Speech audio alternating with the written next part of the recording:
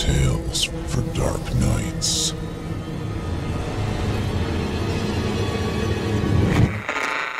Want to make sure you never miss a Chilling Tales for Dark Nights video again? Be sure to subscribe and hit that bell to turn on notifications. Bert set his drink down on the end table beside his recliner and stared towards the window. Without looking, he lifted the remote and muted the television. He thought he heard movement on the porch. It had happened before and turned out to be a raccoon or a possum. Not many people come by out here in the middle of the woods, and that was exactly the point. Bert was an introvert, to put it mildly, and being in a residential neighborhood, even a quiet one, felt like too much. People always felt inclined to show up at your door, banging and ringing and demanding attention. They wanted to sell you things or convert you to their religion or get you to join their church or find out where someone else lived or any manner of other thing. Bert found a house that was close enough to the real world that he could join it when he needed to, and far enough away that people didn't care to venture there just to sell you a vacuum or ask you if you've read the book in their hand. Now, if he talked to someone, it was his own choice, and one he rarely made. Every time he heard something on the porch, it activated his anxiety. Silently, he begged for it not to be a human being. Bert heard the sound again more clearly now that the TV wasn't blasting a heartfelt cop drama. It sounded like footfalls far too big to be a critter like those he was used to. Maybe it's a bear, he thought. He supposed it could be any manner of thing out here. What if it's Bigfoot? He's clearly an introvert too. We should be able to share these woods just fine. Bert stood slowly and bent over, trying to get a look out the window, but the curtains he put in to block the view from outside were now working against him. He bit his lip and quietly grumbled. He crept towards the door, stopping to listen every few steps. It was quiet now, and he was beginning to wonder if maybe his mind had been playing tricks on him. Then he heard it again. There was definitely someone out there. Why? Why would they come up the long, steep gravel drive through the woods and bother me? What could they possibly want? Bert wanted to scream, "Go away, not interested." But if he did, then they would know for sure he was home and he wouldn't be able to hide out of sight until they went away. He moved to the window and tried to gently move the curtain so he could peer out without being too obvious. He couldn't see anyone, so he stood there, listening. His breath quickened and his heart raced. He started to chew on his fingernail. Bert knew they hadn't left because he would have heard them. Their footsteps were pounding on his porch, and he never heard them walk off of it. Shoo! Go! Get! Bert stepped as quietly as he could and made his way to a different window where he peered out the curtain just the same. He still couldn't see well, but he saw enough to know that he had been right. From where he was, he could see a sleeve and a hand. It looked like a masculine hand from his best guess. Bert's fingers started drumming on his lips. Not hairy enough to be Bigfoot. Too bad. Something banged against the door and Bert jumped. His eyes went wide. Had they just knocked extraordinarily hard, or was the man on the porch actually trying to get in? Bert didn't know if he should try to say something to let them know that someone lived here, or if he should go hide somewhere. Could whoever they are think that this house was abandoned? It didn't look abandoned. It was clean and tidy, and there was a car in the garage that he had admittedly rarely used, but it was there nonetheless. There were curtains on the windows and lights on, and moments ago a television was playing loudly. Surely they know someone is living here? Is this a home invasion? The bang came again and Bert jumped. He didn't know what to do and he started pacing. He could call the police despite how little he wanted to talk to them, but even if he did, it would take them 30 minutes on a good day to get there and he could be dead by then. Maybe the person on the porch wouldn't know that, and he could convince them that the police were on the way. If they were up to something illegal, that might be enough to scare them away. Should I yell? I should yell. Bert wanted to make sure he could protect himself if the plan went awry before he tried speaking, so he hurried to the kitchen for a knife. As he did, The person threw their weight into his front door again, and Bert cringed and twitched. His head was tucked down between his shoulders now. He grabbed a steak knife and scurried back into the other room, jumping again as the door was once again hit from the other side. "Whoever you are," Bert said, trying his best to sound far more confident than he was, "I've called the police, so you should go now. I don't know what you want, but the cops will be here any minute." "I didn't know anyone was in there," a voice said from the other side of the door, confirming Bert's suspicions that the stranger was a man. "Do this the easy way, and just let me in." Bert's mouth fell open and he shook his head. He licked his lips. His mouth felt uncomfortably dry. No, I'm not going to do that. I don't want you to come in. You need to leave." The door banged again and Bert bit down on his own hand to keep from screaming. "The cops are coming. Do you want to go to jail?" Bert hoped that he didn't sound as afraid to the man outside as he did to himself. He gasped when the window beside the door shattered inward and scattered glass shards all over the floor. He watched in absolute terror as an arm came through and felt for the door lock. Bert watched the masculine hand with a star-shaped scar by the thumb peeling around bore away to gain entry. He felt frozen, rooted to the ground. He couldn't even understand how this could be happening. "I should be safe out here. It's called off the beaten path for a reason." Then it occurred to him that he held a knife. With a deep breath and a nod of confidence, Bert ran forward and sliced at the hand coming through his window. The blade was serrated and dug in with its silver teeth, pulling and tearing the flesh. The man outside cursed but continued his efforts. Bert cringed as he stared at the bleeding hand, grasping at his doorknob through the crackle of broken glass. His own hands tensed like claws and scratched at the air. He couldn't breathe. "Who the hell are you?" Bert tried again. He stabbed at the hand this time, pushing the jagged blade through the meat and bone and tacking it to the door with a wet thunk. His eyes widened in panic. That wasn't going to get rid of the person on the porch. I just attached them to my house. I don't want them attached to my house. I want them gone. Damn it! Just open the door. That really hurt, the voice from outside commanded. "No!" Bert called back. He struggled to pull the knife free as it seemed to be caught on a bone or tendon, and his stomach spasmed with the threat of vomiting as the blood shot out in his direction upon its eventual release. He made a gagging sound and backed up a step as the man on the other side of the door issued a growl. "Go away!" The wounded hand retracted and Bert sighed with relief, though he was still trembling. "That's right. Go." He stood there and listened intently. Bert almost cried when he failed to hear any retreating footsteps heading away from his home. Why won't he leave? I just stabbed you, for God's sake. Go away. The door banged again and again.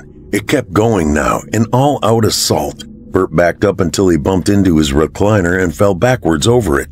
He landed half on and half off the cushion and slid to the floor just as the door came crashing inward. Bert didn't hold the scream back this time as the man stepped over the threshold into his house. The guy looked to be in his late 20s or early 30s.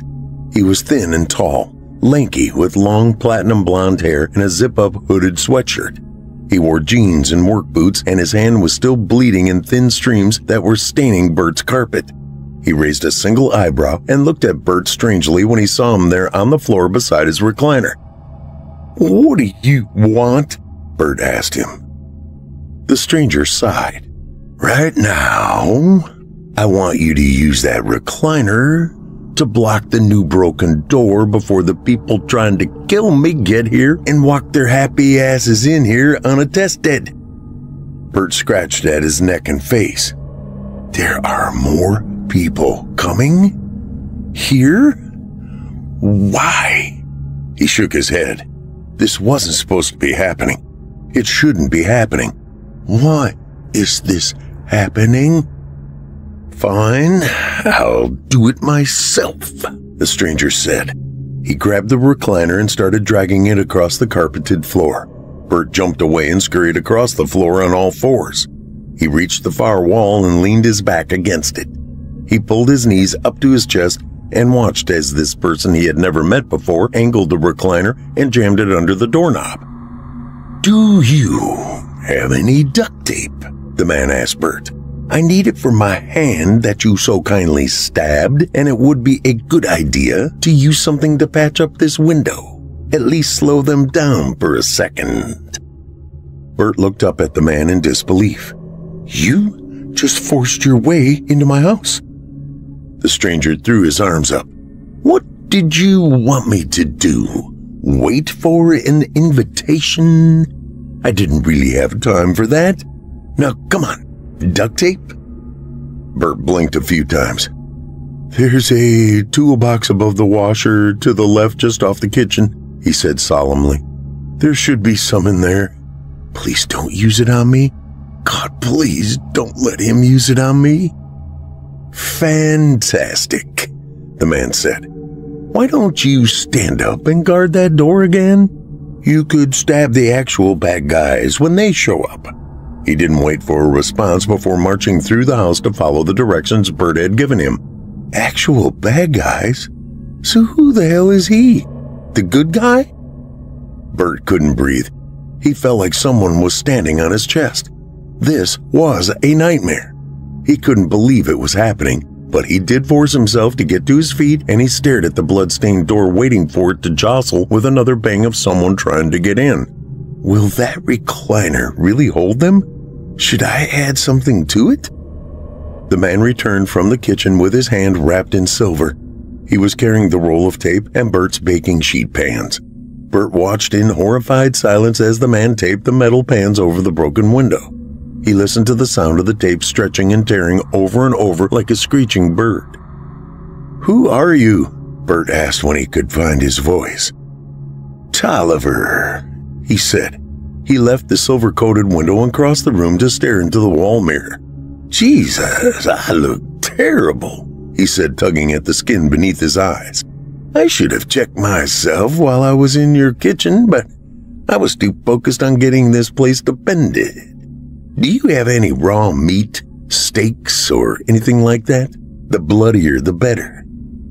Bert slowly shook his head from side to side. "No, I'm a vegetarian. Guess you broke into the wrong house, jerk." Tolliver groaned. "Of course you are. My luck is just awful." "Sorry," Bert said, and he couldn't believe he was saying it. He just wanted this man to leave his house.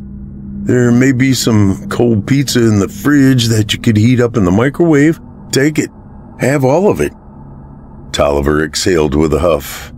"Well, it won't help anything, but it certainly won't hurt anything either. Who doesn't love pizza?" Bert watched as the man walked by him and briskly made his way to the kitchen. He came back a moment later with a slice of pizza that he hadn't bothered to microwave. He took a bite and wiped the grease off of his mouth with the back of his hand. "Is this garlic parmesan Alfredo? It's fantastic. I love garlic." "Me too," Bert said, not knowing what else to say. "What do you want from me?" Tolliver threw his pizza crust on the ground. "I want you to get up and help me fortify this place so we can both survive the night. Do you think you can do that?" Bert eyed the crust on the floor and then looked up at the man that had broken into his home. "No." "No?" "I am out here because I don't like people. I don't like conversations and interactions. It causes me anxiety, and you broke into my house, forced your way in, and are bringing more people here. I'm not going anywhere." Tolliver stared down at him with stern, angry eyes. "Listen, not if, but when the people chasing me get here, if we can't keep them out, you're going to die." Bert glared back. "Why? Why me? I just want to be left alone. Why can't I do that?" "Wrong place, wrong time, wrong dietary choices," Tolliver said. He started walking around and checking the locks on the windows. Bert didn't understand the dietary comment and he didn't care. He just wanted this to be over. He wanted to ask if he could just leave and let this man have his house, but he knew Tolliver would want to leave with him. It seemed the intruder didn't realize Bert had a car as of yet. If he played his cards right, maybe he could get to it without Tolliver realizing. Sighing, Bert got to his feet. "Tell me what to do." Tolliver was heading back towards the kitchen and he stopped and looked back at Bert. "If you have a gun, get it. I'm getting the rest of your tools. Maybe we can nail the windows shut or fix that door before they show up." Bert snorted. "If I had a gun, do you think I would have tried to bite you off with a steak knife? In my circle, it would make sense, but fine. Just keep an eye out for people and call me if you see anyone coming." Bert didn't respond. He watched Tolliver stomp off and then he went to the door as asked, but he had his own ideas. Bert did his best to be quiet as he tugged the recliner out from under the doorknob. He eased it onto the floor and then looked over his shoulder checking for Tolliver. When he didn't see him, he gently turned the knob and opened the door, cringing when it squealed and doing his best not to think about the other man's blood that had coated the knob and was now greasing his palm. Once it was open, Bert threw caution to the wind and ran out onto the porch, down the steps and around the drive for the garage. There was someone standing by the door. They wore a button-down shirt with a western bolo tie, black jeans and matching boots, and a cowboy hat. Bert's eyes widened and he skidded to a halt. "Oh, you gotta be kidding me." The man took notice of him and started his way. Bert gasped and spun on his heel. Two more men, both in long overcoats and hats that shadowed their faces, were making their way up the drive towards him. No. Bert didn't know what to do. If he went back inside, he would be safe from these people for the time being, but he would be stuck in there with the madman that broke his door and invaded his home. If he tried to get past the man by his garage, he could fail and die, but if he succeeded, he could get to the car. It seemed the better option. A voice drew his attention and Bert turned with a start to find a woman clad in black with equally dark hair tied in a ponytail standing nearby, leaning on a tree with one arm. "Where is it? Is it inside?" she said to him. "It? What? Am I supposed to know what she's talking about?" There were too many of them. It felt like they were everywhere. How many more were out there in the trees or still coming? Bert couldn't breathe. His eye caught a glint of something at the woman's hip and he looked that way. There was a long blade hanging from a leather strap attached to her belt. These people were armed. Tolliver was right. He was going to die today. I wish I knew why. "Answer the question," the man by the garage said, walking his way. "Is it in the house?" Bert was trembling. This was too many people, too fast, too much danger and stress, just too much. His eyes danced between them all. Then he made his decision and he turned and ran away from them, charging back up the steps and into the house. He slammed the door and hurried to wedge the recliner back in place. Bert felt before he saw that Tolliver was staring at him. When he turned and actually did gaze upon the other man, he thought, "He looks pissed." Bert frowned. "They're here," he said. "At least 4 of them. Maybe more. Probably more. I don't know." "Move," Tolliver told him. There was no time to fix the door, so he tried to seal it with the remainder of the roll of duct tape. "Why are they after you?" Bert asked from behind him. "What did you do?" Tolliver laughed but didn't look back at him. "Do? I existed. That's what I did. Even in 2022, some people are not so open-minded and progressive as we'd like to believe." "I think they called you it," Bert said. "I'm sure they did. That's precisely my point. Do you have any other weapons than the steak knives in this house? You're in the woods, for God's sake. Don't you need weapons?" "Again, vegetarian. I don't hunt or hurt animals." Tolliver slapped himself in the forehead. He rubbed at his eyes. "I'm just trying to make sure that neither of us dies here tonight. You don't have a wood-cutting axe or something? Anything I could use. A little help." "Help I can't give," Bert said with obvious frustration. "You have my kitchen knives and my hammer. That's what I've got. I don't plan for home invasions." "We know you're in there," a voice called from outside. Tolliver growled and Bert curled in on himself. Bert wondered if he was inside his house with the good guy or the bad guy in this situation. His teeth looked sharp just now, like he filed them or something. "Please be the good guy." "You've got to have something," Tolliver said. "You don't have a baseball bat?" "Do I seem like someone who plays baseball? I want to be alone, not on a team." "Not everyone who owns a baseball bat plays baseball," Tolliver snarled. He whirled to face Bert as something slammed against the front door behind him. "Why of all houses did I have to break into the weaponless vegetarians? Huh?" Bert scoffed at him. This was exactly why he hated being around people, why they caused him such anxiety. This man was angry at him for not being a convenient enough victim for his liking. "Maybe it's your own fault," he said snidely. "Maybe you should blame yourself for choosing the house in the middle of the woods instead of a house somewhere in the suburbs. Maybe people living in seclusion are there for a reason. Maybe—" Something shattered the window to his right, but the duct tape over the glass held. It flexed inward but didn't snap. Bert jumped and shivered. He should have called the police when he had the chance. If he had known then that more people would be coming behind the first, he would have. They will be getting in here soon. If I call the police now, they will arrive in time to find my body. This is one of the downsides to living in the middle of nowhere, but I didn't think I would need the police out here. I thought that was one of the benefits.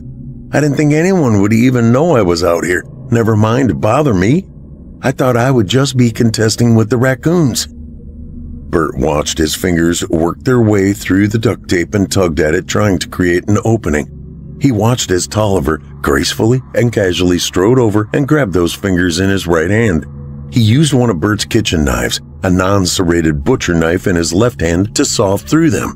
It was slow and loud, the stainless steel grinding when it hit bone, but Tolliver forced his way through, snapping tendons like rubber bands until the digits plopped to the ground one by one.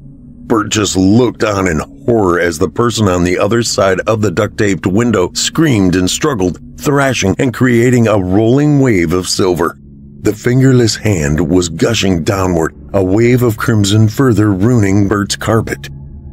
Bert put a hand to his mouth, trying to keep his bile down. He couldn't take his eyes off of the fingers on the carpet, but he did when he felt Tolliver staring at him. "I did what I had to do, and there's going to be a lot more of that. You need to put your big boy pants on and focus on survival." Bert took a deep breath. "Well, that's classically toxic," he said. "Someone isn't less of a man if they're not cool with violence and murder." Tolliver grabbed a handful of Bert's shirt. Bert's eyes rolled down to look at the blood that still stained the hands that held his shirt, and he grimaced. "Seriously?" Tolliver snarled as something banged against the front door again, moving the recliner pinned against it. "I'm beginning to think I need to change my tactic and just kill you." Bert was taken aback by the statement. He blinked several times. "Well, I'm glad that wasn't in your original game plan. So what exactly was your plan?" Tolliver huffed and released him. He spun to look at the already broken window by the door. The baking sheet was being pushed inward. The tape fixing it to the sill wouldn't last forever. It was already starting to give. "My plan has always been to survive, but it was also to remain human." Bert bit back his smartass retort. Did the intruder mean that killing him made him less than human? Perhaps he is one of those talk show crazies who thought he was a space alien. Maybe I'm going to find out if the moon is full tonight. He couldn't help but think about the people outside referring to Tolliver as it. Finally, he said, "How?" "By surviving without it. Without you," Tolliver said. The metal pan broke free. It was still attached to the tape, but it hung limply by the window's side. Bert stared fearfully at the man on the other side, gun in hand, pointing through the window, a grim look upon his face. Tolliver moved faster than Bert would have thought possible. He flinched and looked away as his own hammer was brought down upon the wrist of the hand that held the gun. The man cried out, and Bert heard the gun clatter to the floor. He couldn't resist the urge to look back at the unfolding scene, but he regretted it when he actually did. Bert turned to look just as Tolliver jammed a steak knife into the man's throat and a geyser of crimson erupted, splashing Bert in the face. He cried out as the dead man fell away past the open window. "I thought killing wasn't in the plan," Bert said, feeling sick. "Killing you wasn't in the plan," Tolliver said back as he bent to retrieve the gun from the floor. "These vermin won't leave me alone if I don't kill them. They definitely all need to die." Bert gave a long exhale as he wiped blood and bits of flesh from his eyes and mouth. He could taste the metallic, coppery flavor in his stained mouth, and it made him feel sick. "Well, okay then. Glad you found a more suitable weapon. I'm going to retire to my bedroom if you don't mind. I want to be out of the path of any more flying fluids." "I do mind. You stay by me." Tolliver looked at him and Bert took a step back. The man's face and hoodie had been hit by the blood spray as well. It gave him a wild, animalistic look. Bert wanted to argue, but he wasn't going to argue with the man covered in the blood of his enemies. "And don't look at me like that. Can you give me a towel or something to wipe it off?" It took Bert a second to register what the man had actually asked him. "I thought you said stay by you. Make up your mind." "Oh, yeah, right, of course," Bert said. He ran to the bathroom. The bathroom window was pushed open, and there was an arm hanging in when he got there. Bert yelped and started beating at it wildly. The person the arm belonged to cussed, and the arm pulled back. Bert snagged a towel off of his rack and hurried back to the living room to find the woman he had seen outside laying on the floor. Her head turned at an awkward angle, and her bulbous, protruding eyes were now staring at nothing.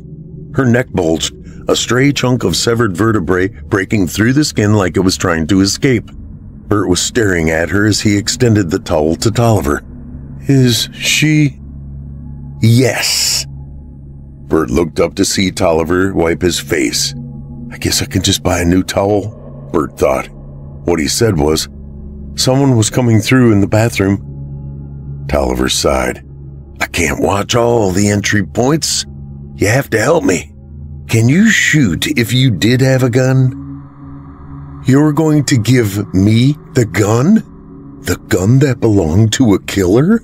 That has probably been used in a million crimes, and I'm going to get my fingerprints all over? Not to mention I could just shoot you with it." Tolliver rolled his eyes. "You wouldn't be foolish enough to try to shoot me with it after seeing what happened to the last guy." Bert reached out and accepted the gun. "Fair point," he said. "Dad taught my brother and I to shoot young. I haven't done it in a long time because I don't like guns and what they bring to the world, but I know how." "Touching story," Tolliver said. "Just face the bedroom, and anyone you see, shoot." Bert shook his head. "If I do, it'll be in the arm or leg or something. I'm not like you. I can't—" Bert looked down at the dead woman's fat tongue lolling out the side of her mouth like a golden retriever on a car ride that got stung by a bee. "Do that." "Whatever makes you happy," Tolliver said. "Just know that they won't give the same courtesy." "Why? Why is any of this happening?" Tolliver sighed. "Some people don't believe in progress. They think people are what they are, and that's all they'll ever be. They don't give anyone the chance to change, and if someone does change, they work their asses off to prove the person didn't change at all." Bert raised an eyebrow. "I'm assuming the person in this incredibly vague story is you, so I might die because of cancel culture? I'm in the woods. I tried to cancel myself. What are a group of armed killers trying to prevent you from changing? Do they want to prove that you're still a killer because—" Tolliver shook his head. He pulled a necklace from his shirt and held a cross emblem in his hand.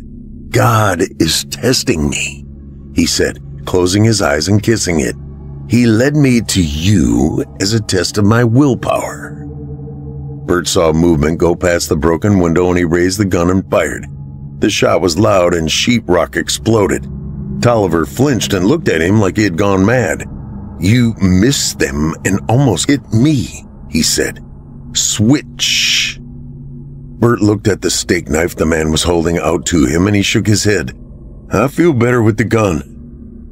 Well, we know you know how to use the steak knife because you nailed my damned hand to the door. Just take it and give me the gun. No. A gunshot came from behind Bert from way of the bedroom. It sliced through his shoulder and chipped away at the wall beside Tolliver's head. Tolliver snarled in response, dropped to one knee and hurled the steak knife. Bert, holding his shoulder, spun around in time to see the steak knife embed itself between a stranger's shocked eyes, a thin line of red running past the bridge of his crooked nose. He dropped to the ground with a hard thump. I told you to watch the damn bedroom, Tolliver growled from behind him. You also told me to give you the gun. Now I've been shot. Tolliver grabbed him hard and yanked him closer, tugging his injured arm for a better look. Bert yelped in pain. Tolliver inspected the wound and then pushed him back. It's little more than a cut. You'll live. Still hurts, Bert said bitterly. I'll watch the bedroom, but you gotta move the body. Tolliver snarled and lunged at him. He squeezed his hands into fists. Move it yourself if you want it moved. I'm this close to ripping your throat out and becoming the monster these people want me to be. I will bleed you dry.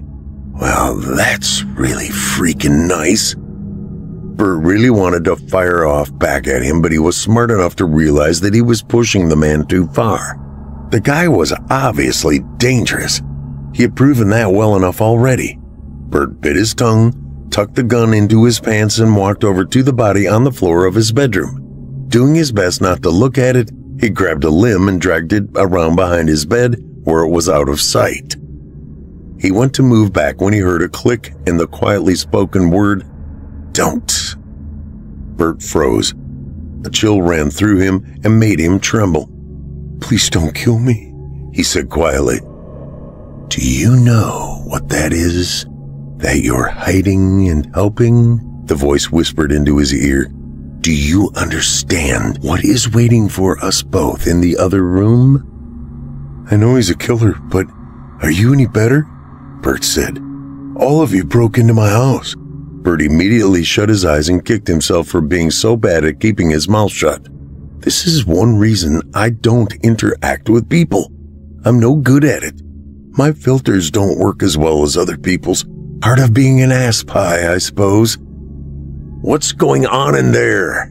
Tolliver called from the other room. Bert almost sighed with relief when he realized that Tolliver wouldn't be coming. He couldn't abandon the broken window and door. "Hurry up and get back. I said to stay by me." "Tell the monster you're fine," the voice said into Bert's ear, something hard pressed against his head to drive the point home. Bert licked his lips and took a deep breath. "Nothing," he called back to Tolliver. "Watching this bathroom window. It's wide open now." "Good," the voice said from behind him. "Now I'm going to back up, and I want you to slowly head for that bathroom window. Go out of it. If you run in any direction, I'll put you down like a rabid dog." Bert swallowed the lump that had risen in his throat and he nodded. "If we find that you're aiding him, or worse, that you're like him, we'll come for you next. If you really are just caught up in this, you'll be safe and free to go once you're outside." Bert felt the person behind him move away. He swallowed again and turned towards the bathroom very slowly, his eyes rolling to the side for a glance at the man that held him at gunpoint. He couldn't get a look. A loud crash sounded from the other room and was followed by a series of thumps and bangs. Bert's breath seized in his chest. He trembled as he walked one step at a time towards the bathroom. "I can't believe I'm doing this," he thought. When he reached the doorway to the bathroom, Bert eyed the window that was in fact wide open now, and then he closed his eyes and exhaled. Tugging the gun from his pants, he spun on his heel and fired before he even got a good look at the man he was shooting at. There was a bang and then a thud, and the guy went down. Bert, heart racing and pounding, went back into the bedroom for a closer look and to see if he had actually just killed someone. He hoped he didn't. That wasn't something he was ready to live with. The man on the ground looked up at him, his face a portrait of agony. Bert's eyes moved to the dying man's hand and saw that it was gunless. He followed a straight line across the floor to his dresser and saw where it lay. Then he looked back at the man. The guy's breathing was shallow, his hand on the growing stain spreading through the shirt on his chest, crimson drool running out of the side of his mouth. He wasn't dead, but he would be before long if he didn't get immediate medical attention. Then Bert the loner would be. Bert the murderer. Because that's what I need. I should have run for the car when I had the chance. That thing will kill you. The man coughed, spraying a bloody spittle that Bert turned away from. Still, he could feel it wet his shoulder. It'll kill us all. Bert could feel someone's presence and he looked towards the doorway. Tolliver stood in it, looking at him. He was even bloodier than he had been earlier, his long hair matted to his head and clumped with red. It was caked all over his face, crusting his eyes, cheeks, and chin. He was the last of this wave, Tolliver said. You did well, but there'll be more, so I need to requisition your car. You do have a car, right? Bert took a deep breath and walked up to stare the man in the face. He searched Tolliver's eyes for a moment, but found nothing out of the ordinary.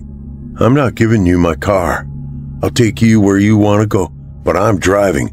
We're both misfits. I get that much, but before we go anywhere, you need to tell me what these people think you are. Why do they want you dead? Tolliver sighed and walked back into the living room. Bert followed him and immediately gagged at what he saw. The front door was wide open, the recliner on its back on the floor nearby. There was a man bent backwards, draped over the back of the couch like a blanket, his head bashed in, most likely with the hammer. Rivulets of crimson ran down from his concave skull, over his smashed and broken, barely discernible face to pool on the couch cushion. One lone eyeball hung from the mess that used to be a face, and it stared directly at Bert. Gah! Even in a life-or-death situation, is it necessary to be that brutal? Bert put a hand to his mouth and turned away from the grisly scene, but in his mind, he saw the violence play out. A wild Tolliver smashing the person in the face over and over as their bones broke and the face fell in on itself, like they were no more than a clay sculpture filled with blood. That blood and more had sprayed everywhere. When Bert opened his eyes, he sighed with disgust. His living room was covered. The windows, furniture, carpet, broken door, and even the ceiling wore a fresh coat of red. They want me dead because I already am, Tolliver said to him, drawing Bert's attention away from the gore. I'm a vampire, or at least I was. I detoxed. Starving myself of blood returned my mortality. Abstaining made me human again, but one drink will bring it all back. I can taste it on my lips, and I'm craving it so bad, but it's merely physical. I want to stay human, to live a normal life, but these people won't ever see me as anything other than what I used to be. In my other state, there's little they can do to me. I'm immortal. But in this more human state, I'm susceptible to things just like you are, you know? Like a steak knife to the hand. They're trying to force me into a situation where my life is in danger and I have to drink in order to stay alive. It'll prove I'm a monster. I didn't want to give them that satisfaction, but you were making it really tempting every time you opened your mouth. Bert dropped his hand and glared at this man that had broken into his home and brought all this chaos and violence into his life. You asshole, he said, and Tolliver actually looked surprised. You made fun of me for being a vegetarian, you hypocrite. Tolliver chuckled and shook his head. That's the part you're upset about? Why did you want the steak if it would turn you back? Tolliver sighed. I thought if I needed to be immortal to survive, I could at least do it without killing a human. Bert thought for a moment. When you had that blood all over your face, was it tempting? It still is, all of it.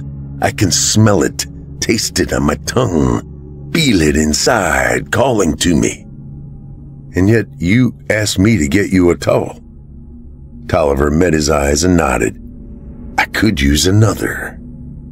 All right, Bert told him. That's good enough for me. I've never much cared for what people think. There's more towels in the linen closet. I'll meet you in the car. Fishing his keys from his pocket, Bert walked past a dumbfounded Tolliver through the broken front door of his house and out into the night. As he reached the car, Bert could hear someone racing up behind him and his heart jumped. He turned inside with relief to see it was just Tolliver. Strange world when you're relieved to see the man that broke into and destroyed your house and made you an accomplice to murder. Bert used the keyless entry to unlock the car with a couple of loud beeps, and both men turned to look for threats. When they saw none, they opened the doors and got in, quickly closing them. As Bert started the car, he looked at Tolliver and asked, "The garlic and the cross?" Tolliver snorted. "Oh, rubbish. Made-up movie nonsense." "Figures," Bert said as he backed the car out of the garage. "So, why are you coming with me? Is it just because I wrecked your house?" Bert's eyes were on the road when he answered, "No, it's because we're both different. We're both alone. We both just ache to be normal and okay, and feel like the world won't let us. I don't like being around other people, but I feel like you might get it." Tolliver just nodded and turned to gaze out the window. Then he yelled, "Look out!" Someone came tearing out of the woods, running straight for their car, arm raised high, holding an axe, a wooden stake in the hand tucked at their hip.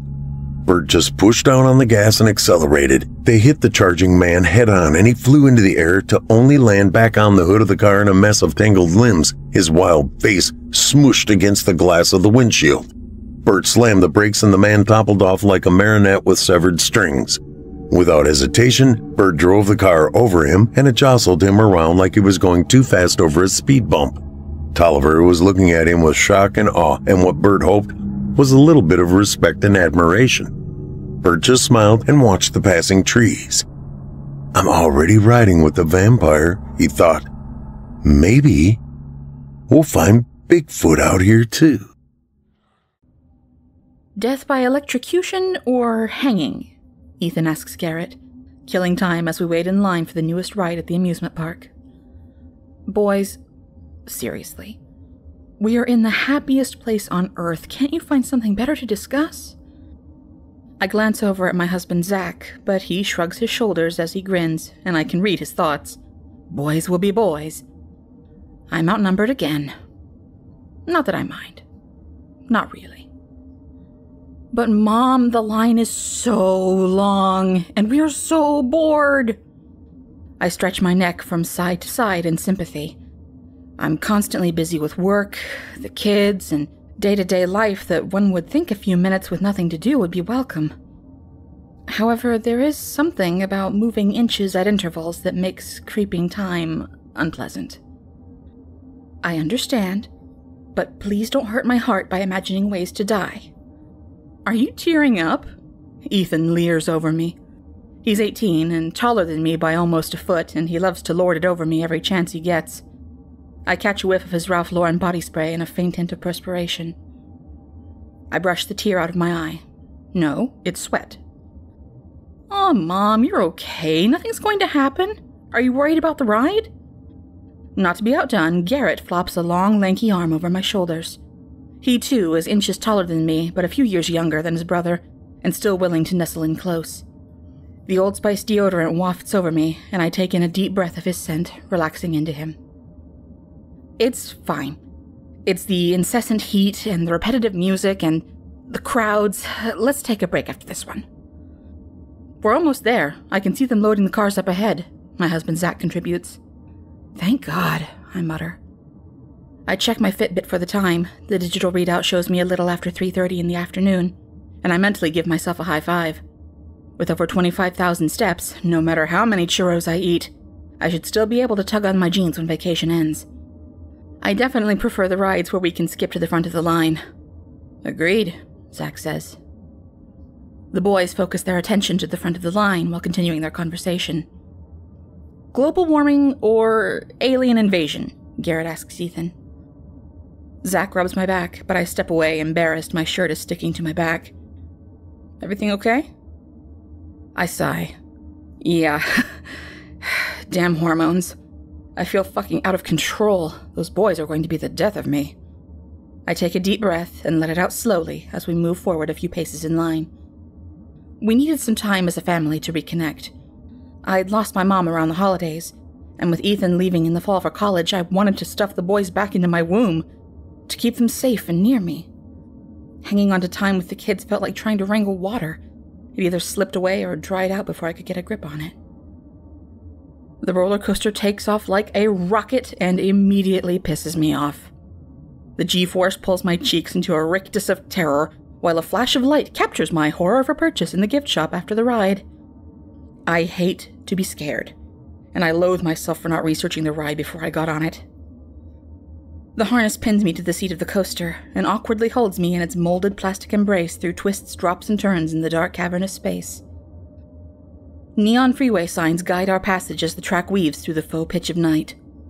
Cold air caresses my skin, but the wind is as manufactured as the manicured lawns and air-set lakes of this fantasy land. Finally, we round the last corner into the flat straightaway. The snake of cars comes to an abrupt stop in the middle of the final stretch of the track. I can barely turn to make eye contact with my husband because my head is braced to the seat, but can see my kids in the seat in front of us smiling and laughing. Concrete walls surround us as rock music blares out of the speakers. I need to pee. A sign up ahead signals the conclusion. I'm relieved to know the end is in sight. Zach and I are the last two passengers, the caboose of this adventure train. We come to a complete halt. The kids only have enough movement to turn their heads to the side to shout back to us.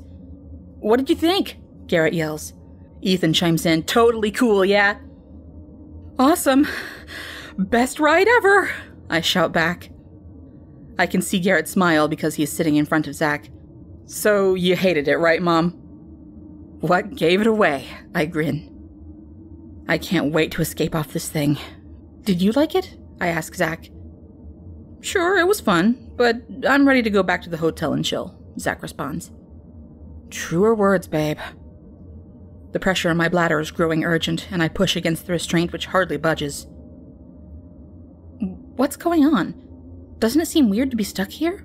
Shouldn't we be moving or something? I ask Zach. Zach shakes his head unconcerned. I'm sure they're just unloading the group ahead of us. He reaches out and pats my hand. Are you sure we aren't stuck? I pushed against the padded metal contraption, testing my wiggle room. It doesn't shift a centimeter. This thing is safely constructed in the 21st century, and I am well and truly trapped in my seat. I want off this ride. Zach's harness appears a little looser, like maybe he didn't pull it down across his chest as tightly as I had. Can you shift that thing? I ask. He presses and the unit clunks, allowing for slight movement. Nope, I'm pretty secure here. But it seems like you have more space in comparison to mine. That's because of my wide shoulders. He flashes me a wink and flexes his bicep. I wish for his levity as I twist again, trying not to let my fear of confined spaces weave its tendrils in me. In front of us, Garrett turns his head and shouts back to us. I think the coaster broke down. Dad, check over the side. Do you see a walkway? I study my surroundings. We are in a tunnel. The track is raised a bit from the floor, but there is a sidewalk off to the right side of the car where we could depart. The entirety of our chain is stuck in the middle of the space. A neon arch signals the tantalizingly close exit just around the bend, toward what I can only hope is the disembarking area. The area is no frills, all concrete blocks and low lighting meant to be whizzed by in a blink. Ethan asks, Do you think we'll be evacuated like we did from Highland Falls? The excitement in his voice palpable. I strain to listen to them because they are a couple of feet away from us. Even though we are sharing the same car, the harness makes it hard for them to move their heads enough for their voices to reach us. The short guitar-laden riff keeps replaying, an indication we shouldn't be sitting for this long. A recorded voice pops over the music. The ride is experiencing technical difficulties. Please stay off the track. The ride may resume without warning. I stifle a giggle and shove against my restraint. And how exactly would we be able to hop out to stretch our legs on the track? Maybe it's a warning to the workers, Zach asks. Ethan shouts, "Cool! Do you think we'll journey behind the scenes again?" I don't know. Now that we are stuck, my bladder clenches, and I wish desperately I had used the bathroom beforehand. I consider what will happen if I pee on the seat. It's molded plastic, so I'm fairly certain I would end up sitting in a puddle. Luckily for Zach, we each have our own precast space, so my shame would be my own. I imagine my humiliation as we roll into the unloading dock, and the groans of the workers as they witness my soaked ass leaving the ride, all resulting in a loudspeaker telling the guests the coaster is temporarily closed for hazardous cleaning. Boos and jeers follow me as I depart, my kids, horrified, walk as far ahead of me as possible so as not to be associated with me in any way. To distract myself, I ask, "Do you think a group is stuck in the middle? Like, what if they're stuck upside down? Surely someone else must have it worse." The G-force or gravity would settle the cars to a flat spot, my husband calmly answers. "Do you think there's a safety mechanism? A catch release to open our seats, or do you think it needs a command?" "There's probably a catch hidden, but it would be extremely difficult to find. Too many idiots would be exploiting the system." My heart rate picks up, and the walls appear to shift closer. The air coming into my lungs feels heavier, as if my lung capacity has shrunk, and the air can't inflate my chest. Zach reaches across the seat and takes my hand. The loudspeaker comes back on with the same recorded message about a problem with the track. The time is 4:36 p.m., and we are still stuck. No workers come to rescue us. The cart hasn't moved, and the recorded message hasn't changed. We've diligently searched for any release buttons, but if there is one to push, we haven't found it. My bladder is pulsing with my heartbeat, and my thighs and knees are shoved together so forcefully that if it wasn't for the pain, I'd wonder from the sweat buildup if I'd already succumbed to the pressure. There are 6 cars in our little train, each loaded with 4 passengers. We can't tell much about the people ahead of us, as the coaster spans 35 feet, and no one can turn their heads more than slightly to the sides due to the head restraints. The music is so loud we can scarcely understand the kids in the seats in front of us, let alone the car in front of them. I can count the hairs on the boys' heads, yet I can't reach out to stroke them. Zach maneuvered his phone out of the holder in front of him, but has no cell service. Ethan tried to grab his phone from the front pocket, and proceeded to drop it on the floor. He shuffled with his feet to try to snag it, but so far with 0 success. Garrett, having watched Ethan and given us the humorous play-by-play, carefully retrieved his phone and was currently playing a game, which kept them both occupied for now. "Zach, what is going on?" I ask for the 100th time. "I don't know." "This can't be good." My breath hiccups as I try to keep from crying. "I know." "What could possibly be keeping them from coming to rescue us? The lawsuits alone should have them rushing to release us. Why hasn't a real person made an announcement?" Zach stares at me with bleak eyes and holds my hand tighter. I wish I hadn't pulled away from him in line. "I'm scared," I whisper. I've since peed the seat, and my butt is already starting to dry out. The boys also had to go, but at least they had the option to aim for their feet. Pain is starting to shoot down the sides of my neck from being locked in the same place for so long. Garrett's battery died, and now they keep asking more questions that we can't answer. We've played several rounds of I've Never and Would You Rather.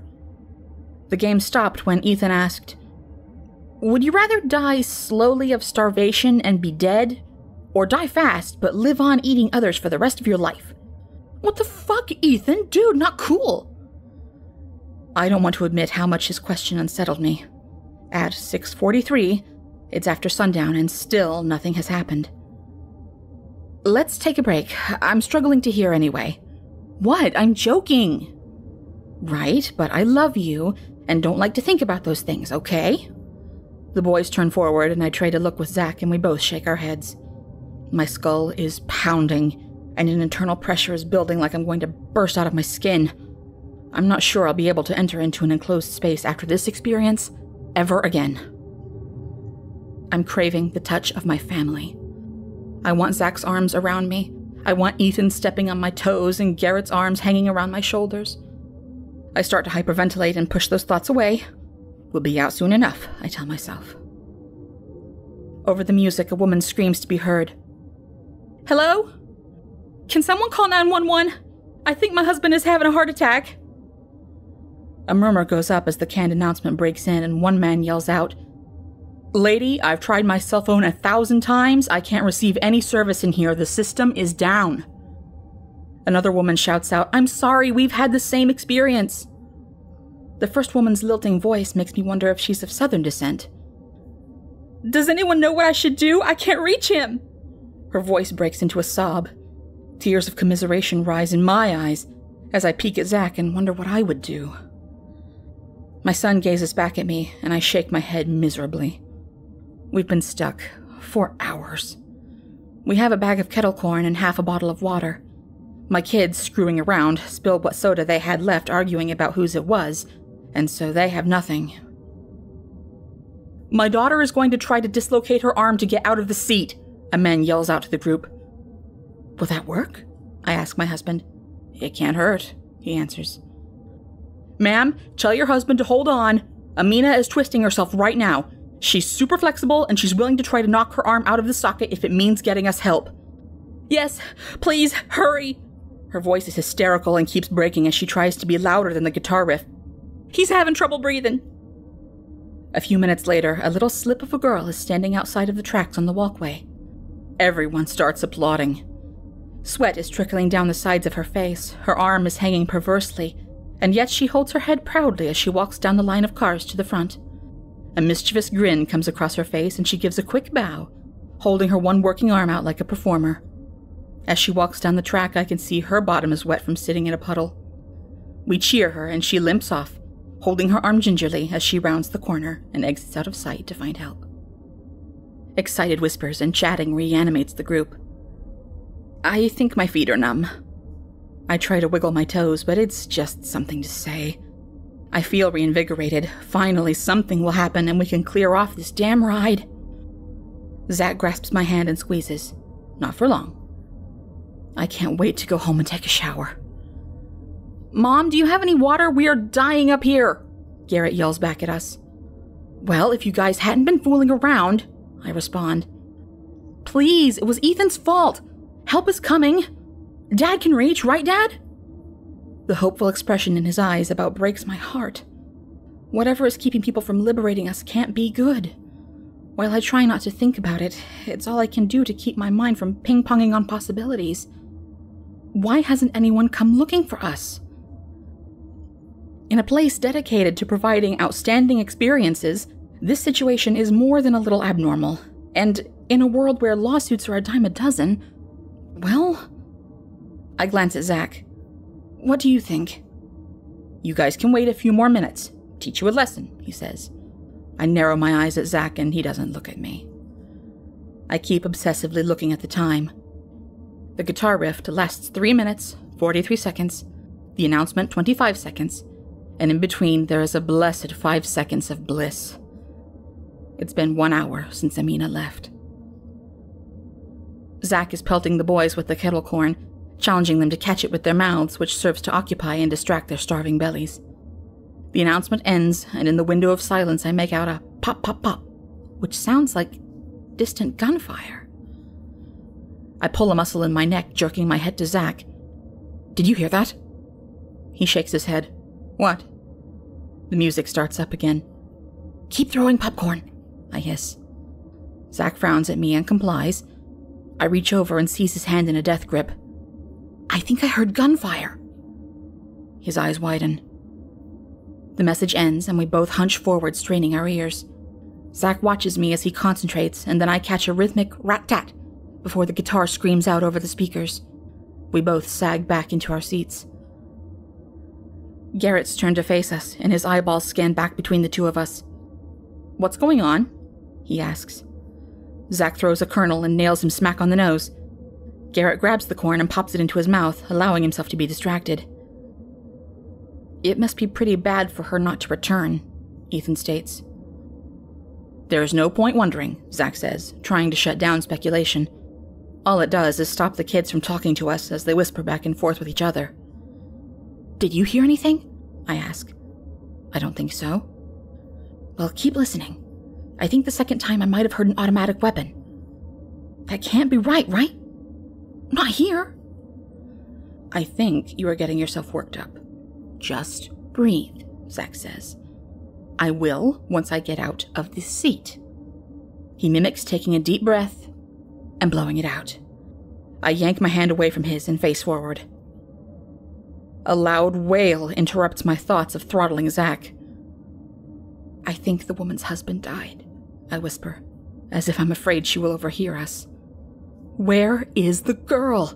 I ask as I reach back to clutch his hand. "What could be keeping her? What is happening out there? Do you think this is it? Are we going to die here?" "I hope not." "Is there anything we can be doing?" "Well, that's why I didn't give the boys the water." "Yeah, I figured as much," I say grimly. I occupy myself with going over every square millimeter of space I occupy, but it's useless. There aren't any screws or knobs for me to try to manipulate. Someone screams, "Oh my God!" "What is happening?" a voice sounds above the music. A wave of panicked voices surge over the zippy beat. Someone whistles sharply. A man's voice calls out, "There is no easy way to say this, but the woman's husband who died of a heart attack appears to have come back to life and is trying to eat her." I turned to Zach and started to cry. The kids peer back at us with panic in their eyes. I struggle against my restraints. I look at Zach. "Is there any way I can do what that kid did? Can I dislocate myself to twist out of this thing?" Zach's frantically shoving against the restraint. None of us are flexible, so bending our way out of the situation is out of the question. I catch heads bobbing as the people in front of us gyrate with what I assume is the same ferocity as us. Straitjackets would be as damning. "Mom, I'm scared," Garrett yells. "Me too, buddy. But hold on. Try to wiggle out. Do whatever you can to maneuver out of your seat. Break your arm if you need to. We have to get out. Our lives depend on it." I start hitting my shoulder against the plastic molding. With my shoulders firmly secured, I can't get a good enough angle or enough momentum to twist enough to make a difference. I scream in frustration. Ethan squints at Zach because he can't quite turn enough to make eye contact with me. I force a laugh. "I'm just trying to hulk it. I thought a little extra inner power might help." He nods, not believing me, but wanting to. When I pictured all the dangers my kids would face, I imagined things outside of my control. Strangers, someone luring my kid with candy, or following a ball out into the street. As they got older, I switched to online fears, which morphed into concerns about alcohol or heroin or antibiotic-resistant chlamydia. But I didn't think I would end up watching them die in front of me while I could do nothing but witness. This was the most fucked up hell I could imagine. We joked about a zombie apocalypse. Jesus, what had Ethan said? Eating others for the rest of your life. Surely this had to be some sort of reality TV joke, and someone was going to bust out any moment and... "Mom, I don't want to die like this," Garrett shouts, tears streaming down his face. "I know. We will figure out a way." "Mom, I don't want to be a zombie," he cries, hands pushing against the bars holding tight against his shoulders. I flash to him on a baby swing, face screwed up, arms outstretched, hollering for me to rescue him. Ethan starts jumping up in his seat. "Garrett, shut up." I remember one day when I got mad at Ethan for something stupid when he was 2 and yelled at him. Instead of crying, he laughed at me as if my overreaction was the funniest thing in the world. "We'll figure this out. Right, Zach? We got this." Zach is silent as he studies the front of the cars, and I'm so angry with him for not fixing this. Why can't he fix this? Why can't I? "Zach!" I scream. "We can't let this happen to them. We've got to do something." Zach looks at me with tears in his eyes and smiles. His hand is holding mine, and he blows me a kiss. And I breathe. A loud whistle rips over the music. Startled, I glance up. A small figure limps into view. Behind her is an undead cavalry. Amina's head dangles and swings. Her hair hangs in her face, so I can't make out her features. I strain my eyes to understand what I am seeing. At first, my eyes think she is moving funny because of her dislocated arm, but I catch the shine of white bone and understand the arm is no longer attached. Behind her follow 6 tourists. Because of the dimness, it would be easy to think this is the rescue we've been waiting for, but deep down I recognize they are not our salvation. My chest vibrates with a hum rising and resounding through my clenched teeth. They don't appear dead. More like plastic dolls puffed up like marshmallows. Their skin is tight and shiny, as if stretching to contain their fluids. Blood should be gushing out of the missing bits and pieces, but instead the raw flesh is startling bright like the red scales of a koi fish.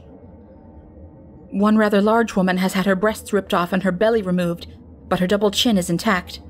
Her empty ribcage gleams in the twilight with an inner pearlescence. "Mom!" I hear. I grip Zach's hand, and my bones pulverize from his pressure. I close my eyes. Shut your eyes, guys. I love you. Shut your eyes. Buzzing vibrations itch in tight threads. The rippling crimson waves distort my vision. Hunger roars and recedes, and like the ocean, it will never be satiated. I lift my head and push away. No more is to be had. My hand tangles and I tug, eager to move on. When my hand frees, it loosens an object that falls into my lap. Light is sucked into its depths. Oily metal fills my nose, and the hunger urges me to move on. I pause. Cold sinks into my thighs, and I try to understand the object. Gun. This is a gun. I hold the word in my mouth as I grasp it with my hand. I try to stand and fall over. I try to stand and fall over. I slide on the ground. A part of me scrapes against the pavement. A piece of white chalk on a black chalkboard flashes in my mind and is gone. Meaning is as ephemeral as the memories of who or what I am. I rise to my knees, and am able to place one foot down and then the other. I'm not right. The emptiness in me howls and eats my thoughts. Everything but the hunger. I breathe the air, searching for something to fill the clamoring void. A scent on the breeze that is not food calls insistently. I peer down at my hand and observe I am clutching the black object. My hand loosens to let go. My mouth remembers the word, gun, but keeps it safe, tight within my lips. I increase my grip. I trip and get back up. I trip and get back up. A gust of wind blows against my face and the aroma is stronger. I know this scent and it guides me into a dark carnivorous space. My ears hurt with the loud sound and I almost leave. The hunger cannot detect food, but the scent is stronger here and its claws are sharper than the hunger. The world is washed in cerise ribbons. The odor is in front of me, but I don't understand what I see. I pause and try to remember, but hunger needles me with every cell, leaving no room for anything else. I move forward to take one last inhalation of the smell that is better than hunger. I trip and my arm falls against one of the objects no longer food. Soft hair brushes against my bare skin. "Mom, I don't want to be a zombie," I remember screaming in my head. The word safely held releases from my mouth. Gun. I raise my hand and point and pull. The hunger chatters against the ringing in my ears. There is another, and I reach out to touch before I point the gun again. The harsh noise distracts the hunger. In that moment, I am satiated. The oily metal does not call like food, yet it feeds. I move it to my mouth and put it in. The cold burns my lips, and I pull. I remember each dream quite vividly. They were the kind you have where everything seems so real that when you wake up you struggle to differentiate between the waking world and the dream world. The first night I woke up and the sun had already risen. I slid out of bed, making sure not to wake my sleeping wife Abigail, slipped into my shoes without bothering to tie the laces, and went outside. It was no longer winter. Summer had come, and the trees were alive with green leaves. The air smelled fresh and warm. Still, without the sense that this was a dream, I walked around the house to the backyard. The peonies Abigail had planted along the fence were in bloom. I admired them for a moment, trying to figure out why I'd come outside to begin with. "Looking for something?" I looked up to see Travis Pollard, my neighbor, watching from his front yard with a smile. He was wearing a Hawaiian shirt and khaki shorts, and my brain finally accepted that it truly must be the beginning of summer. "I don't know," I told him. His smile quickly faded. "Your wife," he said grimly. "My wife?" He lifted a shovel over the fence and dropped it at my feet. "Better get digging." Confused, I picked up the shovel. "Why?" Travis nodded, indicating the yard behind me.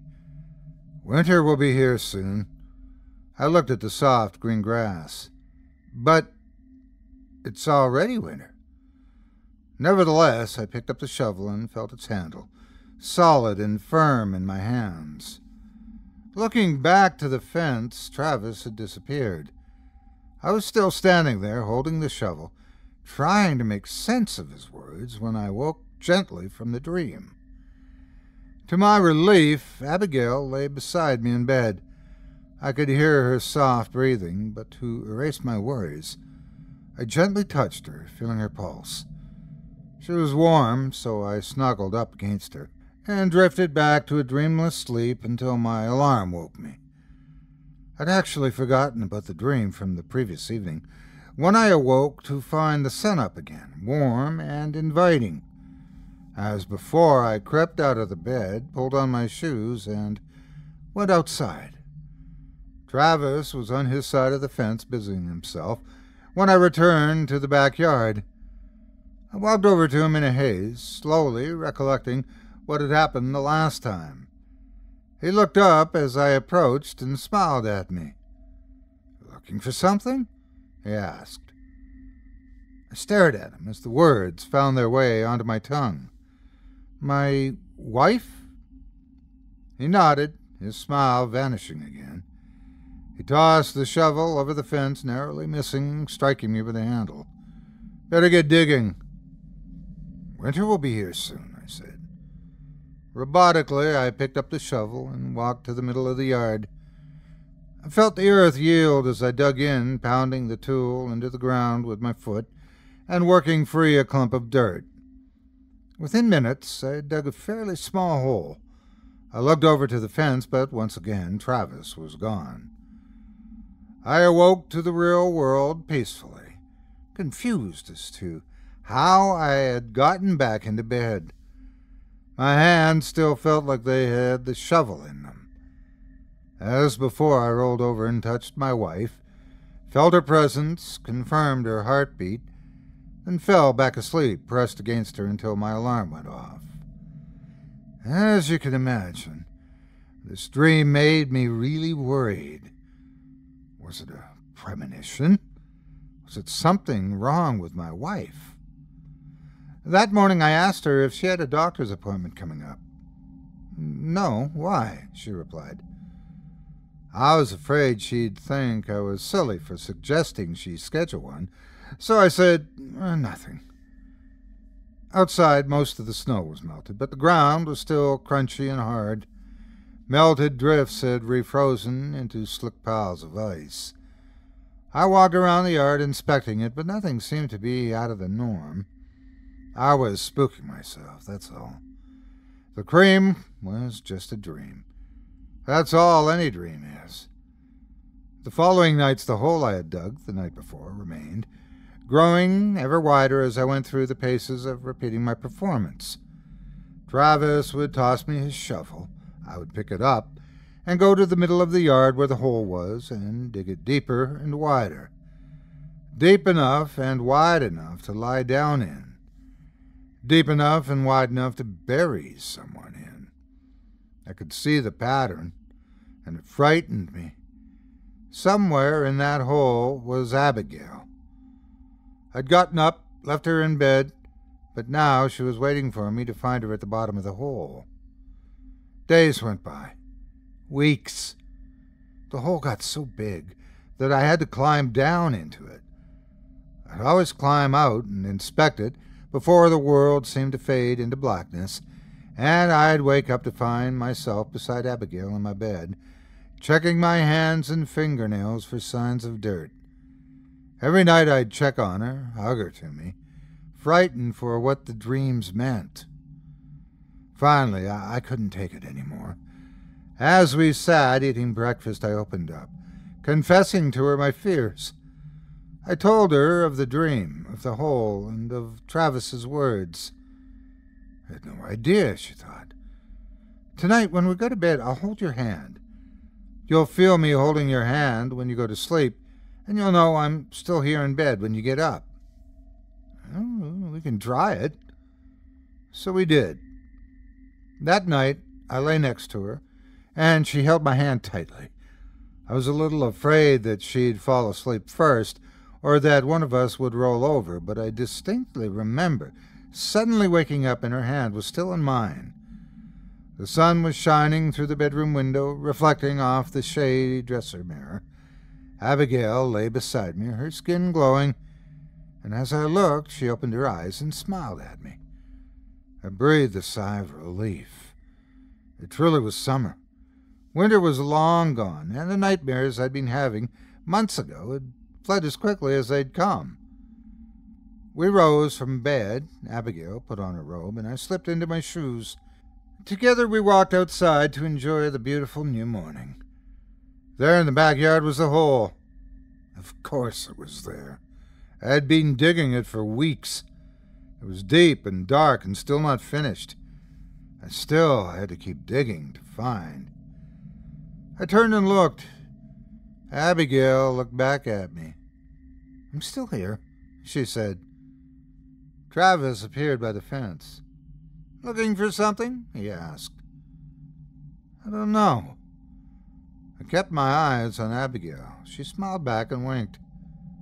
"What's with the pit?" Travis nodded toward the hole. I looked down into the darkness. A glimmer of something shining struck my eye. I squinted, trying to discern what it was, but it was too dark. Abigail appeared beside me. "What's down there?" she inquired. "I'll find out," I said, and rolled up my sleeves. "Wait!" Abigail grabbed my arm. I looked at her, she looked at me, and I saw the concern in her eyes. "We stick together, remember? We both go down." I nodded. Carefully, I helped her descend into the hole, holding her hands and making sure she didn't slip. Once she was in, I climbed down beside her. Kneeling in the dirt, I felt around, trying to find the glimmer I'd seen from above, but it was gone. Abigail crouched beside me, digging at the dirt with her hands. "Do you see it?" she asked. "Not anymore." From above us, Travis called out, "Need some help?" Abigail looked at me. "We could use the light." I nodded. Getting out of the hole was a chore, but with a jump, I managed to grab the upper edge, and after some struggle, hoisted myself out. Travis peeked over the fence, watching me brush myself off. In his hands was an electric lantern, which he passed to me as I approached. "Thanks for your help, Travis," I told him. "You forgot something," he said. His face darkened. I froze. Abigail. He shook his head.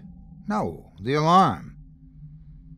The buzzing of my clock startled me awake, jolting me out of bed. It was the first time in almost a month that I had woken to it first, rather than on my own. I could feel my heart racing in my ribcage, and I pressed the heel of my hand into my chest to try to calm myself. After a moment, I switched off the clock and rolled over to check on my wife. She was gone. Her place in the bed was empty, though there was still the silhouette of her form pressed into the mattress. Had she gotten up before me? I rose, checked the bathroom, then went downstairs and looked for her in the living room and the kitchen. The house was empty. Abigail was gone. My head was swirling with confusion and panic. She was with me when I fell asleep. Where had I seen her last? What month was it? I looked out the window at the cold, bitter morning. The horizon was still only pink from the rising sun. The air was cold enough that cars passing by left a trail of exhaust. Pulling on my coat and shoes, I trudged outside and hurried around the back of the house. The backyard was empty. No hole in the hard, frozen ground. Kneeling down, I felt the ground with my hand. The grass still covered everything, no spot where a hole had been dug. I was still there, panicking and confused, when my neighbor Travis came out to get his newspaper. He saw me crouching in the backyard, eyes full of fear, and came over. "Looking for something?" he asked. I stared at him, trembling. "Can I borrow your shovel?"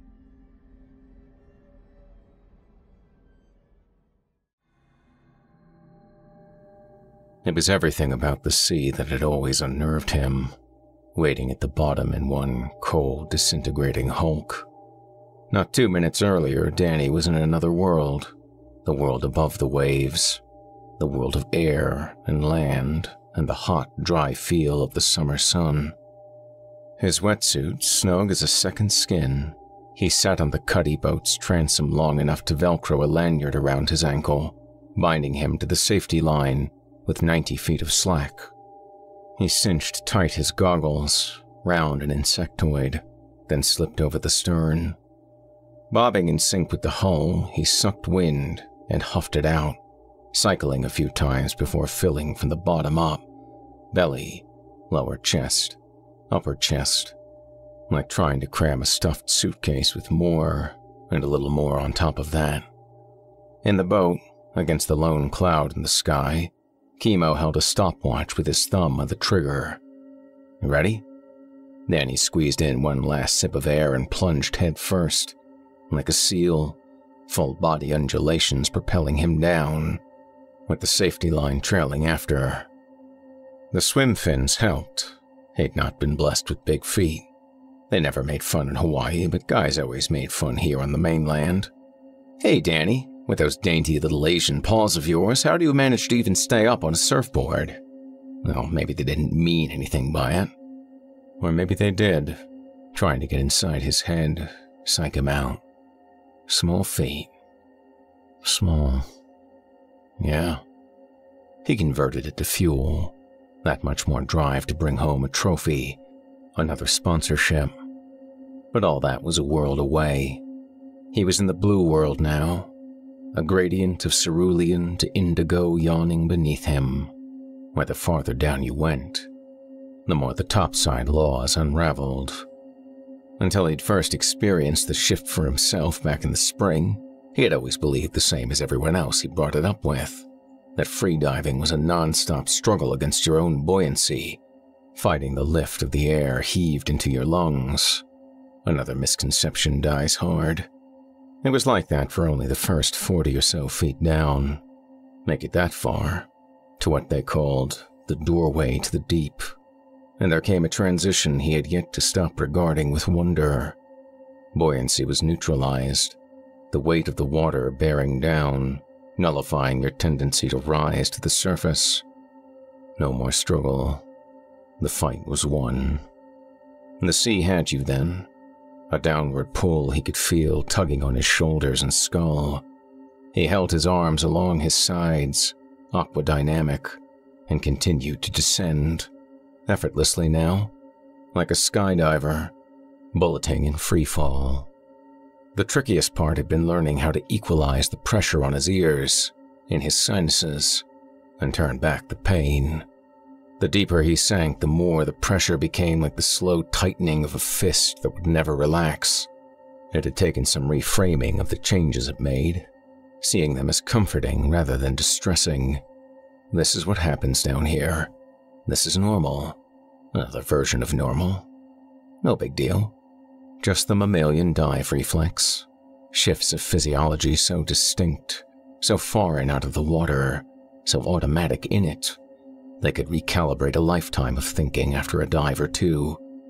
Maybe we really do belong here. Despite the exertion, his heart rate slowed.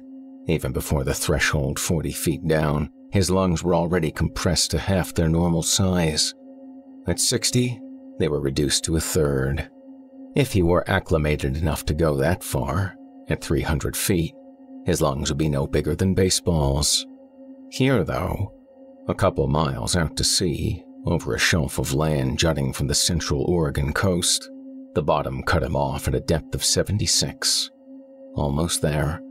He tucked into a ball and flipped head over tail, to finish dropping flippers first. He tucked down with a gentle bounce that stirred the silt amid a sparse garden of kelp and seaweed that swayed in the current. And all was so very quiet, like awakening to a dream world of slow time and profound tranquility.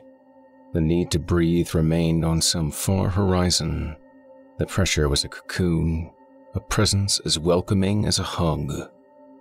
All this time he'd been lying to himself, thinking he knew something about the ocean. And why? Because he'd grown up on an island?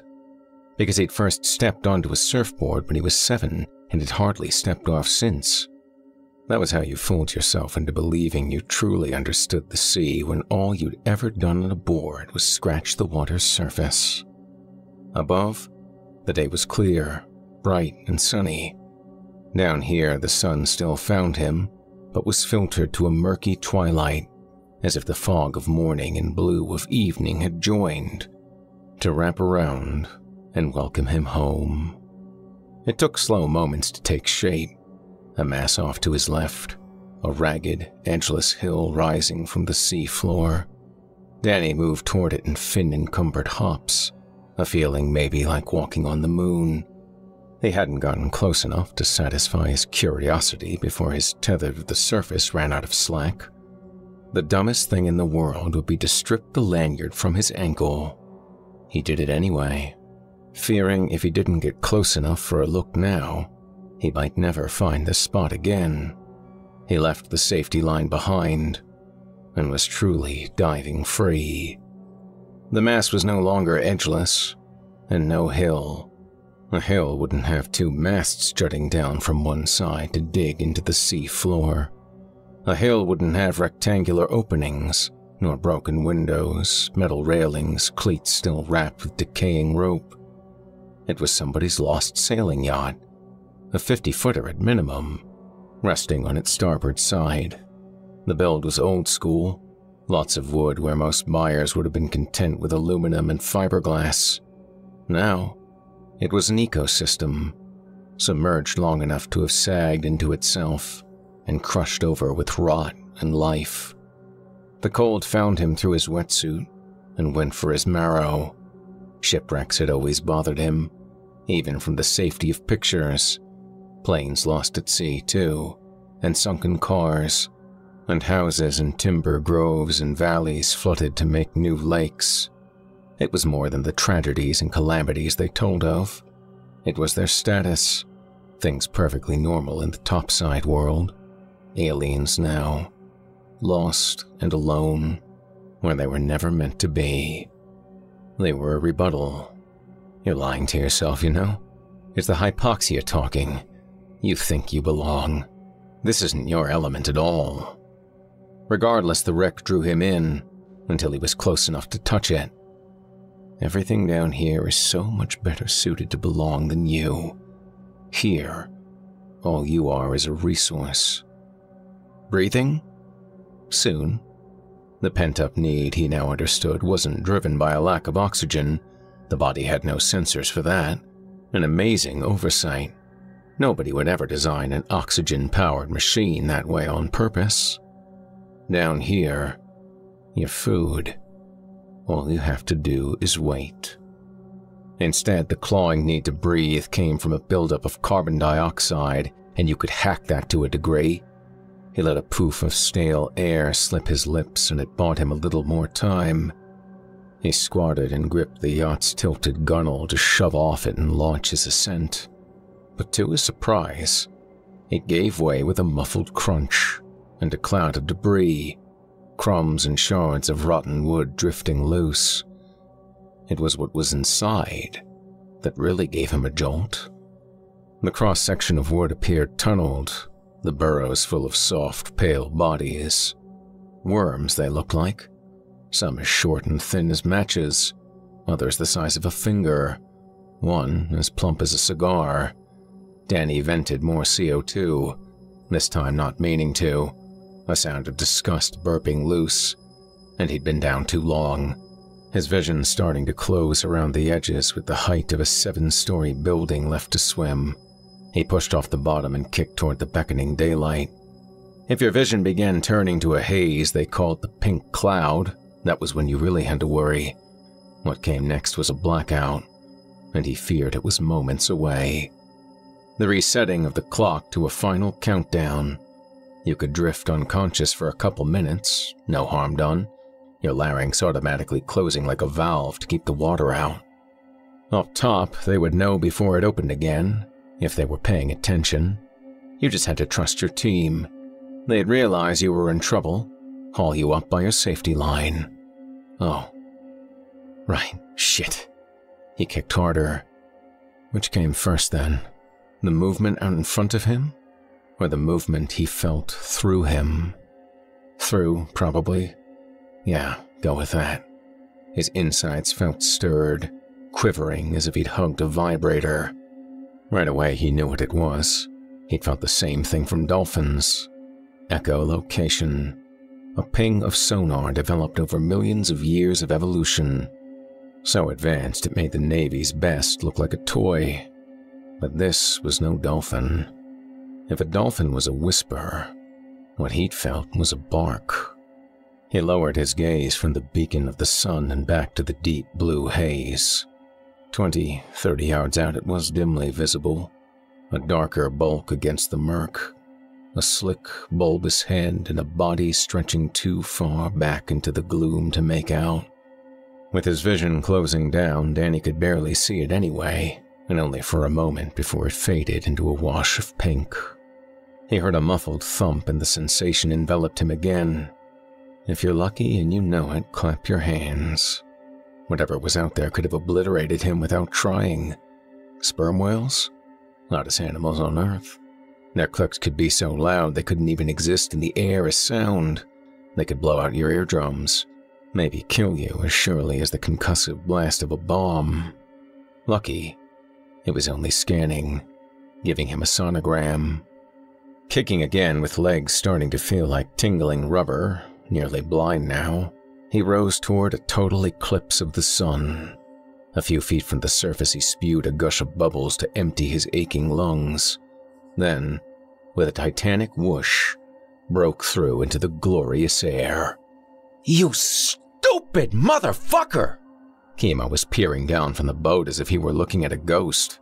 Things started going clear again, even the sweat spraying from Kimo's shaved head as he whipped the lanyard at the end of the rope, like shaking a leash at a naughty dog. "What is this? What the fuck is this?" My bad? Didn't quite cut it under the circumstances, did it? What? Almost drowning once this year wasn't enough for you? You thought you'd find another way? Treading water, Danny peeled off his goggles and flipped his hair back from his face to splat against his shoulders. "Sorry, man. I needed more than 90 feet. But you stopped moving." Kimo jabbed a finger toward the sonar screen. "It still makes you dumb as a rock, but if you kept moving, you wouldn't have sent me from zero to panic mode, hauling this up, and you're not on the end of it anymore." He flung the safety line to the deck. "I was 2 seconds from going in after you." But I started moving again. "Obviously, you didn't see that? I'm giving myself 90 feet of rope burns. No! I don't multitask." The man had been looking out for him for years, one displaced Hawaiian to another, and his anger was so pure, so righteous, so chemo, Danny couldn't help but laugh. It was the right thing at the right time, same as below, the body knowing what to do, and doing it. I was fine, really. He took Chemo's hand and clambered over the side into the boat, then tapped the sonar. "How about the whale? You see the whale?" For a moment, Chemo could only blink. Translation? "Good going, asshole. Now you made me miss an entire whale, too." "You saw a whale?" "Just for a second or two. My vision was going, so..." "Are you sure you weren't hallucinating?" "I felt him check me out. I didn't hallucinate that." He turned a clumsy 360 to scan the waves for a breach, but saw nothing. "How long was I down?" I think you were around 245. 250 when I went for the line. I don't even know where the watch landed." Danny plopped onto the transom and wriggled out of his fins. "So I had to break 3 minutes, easy. Nothing impressive by competition standards. Competitive freedivers could rack up depths and times that were off the chain. But those people were all about the numbers. The endurance. Not about merging with the sea. A new personal best and I don't even know what it is." He tossed his fins aside, then spotted the stopwatch beside their cooler of water bottles. He snatched it up and held it toward Chemo's face. Back to normal brown after all the furious brick red. "Check it," Danny said. 6:34 and counting. Chemo rolled his eyes. "That'll look good on your tombstone. Still holding my breath, bitches." Shipworms. That's all you saw when the wood came apart. Gale told him that afternoon. They're called shipworms. Danny didn't know whether to be fascinated or appalled. A whale? He could wrap his brain around that. Those aquatic grubs were something new. Shipworms? It's actually a thing? For someone who's eaten as many waves as you have, your sense of maritime history really is lacking. She gave him a peck on the cheek, as if to say she loved him anyway. Yeah, they're a thing. In the age of sailing ships before steel hulls, they were a big, bad, serious thing. Termites of the sea is the best way to describe them. If they weren't busy eating shipwrecks, they were causing them, or chewing through wharves, piers, anything like that, waiting for a nice juicy log to drift by to turn into a floating condo. Your home is your food, pretty much the definition of a parasite. Like taking a gander around this cliff-top cottage and thinking, "Hey, break me off a piece of that wall. I'm feeling peckish. What am I in the mood for? The green room? The blue room? Something in the line of a honey gold breakfast nook. Yum." But they're not actually worms. They're mollusks, like long skinny oysters. They've got little shells on the front. That's how they burrow in. She perked up. "If you dive that wreck again, bring up a few. They're supposed to taste like clams." That's a bucket of nope right there. His stomach did barrel rolls at the thought. "How do you know this? You don't even sail." That was the distinction between them. For all her astonishing symbiosis with the sea, Gale hardly ever got out on it. That was his department. Gale was perfectly happy being its next-door neighbor. She crossed her arms and, with a cockeyed grin, withered him with a glance. He knew how to translate that look. "Come with me, you fool." With a swirl of her skirt, she led him out of the cottage and across the stone path to the outbuilding. Her workshop, bright and airy and open to clear out the smell of varnish. Its walls were the color of sea foam. Its windows faced a panoramic view of the Pacific. And it was always, always full of driftwood. Most of the pieces were still raw, just as they had been harvested from the beach. The rest were in various stages of processing and transformation. Every chunk she brought in was its own starter kit. Anything from simple projects like necklace racks to elaborate constructions like lampstands and chandeliers that she sold to galleries from Portland to Santa Barbara. Last year, she'd taken hundreds of seemingly useless fragments and, where anyone else might have seen only kindling, turned them into a mosaic of a whimsical octopus with spiral seashells for eyes. Gale snatched up a sun-bleached branch the length of his arm, peppered with perforations as if someone had used it for target practice. After almost 20 years of seeing me do this, you never wondered where these holes come from. I guess I thought it was weathering. By her skeptical look, she wasn't buying it. Okay, I guess I never thought about it at all. She gave him one of those shakes of her head, playful but dismissive, that left him feeling she had so much more wisdom than he did, baked in from birth. If it doesn't eat the surfboard out from under you, it doesn't exist, right? Pretty much, he conceded. As a rule, ignorance was no virtue, but if you gave too much thought to the sea, and everything with teeth and called it home, you'd never venture out to meet it. Maybe that was why she stayed on shore. They grilled on the patio that evening, marinated tempeh and vegetables, and as they usually did unless the rain had other ideas, carried their plates out to the wrought iron table on the little redwood deck so they could eat beneath the sky, facing the sea. The cottage was one of a haphazard nest of 6, perched near the edge of a 200-foot cliff, overlooking the beach and breakers below. Bellies full, they kicked their feet up on the brick retaining wall around the fire pit and passed the evening's joint back and forth. Danny wanted to say he liked it better living at the condo in Santa Monica, and Gale liked it better here, but that wasn't true. Santa Monica was only more convenient. He liked it better here too. Time passed differently here, the days longer, the seasons more pronounced. On the luckiest nights, he might awaken to the faraway squeal of a passing whale.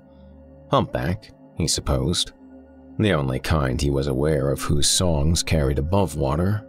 He would roll over to find that Gale was already up, her silhouette framed by the bedroom window, where she sat as still as stone, and listened for as long as it would last. They never got that in Santa Monica. Although she was never farther away from him than she was in those minutes, lost inside a trance, and there was little he could do to get her back but wait. Anyway, that with it, he'd been meaning to bring it up for months. Now, felt as right as ever. I'm gonna have to find a business to go into, or invent. Telling the water, but for Gale's ears. Any suggestions? She looked more concerned with diagnosing causes. Is it the fear? Well, that wasn't it, but it made sense she would go there. They'd have to give the topic a couple of airings after his wipeout this spring at Preveley Park. The bigger the wave, the more ways a ride could go wrong. Miscalculations, human error, the never-predictable hydraulics of any given wave. However it happened, things went wrong. While you went shooting through the tube, the board got sucked up the wall of water curling over behind you, or the wave rose up while the bottom dropped out, and you got slammed into the impact zone. You were no longer riding the wave. It was riding you, maybe grinding you into the sand and rocks that really teach you a lesson. He knew no greater helplessness than that. Being held under by the first wave was terror enough. If you were still down when the next one came crashing in, you felt exponentially worse, battered and exhausted and desperate to breathe. Still hadn't surfaced before a third one came along? That was when it seemed as though the ocean had made up its unfathomable mind. It wasn't letting go. He'd known a couple guys who hadn't come up alive, but he had. No idea how, but after a 3-wave hold down at Preveley Park, he had. The ocean doesn't want me today. It was as good an explanation as any. But one day it might. It was the reason he'd taken up freediving, to extend his breath-holding duration, to get comfortable with being under the water a long time, because as a surfer, under was the last place anyone wanted to be. And it had helped. He felt recalibrated, more at peace with under than ever. So no, this had nothing to do with fear. It's worse. he said. It's the calendar and the numbers. Gale had been holding back a toke and lost it with a hacking laugh. I thought it would be at least another 20 years before maybe I'd hear you make a concession there. She fixed him with a hazy leer. Who are you, foul thing that crawled from the sea? And give me back my Danny. Which version? He was developing a nostalgic longing for the Danny Yukimura who seemed incapable of thinking about consequences. Gale rubbed his arm. It's just another birthday with a 0. Don't you know? 40 is the new 18. I think is what it's down to. Well, that only helps if 18 is the new as yet unborn. He took the joint, made it smolder, handed it back. It's the rankings. In the top 30 in the world, I've had a good run. But I've never gotten higher than 22, and now I'm right back on the edge. The only place to go is down. That's how this goes. Especially now. It was the times. Thrilling to be around to witness them, but shitty when you were a casualty because you couldn't keep up. People were out there doing amazing things, unthinkable things, feats that had been considered impossible. There's something changing in the world. He traced it back to when Laird Hamilton had caught that millennium wave in Tir Hupwo. Until then, nobody had ridden a 60-foot wave. Nobody. It wasn't merely the height, it was the length, the girth, the colossal magnitude. Even Hamilton hadn't been planning on it. He got towed into the wave. Then it rose a behemoth. As the tube collapsed behind him, everybody watching thought he was dead, until he came shooting up out of the spray. A thing like that did something magical. It opened a doorway to unknown realms of potential. 80-footers, 90-footers. Guys were riding them now. It wasn't only surfers either. Skateboarders, skiers, snowboarders, superhumans were popping up everywhere. Somebody does something that blows minds around the globe and everyone says, "Damn, dude, that record's gonna stand for years." Then it doesn't even stand a season. Something in the air, maybe.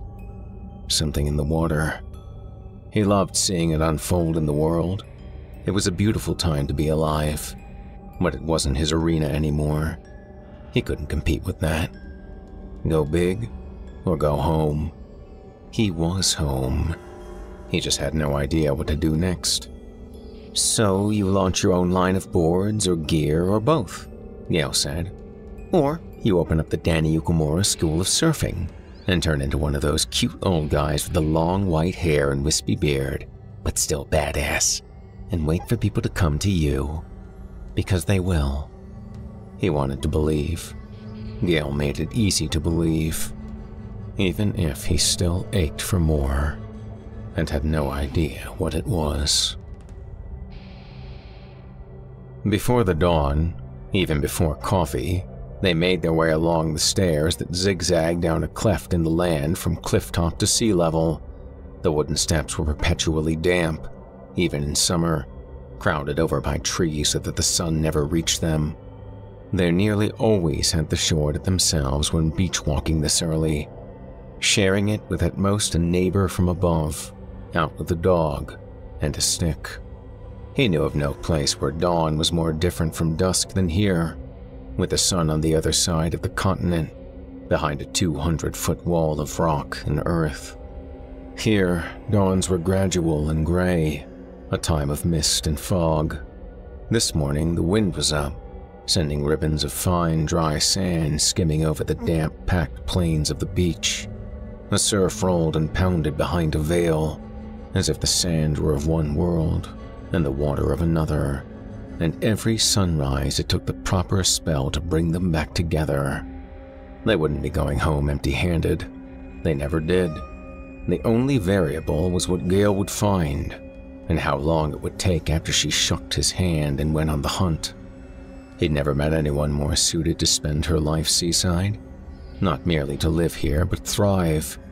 She smelled of the sea, tasted of it. Even the ocean knew its own. The sea had recognized this about her as soon as Gale arrived for good, a couple years before they'd met.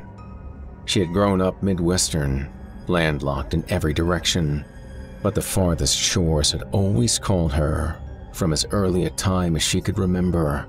A week after her 18th birthday, she made the 1,500-mile trek west, one way this time. A week after that, one morning's beach walk set her up for years, when she came upon what appeared to be a peculiar yellowish rock, stone-like, yet waxy, embedded in the sand. Right away, she'd known it for what it really was: ambergris, a solidified lump of secretions from the belly of a sperm whale, nearly 3 pounds of it. No substance on earth was more prized by the makers of perfume, especially in France. It was illegal to sell in the States, though, so one impromptu trip to Canada later, she returned 3 pounds lighter, $140,000 heavier, and after making the down payment on the cottage, had hardly left the ocean side ever since. Such a find had to be more than dumb luck. Yale had taken it not merely as a welcome, but as a blessing. You're where you belong now. This is your home. It's always been your home. You just had to find your way back. The sea never stopped giving to her. Danny had never seen anything like it, the sheer reliability of it. Some days the swells didn't want to be surfed, and you had to accept that. But Gail and her walks along the shore, harvesting the ocean's cast-offs, she always came back with something, and the desires to see what she could make of it sent her out beachcombing with 10 other people, and there was a good chance she'd come back with more treasure than everyone else combined. He imagined salt-encrusted nymphs out in the surf, working on her behalf. Look alive, mateys. It's her again. Heave to. This morning, the farther north they walked, the lighter the dawn became, as ahead of them, Neptune's throne took shape out of the gray haze. Neptune's throne was all he'd ever heard anyone call it. It was an observation platform for surfers to watch the incoming, but whoever had built it hadn't made it particularly convenient. It was 4 solid tree trunk pillars driven deep into the sand, braced with crossbeams and supporting a planked deck just above head height. No steps. If you wanted to clamber onto it, you had to have either the upper body strength to pull yourself up, or friends to push you from below. It had a back like a gargantuan chair, a windbreak, he assumed, blocking what the cliffs didn't. 2 of the trunks joined above the platform with an X, which in turn supported a row of ragged planks that were shortest on the outside and rose to an imperial peak in the middle. The deck was usually thatched, and at first glance the bristly edges gave it the look of something that belonged somewhere tropical. Kimo recalled more of Hawaii than he did, and said the thing reminded him of rough-hewn structures he'd seen in places tourists didn't get to, burial platforms, and shrines where fishermen laid offerings to the gods of the sea before heading out, or after rowing back in with their catch. Keep looking at it, though, and the tropical impression faded, darkened. Danny wasn't sure why. Maybe it was the way the 2 front trunks topped out with the flare stumps of long-gone limbs as thick as the trunks themselves. Neither appeared shaped by hand, only weathered, yet each had the look of a skull that faced the sea, like the bones of a pair of malformed whales. Who had first built the thing and when? Questions no one could answer. If their neighbor Felicia was to be believed, Neptune's throne was older than he was, and her as well. Felicia had lived atop the cliff for 50 years, and claimed the structure was there when she and her husband moved in.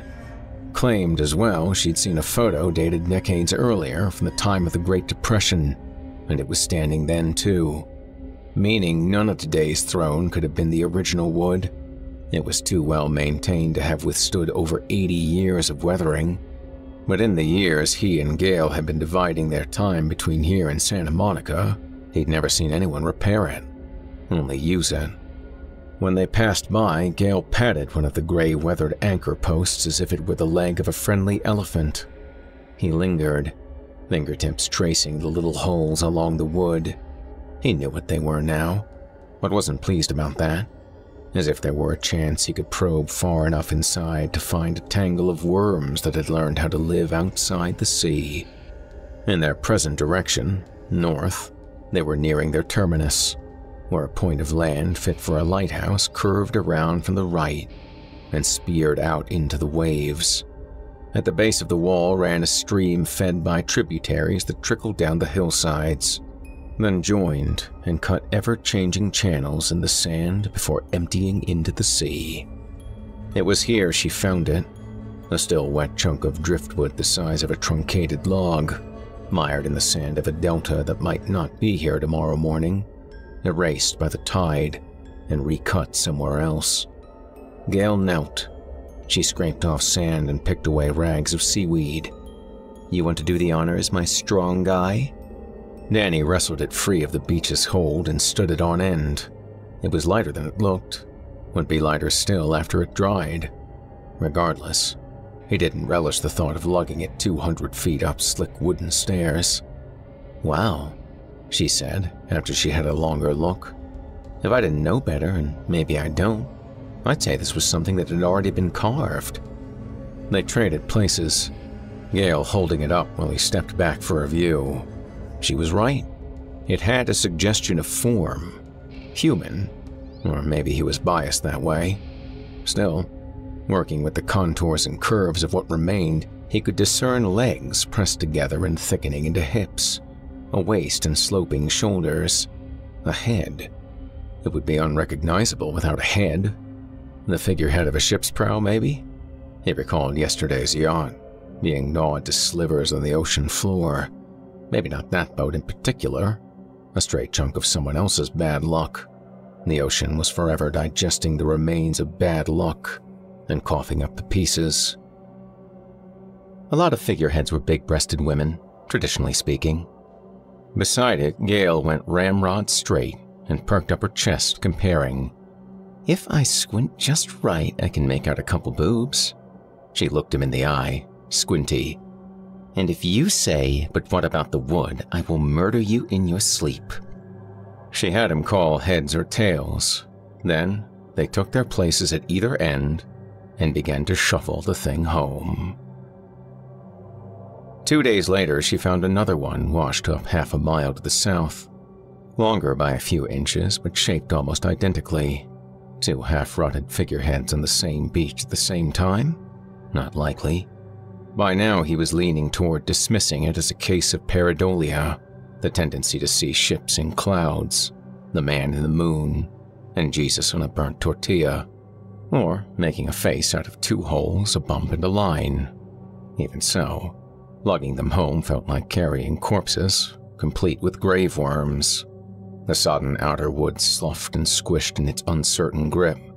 Halfway up the cliff with the second one, his fingers broke through as if piercing a crust, and pulped an embedded shipworm as thick as a sausage.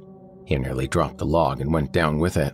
The stairs were damp underfoot and slick with wet flora, treacherous for carrying this kind of load. When Gale found the third one a few days later, he had no idea what to make of it. If pareidolia was simple pattern recognition, okay then, what sort of pattern was this? On the surface, it seemed the same old relationship Gale had always had with the sea and the generosity of its tides, but it had never given her the same exact thing time after time. If it was going to do that, why not be really generous and keep lobbing more lumps of ambergris at her?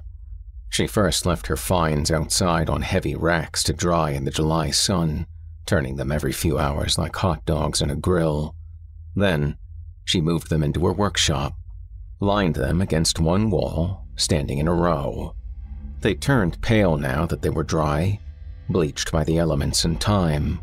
With the muck wiped off and the water bloat gone, finer details emerged. The pieces all tapered and thickened the same way, with dual concavities that suggested eyes, and a note that suggested a nose, and a crack against the grain for a mouth. They were just humanoid enough that Danny didn't like turning his back on them, as if they were shells that would break open and release some worse form gestating inside.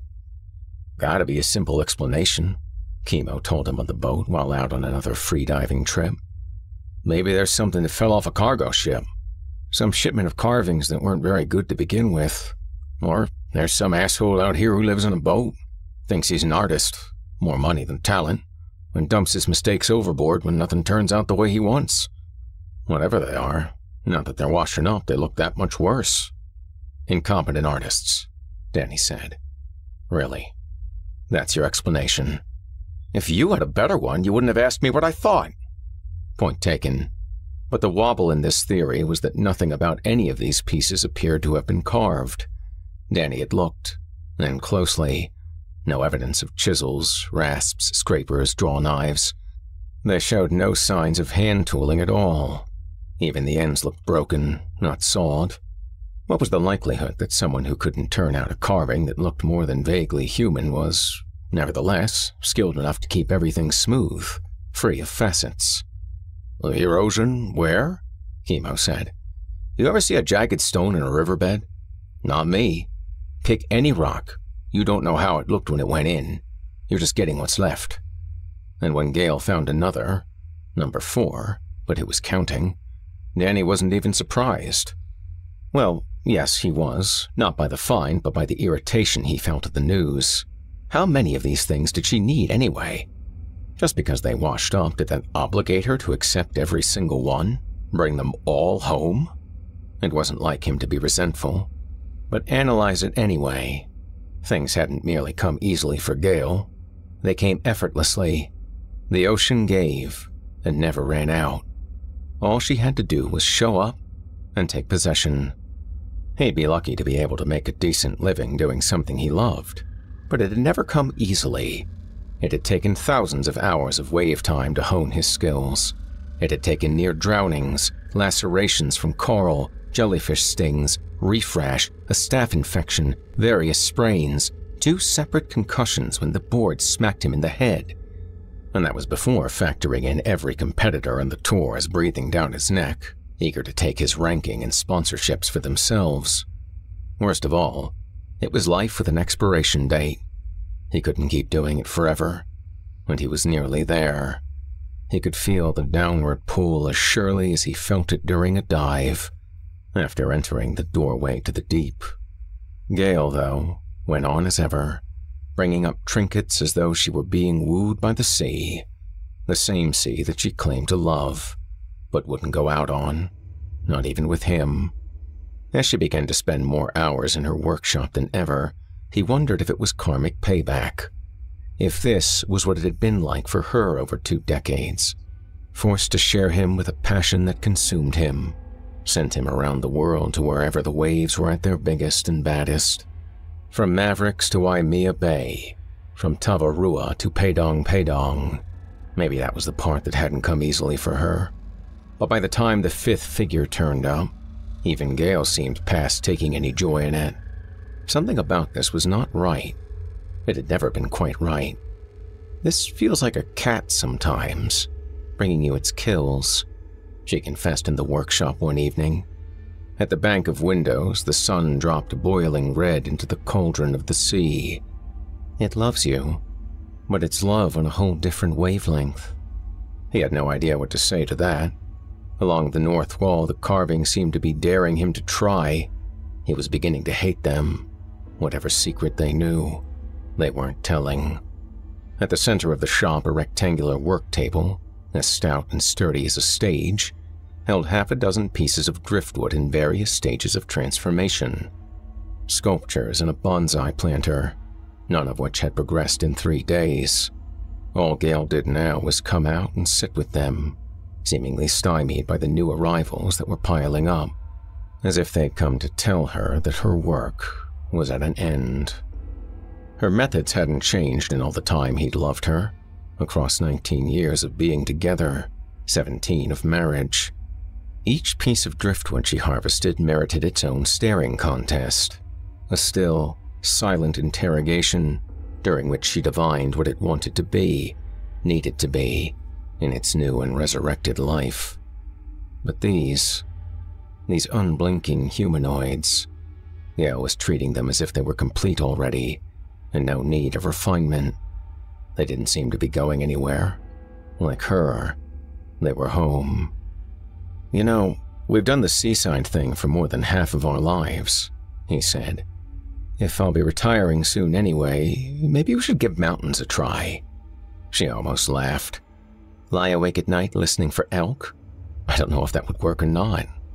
She turned at the window and faced the rolling waters. He followed her gaze in case there was something to see, but if there was, only Gale could see it. Did you ever hear about the 52 Hertz whale? She said. He had not. It's the saddest thing ever. Researchers have been picking it up on hydrophones for years. It's only ever been heard, never seen. She was facing the window as if telling the ocean, and he was just around to eavesdrop. This whale, this one single whale that sings at a higher frequency than all the others, 52 hertz. All the usual suspects, blue whales, fin whales like that, they're down around 15 or 20 or 30, so nobody ever knows what kind of whale this is. All they know is that it just keeps roaming the Pacific, calling out, singing its song, and nothing else is answering. She turned her back to the window, facing him again. Better keep your mountains. I don't think I could handle that with an elk. They'll come right up in your front yard. He left her to it, all of it, the worm-eaten pieces of wood and the stalled magic she wielded over them, and traded the workshop for twilight.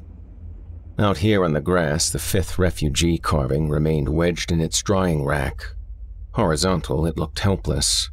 As he stepped closer, Danny wondered how she would react if he dragged it toward the setting sun and threw it off the cliff.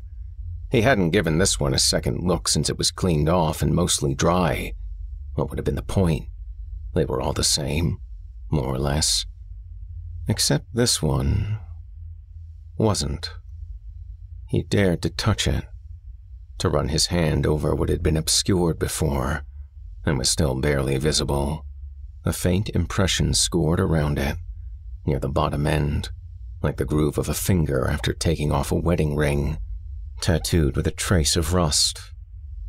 No way, he thought. This whole time, assuming these had started out as ordinary logs, when they were nothing of the sort. No way. The great thing about Chemo was that there was almost nothing he wouldn't drop at a moment's notice to take his boat out. He'd saved the GPS coordinates of the sunken yacht, so even after 3 weeks it was easy to find again.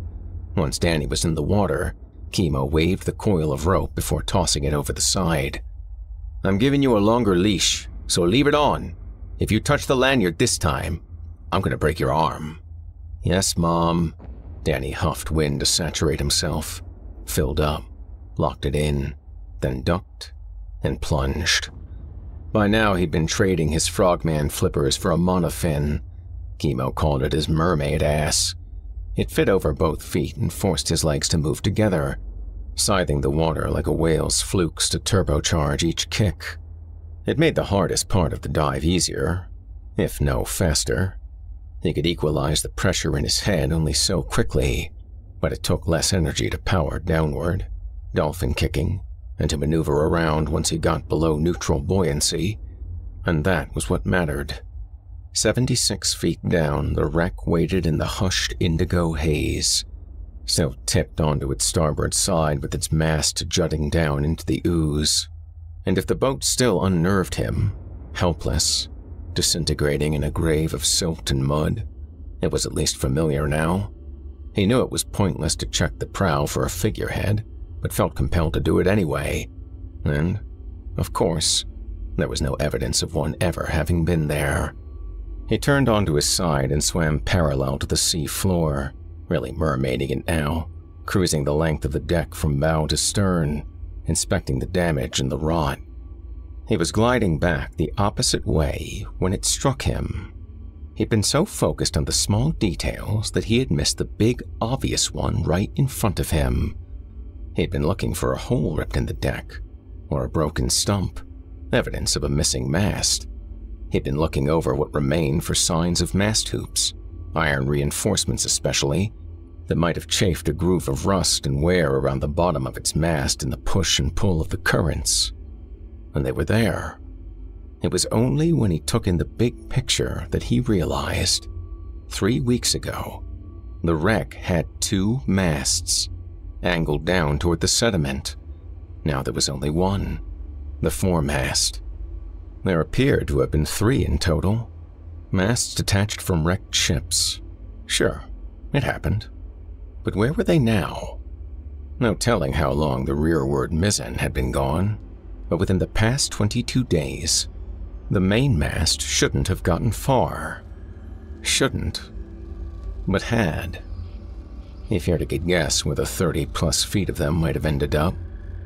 Where, but not how. There was no how he could imagine. There was no how he wanted to imagine. There was only his quickening heart and the hunger to breathe and the air above the waves. He surfaced and plunged again, like a pearl diver looking for a prize too big to be misplaced. He widened his search to the limits of his safety line, and still, it wasn't enough. Looking out toward deeper waters, beyond the spot where he caught that glimpse of the whale emerging through the dim blue, he saw how the seafloor sloped away, and that down the incline some indistinct patch of shadow waited.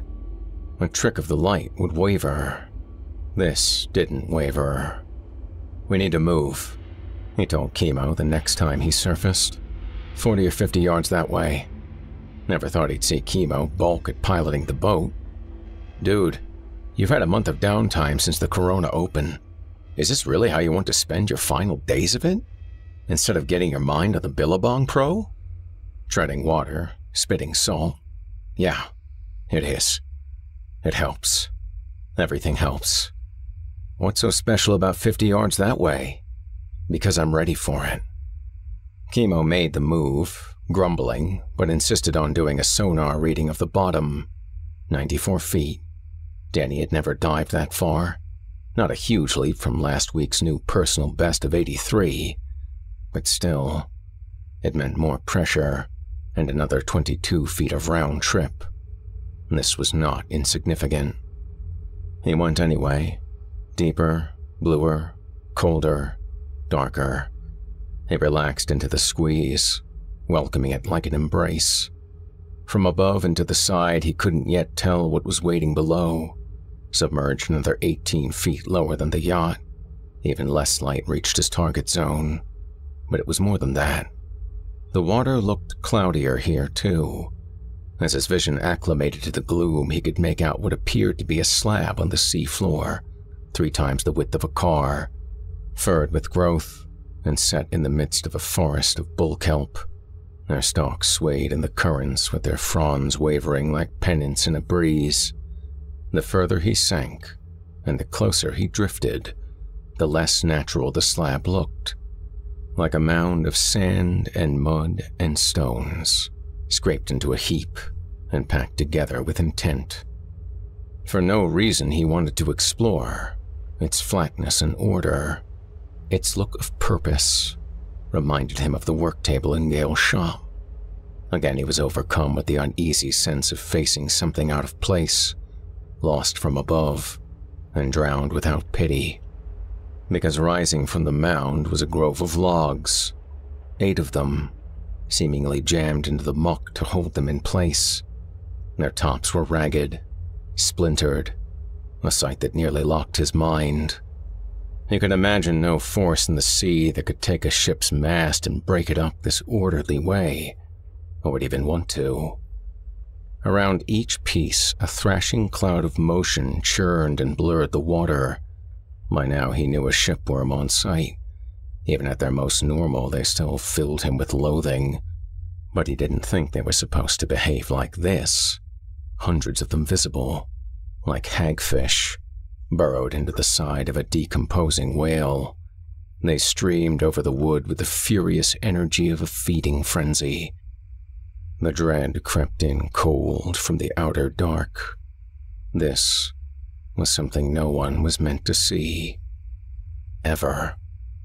A hiker would feel this way stumbling across the half-eaten carcass of a mule deer, then smelling the musk and carrion scent of the returning grizzly. Danny flicked his fin to drift close enough to see the hard little shells on the worms' heads, scoring the wood, shaping it as surely as rasps and chisels and lathes.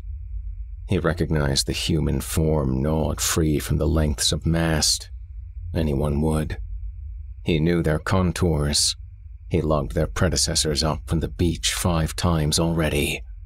And among the 3 that appeared farthest along, he recognized the face, taking shape out of the grain. He had loved it for the past 19 years.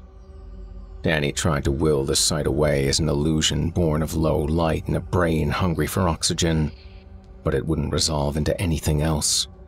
He pinched off a half-dozen of the worms, fat and lashing, and flung them to the silt so he could caress his hand along the fresh-carved visage.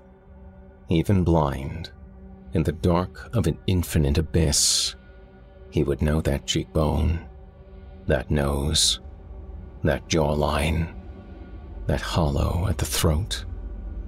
Already the worms he'd dropped were wriggling back up to her face to dig back in and resume their tasks.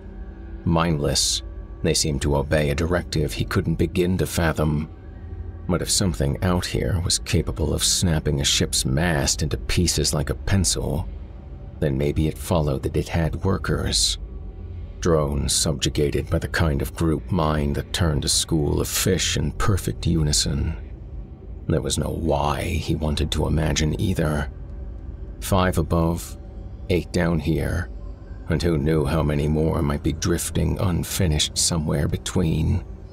In revulsion, in the grip of something he felt but could not name, he gave the foremost effigy a shove to send it toppling back, pulling free of the muck and thunking into another behind it. Then a third gave way, a slow chain reaction that disturbed the silt, but the worms not at all. Abruptly his legs were yanked from beneath him and he was upside down again, moving up and away, something reeling him like a fish.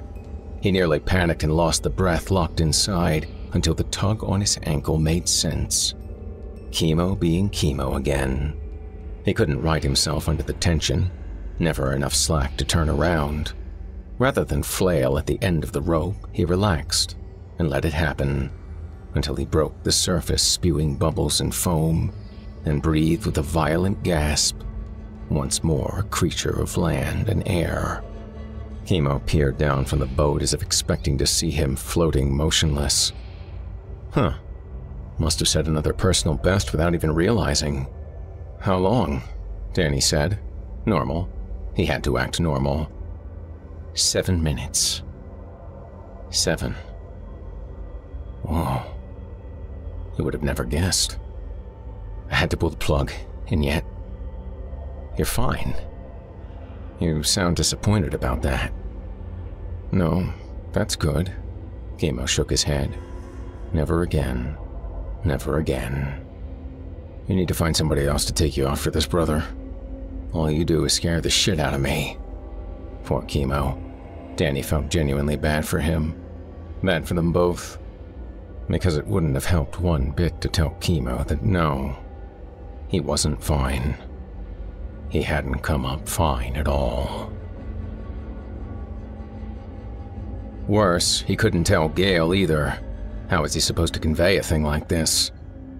They're you. They're supposed to be you. He couldn't even be sure how she would react. If she'd find it flattering, the best thing since ambergris, or if the balance would tip and this weird synergy between her and the sea would finally leave her spooked. Once she picked up on the obvious, that something was bothering him, his only option was to lie. Had a bad dive, burst a blood vessel in my nose. It happens. All he could do was look ahead, try to get her away for 2 weeks, inject some time and distance to break this encroaching spell, and leave whatever carvings might wash up next for someone else to find. Why don't you come with me to Tahiti, for the Billabong? It's been years. Well, I know, but I should stay. I don't have the kind of work I can take with me. She was hardly doing the work now. It'll still be here when you get back. You might even get some new ideas there to bring home. Like tiki carvings? I went through my tiki phase years ago. Oh, right. She had. He packed and planned and tried his best to make it sound enticing. Seeing the Pacific from another side would do them good. This could be the last time he went there as a competitor. None of it seemed to quite get through. I know. I just like it here. There's something about here. Some people go their whole lives looking for the place they should be. I found mine here. A long time ago. Even before she'd found him. Gail was too kind to say so, but it had to have crossed her mind. He was one more gift the sea had given her. The one thing it was most capable of taking back. That worried her. It had all along.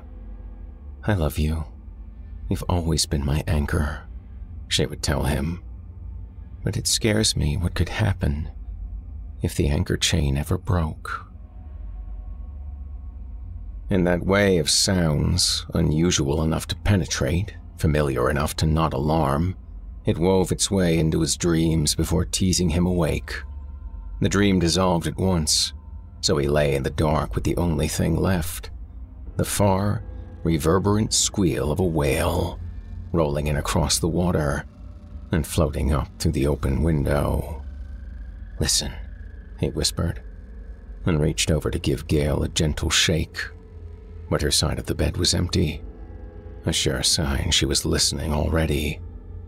She wasn't at the window, wasn't in the kitchen, wasn't in the bathroom or front room. He knew the feel of a house emptied of any other heartbeat than his own.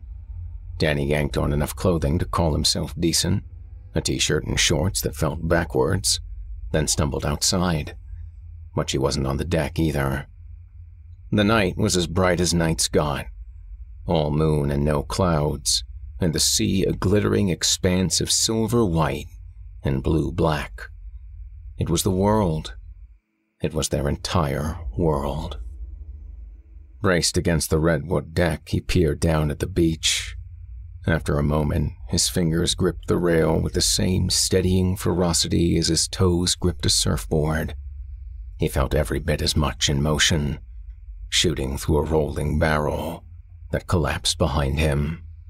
From up here, he was so accustomed to the sight of Neptune's throne that the high-backed platform was as familiar a fixture of the landscape as the ridge on which they lived.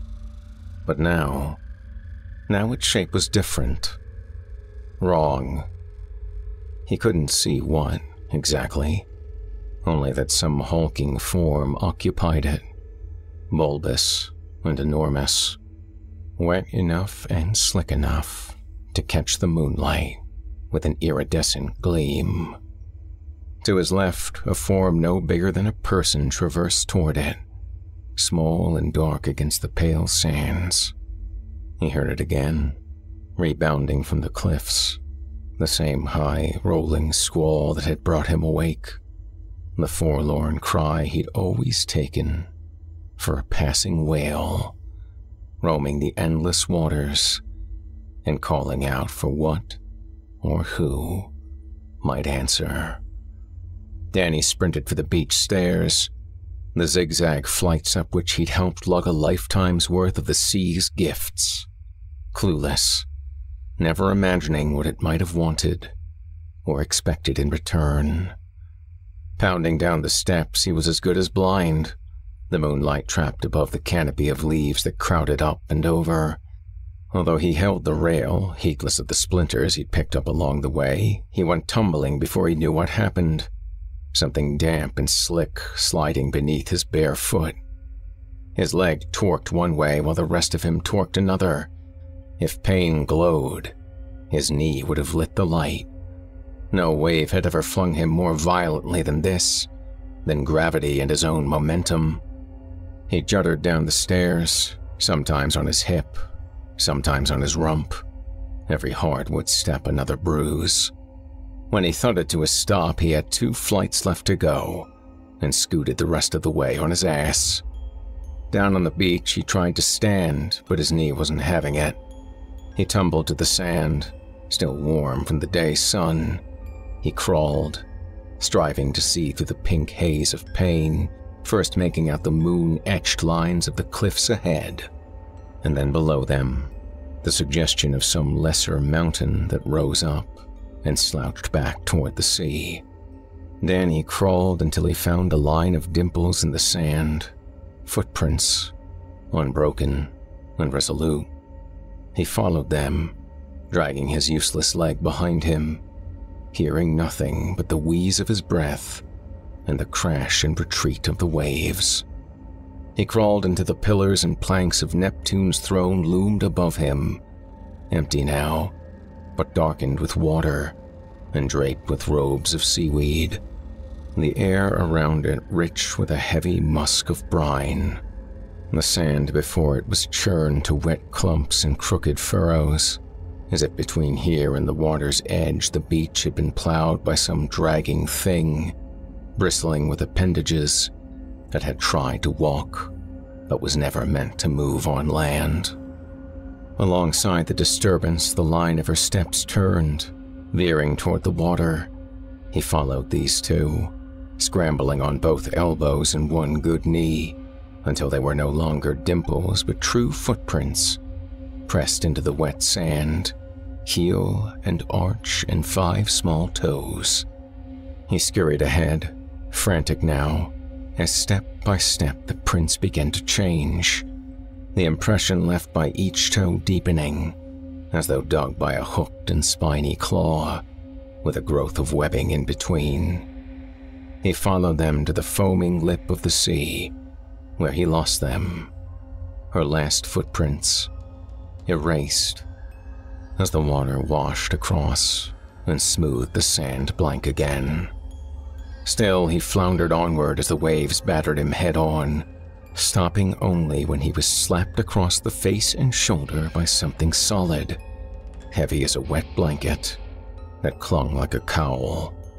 Sputtering, he peeled it away, and when after the longest moments of his life, he accepted what the tattered thing was. He had no idea what to do with it. He couldn't bring himself to pitch it away, couldn't think of any reason to keep holding on. If Gale didn't need her skin anymore, then where on land or sea was it supposed to go? Out past the breakers, beneath the moon, a gleaming, bulbous dome submerged with an elephantine skronk that he felt ripple to the waves and shudder through the sand. Then, he was alone. He knew the feel of a shore emptied of any other heartbeat than his own. He retreated far enough to keep from choking, then rolled onto his back to face the stars, exhausted and sweating from the pain. The water surged in and out for 1,000 cycles, and 1,000 more. In time, he wondered which of the ligaments in his knee were in shreds. ACL, PCL, LCL, MCL. Any and all. He surely had a motherfucker of a hamstring tear as well. Whatever the damage, his career was done, even sooner than expected. By the time Danny was ready to move again, the sky had lightened to a formless gray.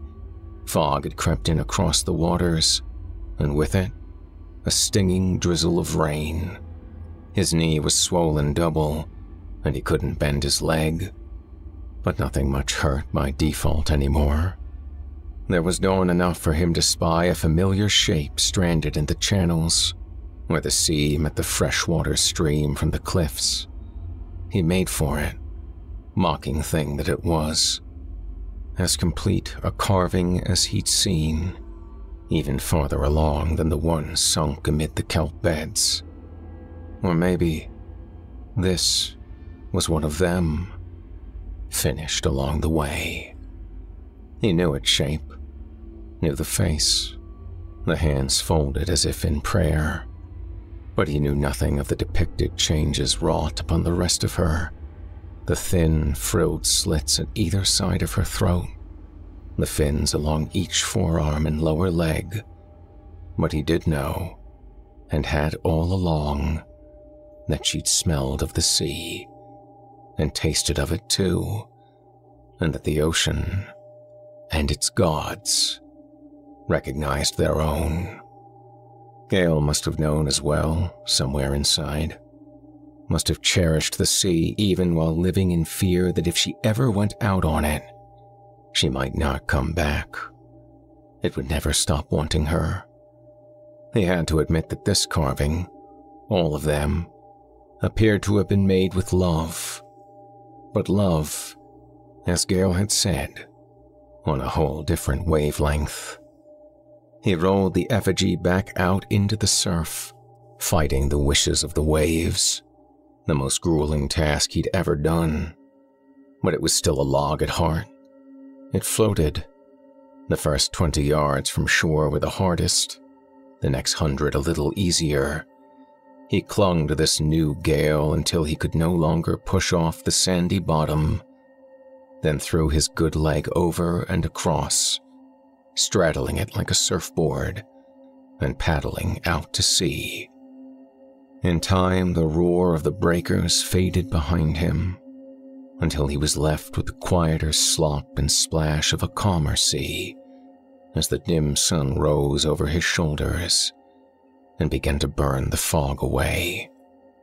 He paddled as far as he could until he thought he might have just 5 more good, strong minutes left inside. The ocean yawned deep and dark beneath. He could still breathe, but with one leg, could he kick hard enough to overcome the air in his lungs? Could he reach that threshold that changed everything? He had to believe he could. 40 feet. He only had to make it another 40 feet. 2 days ago, he'd spent 7 minutes under, and it went like nothing. There had to be meaning in that. Superhumans were popping up everywhere, remember? Something in the air, something in the water. A beautiful time to be alive. He rolled off the log and made the plunge. He would find Gale again, or he wouldn't. He too was ready for another way of life, or he wasn't. The ocean would accept him, or it wouldn't. But he could still be a part of it. Either way.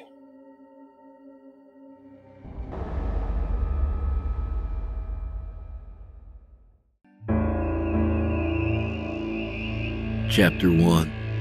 A Chill in the Air.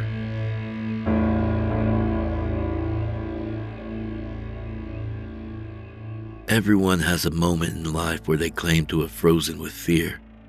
But unless you have stood in the presence of death, clawing your way out of the grave, the true gravity of that statement eludes you. Death is the master changeling, able to assume any and every form you can imagine. It can be as violent as a cannonball rending a man's head from his body in a gush of brain, bone, and blood, or as soft as a pillow pressed upon to suffocate. He came to me as a demon of winter, a demon as a boy. However, I'm getting ahead of myself. For you to understand, we must go back to the day I found myself face to face with him. 'Twas the 22nd of December, and the hustle and bustle of last-minute preparations for Christmas died down. Small glimpses of the evening sky aglow with vibrant orange and purple bands pierced the tangled mixture of chimney smoke and fog, gave beauty to this drab gray city. However, the protective light of day had run its course, now giving way to the longest night of the year, the winter solstice. It would also be the darkest night of my life. It is under this reaper's cloak of the blackest night that I am forced to examine the very strength of my soul. And so we begin.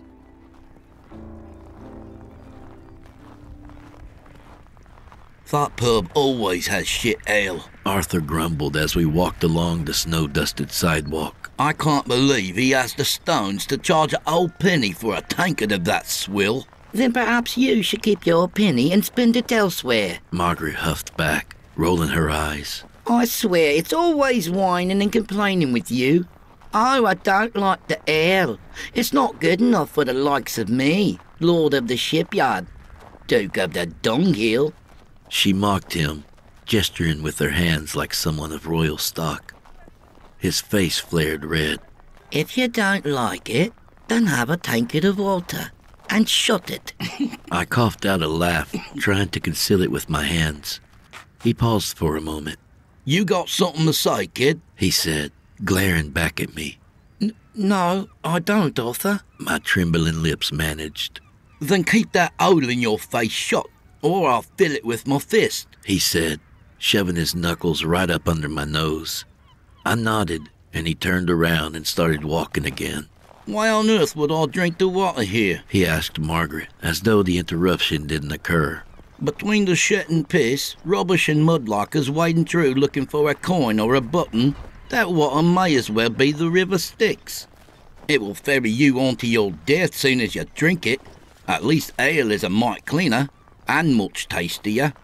If it tastes so much better, then enjoy it, and stop flapping your gums about how shit it is, Margaret retorted.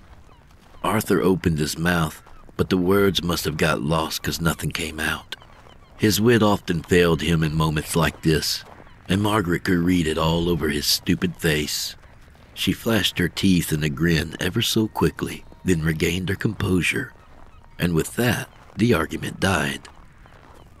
Arthur, Margaret, and I walked along Leanside Street with the rest of our treasure, 4 pennies between us.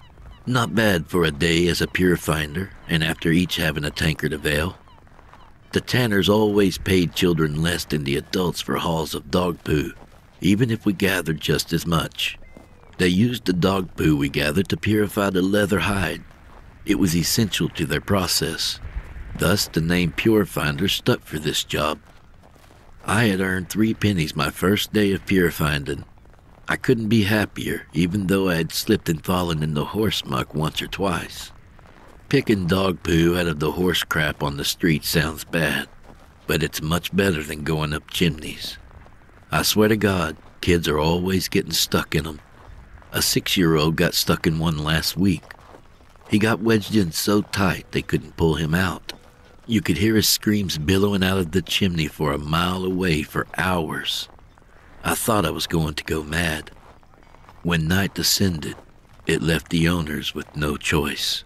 They started the fire up, and the young chimney sweep's agony was palatable. His screams cut through the brick and mortar with ease for what felt like a week, but may have only been a couple of minutes.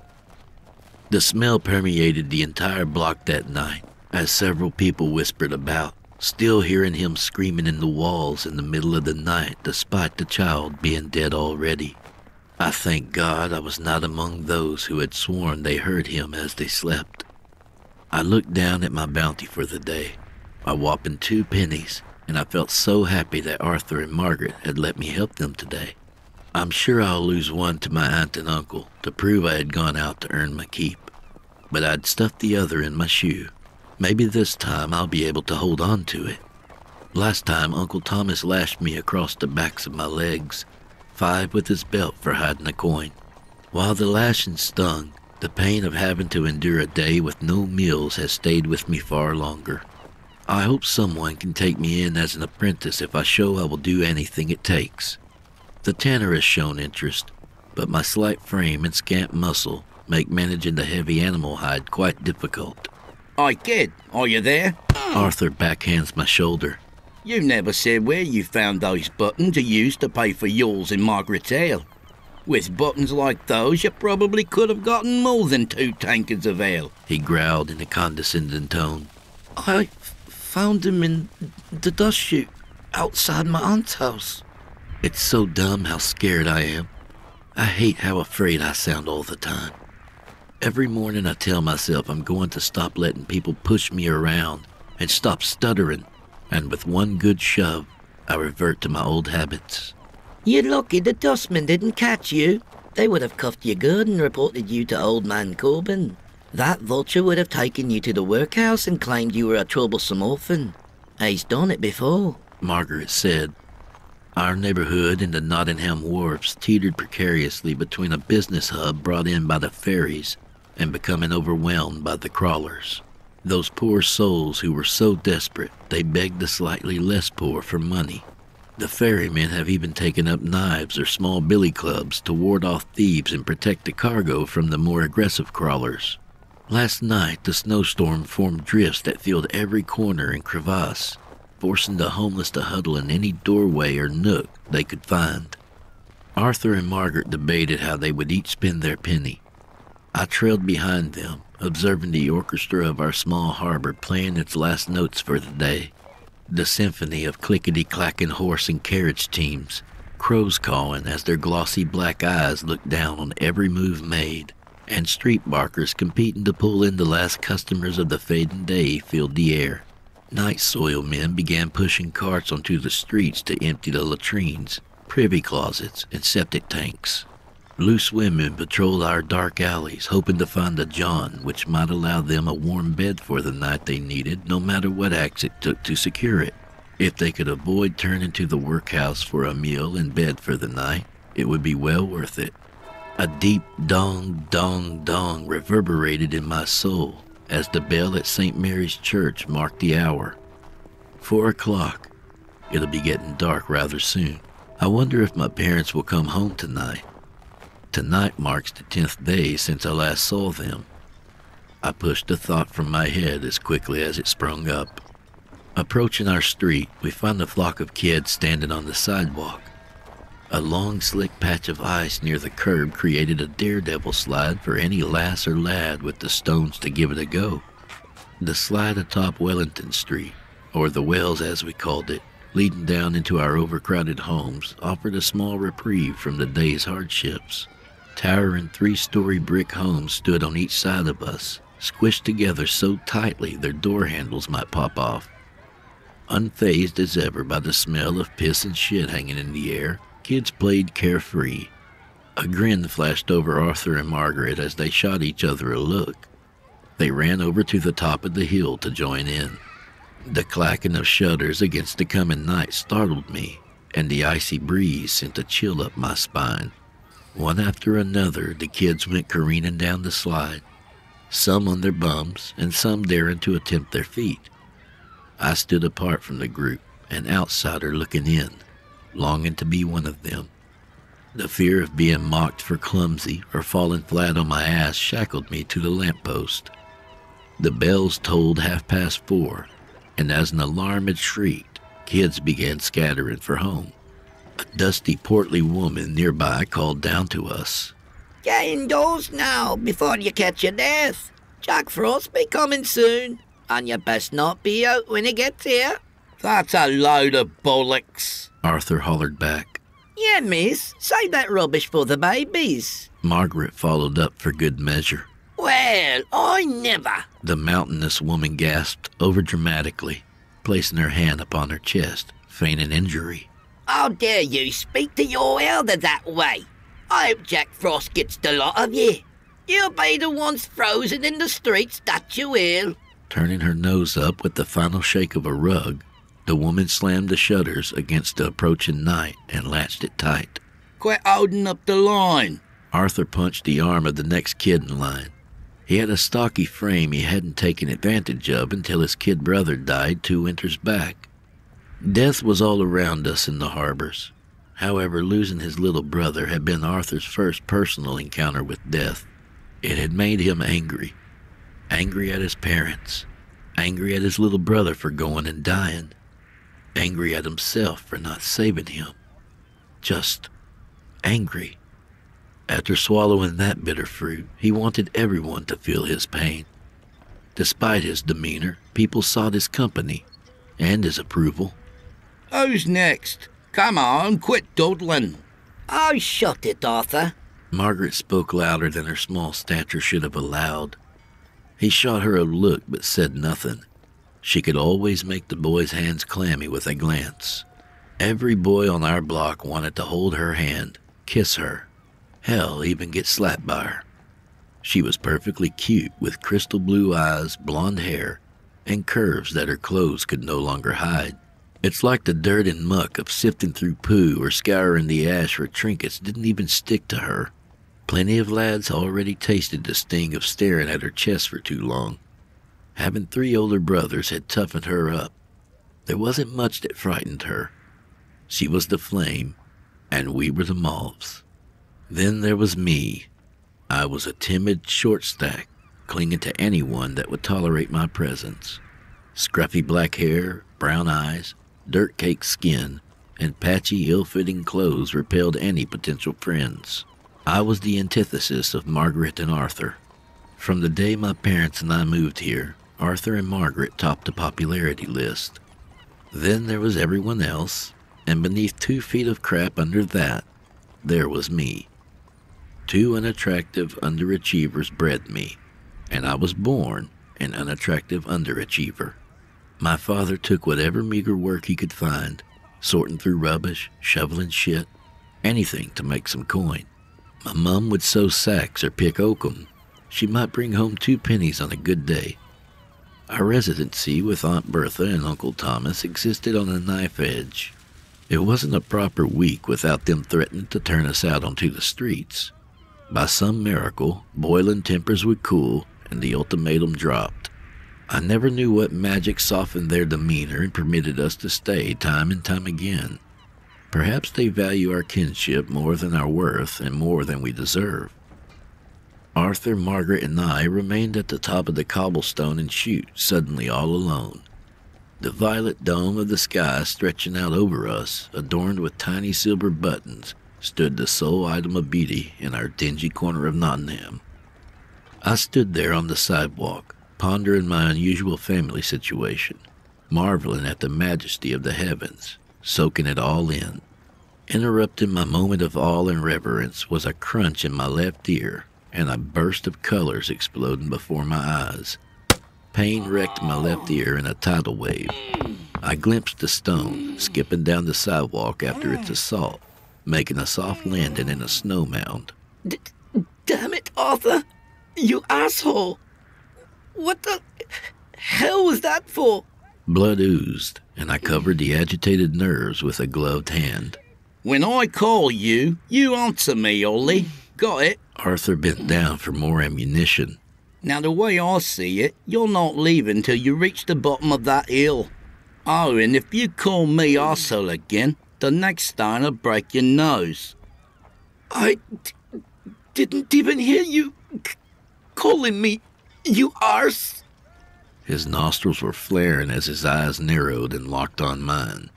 Words seized in my throat as I lowered my eyes and cupped my wound, acknowledging my defeat. Oh, hell. Just let him go home if he wants, Arthur. Margaret rolled her eyes. We'll be here all night if we wait for him to reach the bottom still standing. Plus, we have that other errand. And if I'm home late, I won't get supper tonight. Fine. I'll do it. Just put down the bloody stones. I sighed. Well, I'm shocked, kid. When did you get a spine? He smirked. Do you see quite the tattoo on my forehead? I asked. No, just loser. I'm surprised it's not, though. You're always pissing off, Arthur said. Shoving my way through Arthur and Margaret, I approached the slope. I'll make it to the bottom of this bloody hill on my feet, damn it. Swallowing the rock of fear building in my throat, I shoved off. Wanting to prove yourself to your bully doesn't magically improve one's skills, though. Halfway down the path, a loud pierced the still night air, and all went black. Let's get out of here. He's probably dead. A boy's voice said, echoing in my rattled ears. If you're afraid, then piss off. A distorted feminine voice retorted. I'm not wearing cuffs. because this fuckwit went ass over tits. Arthur's voice came into focus. What a prick.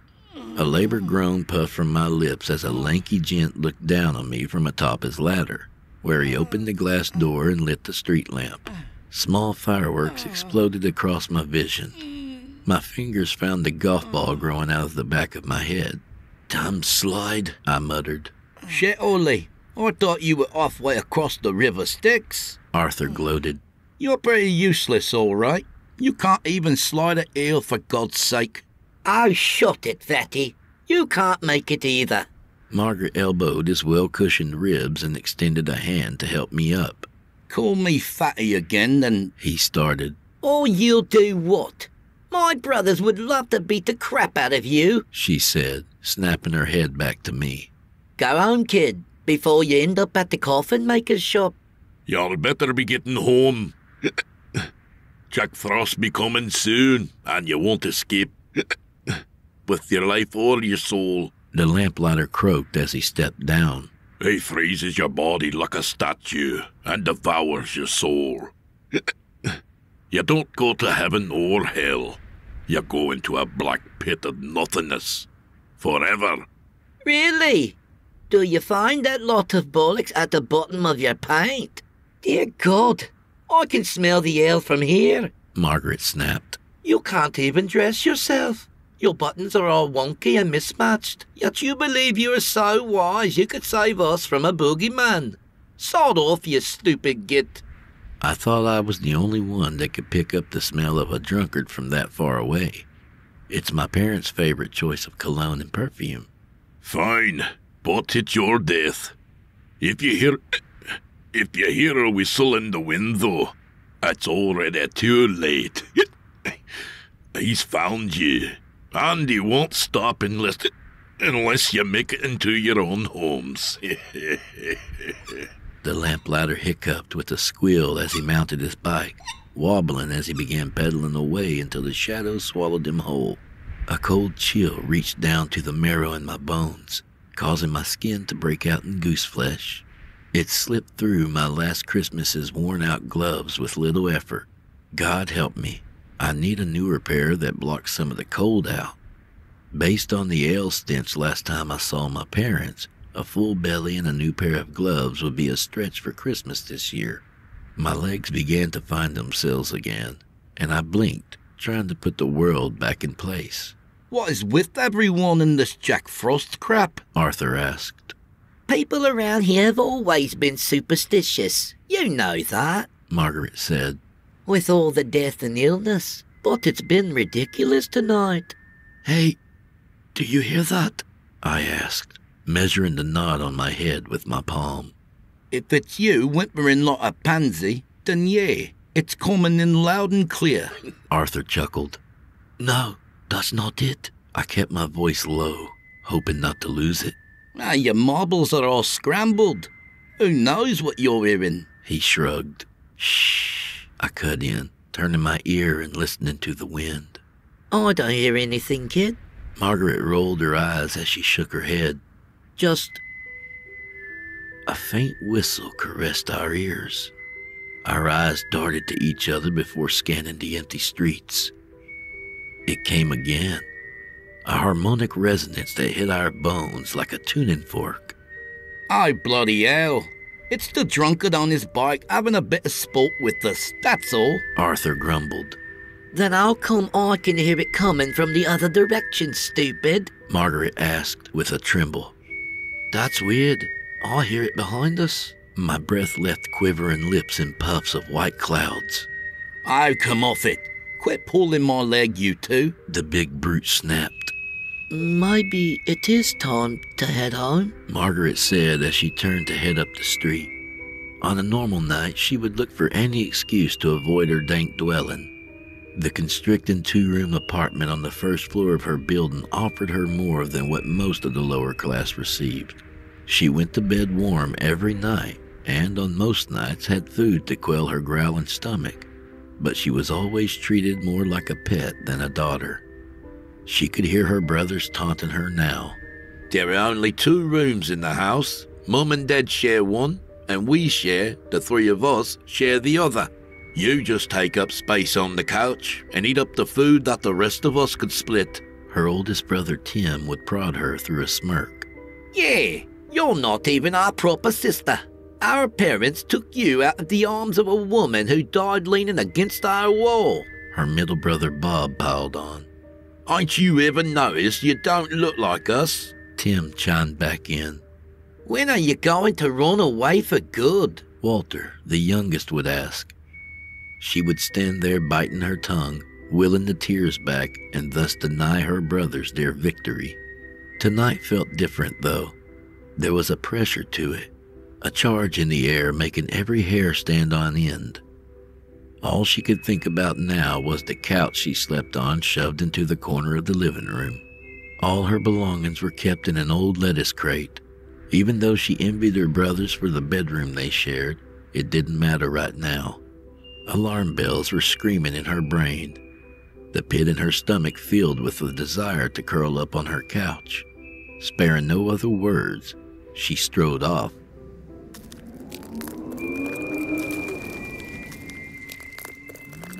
A light crackling started all around us as the slush froze before our eyes. Breathing in stung like inhaling 1,000 tiny chilled needles as my water-soaked gloves crystallized and stiffened.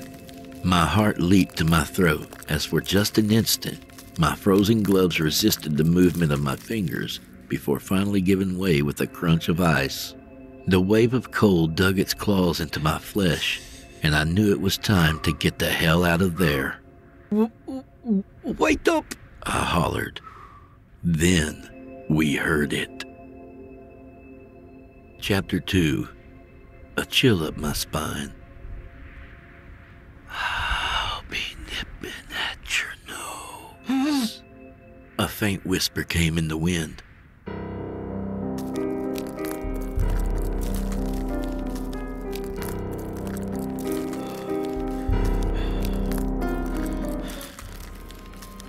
Terror lanced into our hearts, and each of our jaws fell open as we gawked in disbelief. The three of us stopped dead in our tracks and began scanning the darkness for the source of the voice. Hey, whoever's screwing with us? Arthur's lips quivered. I'll be freezing off your toes. The approaching whisper gained in both clarity and weight. You're not funny, whoever you are. Arthur's trembling voice continued. Whoever you are, you got a real dark sense of humor, using our Jack Frost bit to try scaring us. That shit may work on the littles, but we're not frightened of your ass. Arthur shouted into the emptiness, his eyes darting every which way. A shiver and some terror. Let you know, Jack Frost is here. The voice grew heavy and oppressive, bombarding us from all directions, and my knees buckled under its weight. Regaining my composure, I looked up to see two saucer dish-sized eyes streaming with tears blur past me. It took another moment to register the whimpering. It took another moment to register that Arthur had bolted with all the terrifying speed he could muster. If you try to turn around, when you hear my icy sound. Unnatural mouths bloomed in our shadows, singing in unison with the malevolent voice. I'm sure to catch your stare. Then you'll know Jack Frost is here. Glowing blue irises opened on all three of our shadows, causing our joints to lock. Arthur slid to a halt, stuck in his full sprint position. Toothy grins that were much, much wider than they should be expanded across the shadow forms. They began to peel up off the ground like sheets of paper. Stifled moans and sobbing came from Arthur up the road, and each two-dimensional figure craned its head unnaturally to find the source. The whines grew louder with each set of eyes that locked in on Arthur. Attempting to move my legs proved to be a fool's errand. Not wanting to draw the attention of these horrifying silhouettes, I relaxed into their grip, hoping an opportunity would yet present itself. How truly lucky I must be tonight to have three new friends to play with.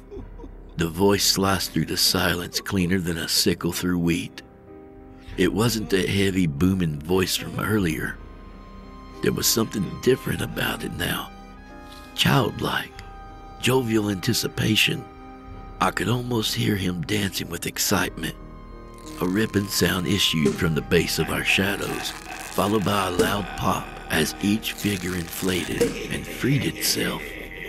Whoa! Hey, what the hell? Arthur said an instant before the crunch of face meeting stone. Holy shit, kid. We can move again, Margaret said, snapping her head in my direction. Damn it, Margaret. My name is Ollie. Ollie, for Christ's sake. Stop calling me kid.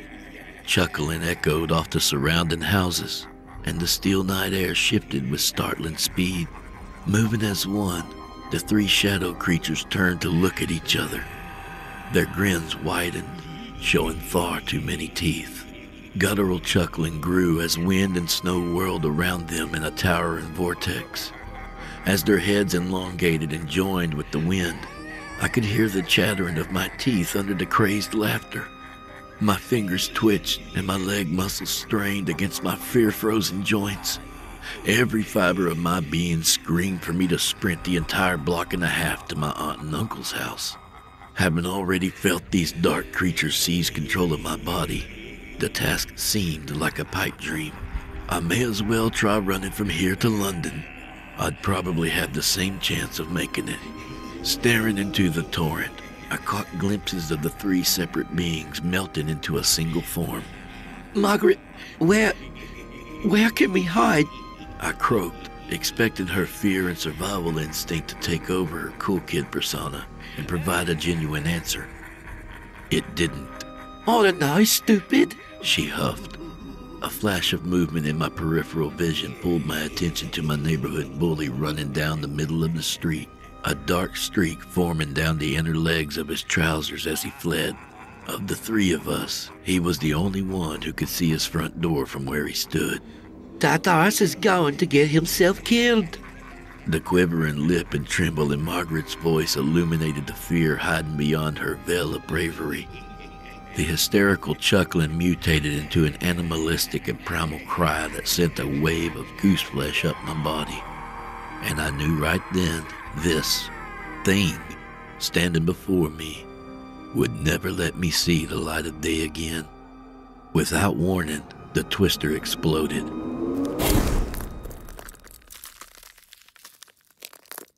All sounds fell away, and the snowflakes hung in midair. The figure that now stood before me chilled the very marrow of my bones. What stood before me was the furthest thing from what I expected. A pair of grimy, dirt-stained bare feet rested on the frozen cobblestones, each gnarled digit ending with jagged and blackened nails. Tracing up his bare shins, I could see several small wounds with trails of dried blood frozen to his skin. A pair of tattered trousers torn just below his knees, and given their condition, they would provide little defense against the cold. His short bore more holes than a block of Swiss cheese, and the oversized vest was passed down from an older relative. Near-transparent flesh on his hands did little to mask their skeletal structure, and could easily be mistaken for claws. His cadaverous pair of arms attached to the claw hands led to his hollow-cheeked face. At the sight of that face, my blood ran cold. The visage of this boy matched my own. If not for the bloodthirsty look in his eyes and the impossibly wide smile beneath the tangled mop of hair atop his head, this boy could be my twin. A soft click, click, click broke through the trance he held me in, and I caught sight of Arthur, still fleeing for all he was worth. Leaving so soon, Arthur? Where are you going, big brother? Jack asked, mimicking the voice of Arthur's little brother. Come and play, brother. A look of horror painted Arthur's face as he whirled his head around so fast it threw off his balance. Looking back at the adolescent abomination, he was unaware of the curb that would be his demise. The step all but reached up and grabbed his foot. He fought hard to avoid toppling over, but it was too late. The bone-splintering crack echoed down the street, chased quickly by cries of agony. Arthur's shin snapped like a twig after colliding with the corner of the brick wall bracketing the staircase to his front door. The bone jutted out of the fresh hole of his trousers as he wailed. In his 12 years of life, nothing had ever inflicted the level of pain bombarding his senses right now. Steam rose from his warm flesh into the frigid night air. Gathering his wits, Arthur used his hands and a good leg to shuffle to the landing base. Crawling like a wounded crab, he rose step by step, resting his butt on each plateau to reposition his hands. As I watched him reach the top step, Jack craned his head towards me with a series of cracks and pops that made my stomach turn. Hold still. We shall play together soon, Jack said in his borrowed voice, licking his lips and fixing his eyes on Margaret, snapping his head around, locking in on his prey before launching forward so swiftly. The only thing I could see was the trail of ice he left in his wake. In the blink of an eye, the frigid spirit was standing over his wounded prey. The neighborhood bully lay 5 feet from his front door, his whimpering filling the still night air. Cold, luminous blue eyes were now looking Arthur over while Jack quivered with excitement. Honestly, did your mum and dad neglect to teach you proper etiquette? You don't run off and leave your little brother. You may give your little brother the wrong impression. Hell, you may even make him think you don't love him. Tears began streaming down Arthur's face. You're not him, damn it. You're not my little brother. You're not Oscar! Arthur screamed with every ounce of willpower he had left. An icy hand gripped a trembling 12-year-old's shoulder as snow flurries rose and encircled the pair. He raised his arm in a final feeble attempt at self-defense. The limbs stiffened and froze in its newly raised position. Arthur's face poised to shriek, but nothing came out of his gaping jaw. It would appear the responsibility falls on me to teach you some manners, Jack said through a toothy grin. A forceful grip clapped around my wrist and yanked me from the patch of cobblestone. I was still too afraid to move from there. Now is our chance, stupid. We have to run for it, kid, Margaret whispered fiercely. I looked from the hand clamped down on my arm up to her, streaks of brown ringlets flowing in the chilly night air. It took me a minute to realize my legs were keeping pace with the frantic girl pulling me along. Running won't save you. I'll come find you as soon as your mate here is good and frozen. Jack chuckled, no longer using the borrowed voice of Arthur's kid brother. This is the wrong way. We have to save Arthur, I said, trying to make my voice sound tough. She stopped as we reached the top of the slope next to the beginning of the slide. A slap stung my right cheek. You feel like getting yourself killed? Be my guest, kid. But I'm getting my ass home. There is an alley just over here to the right that runs the full length of the street. It's sure to have plenty of hiding places too. I can almost see my door, and your aunt lives 3 doors down from the end of the alley. I'm going to make it. You can head down the slide and go save Arthur, if you feel like dying. An excruciating cry drew my attention back to Arthur. Snow whirled around the landing to his front door. However, the sheen of ice coating his torso, creeping outward in all directions, made my decision all too clear. Jack looked back at me and aimed his palm my way. My eyes widened, and I ducked so fast I nearly fell. An icy ripple whizzed over my head with a whistle and hit the street lamp, shattering the glass and glazing the metal frame in a thin layer of ice. Margaret yanked me toward the alley with more strength than her slender female frame should have allowed. We ducked into the murky void of the alleyway. The thinly veiled crescent moon did little to illuminate the trail in front of us. Somewhere off in the distance, Arthur's howling came to an abrupt stop. Hey, kid, why the bloody hell can't you pull your head out your arse? I feel like I'm yanking along a bunch of dead weight. She snapped at me. Look, Margaret, it's not like I watch kids get frozen to death every day. So sod off, I shouted back with no hint of a stutter. Where had that come from? You'd be dead already if I left you alone. I saved your skin twice now, and you know it, she said, folding her arms. Well then, I better keep my eye open so I don't stumble over your guilt trip and die. Her eyes narrowed as my words puffed into the night. Where is this brazen version of me coming from? Might as well keep pushing it. No, If you're quite done, we can creep along the wall to the end of the alley and make our way back up the block to our houses. I gestured as I laid out my plan. Fine, but so help me God, I'm going to kick your ass if you get us killed. Her hair whipped around as she snapped her head and marched off. Stick to the shadows, and maybe you'll have trouble tracking us down, I muttered, half hoping she wouldn't hear and would get herself caught. Of course I will, you twit, she grumbled back. Cunt. What? I said hunt. He's on the hunt, I said, louder than intended. I was grateful she wasn't Jack. The look she shot at me over her shoulder would have frozen me in place for sure. I'm quite sure, you praying ass. Her retort came just above a whisper. A whistle in the air snapped both of our heads skyward, scanning for any trace of Jack. We refocused on the task at hand and inched our way down the dank hallway. As I stepped around the catch pail for one of the building waste pipes, a fresh wet plop hit the overfull bucket and ran off the mound of human excrement.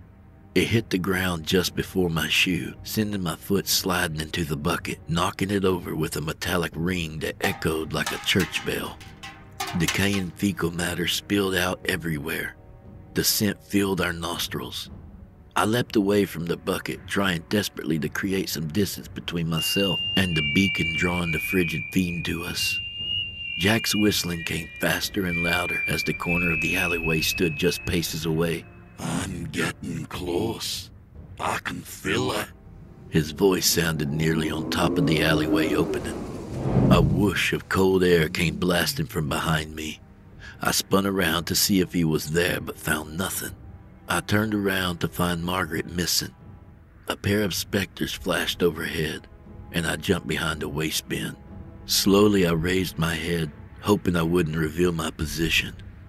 My eyes scanned up the building where I found two of Jack's shadowy forms perched on the rooftops like gargoyles, twisting their heads sideways, each looking down at me, salivating as they smiled. We found you, they said, giggling in unison.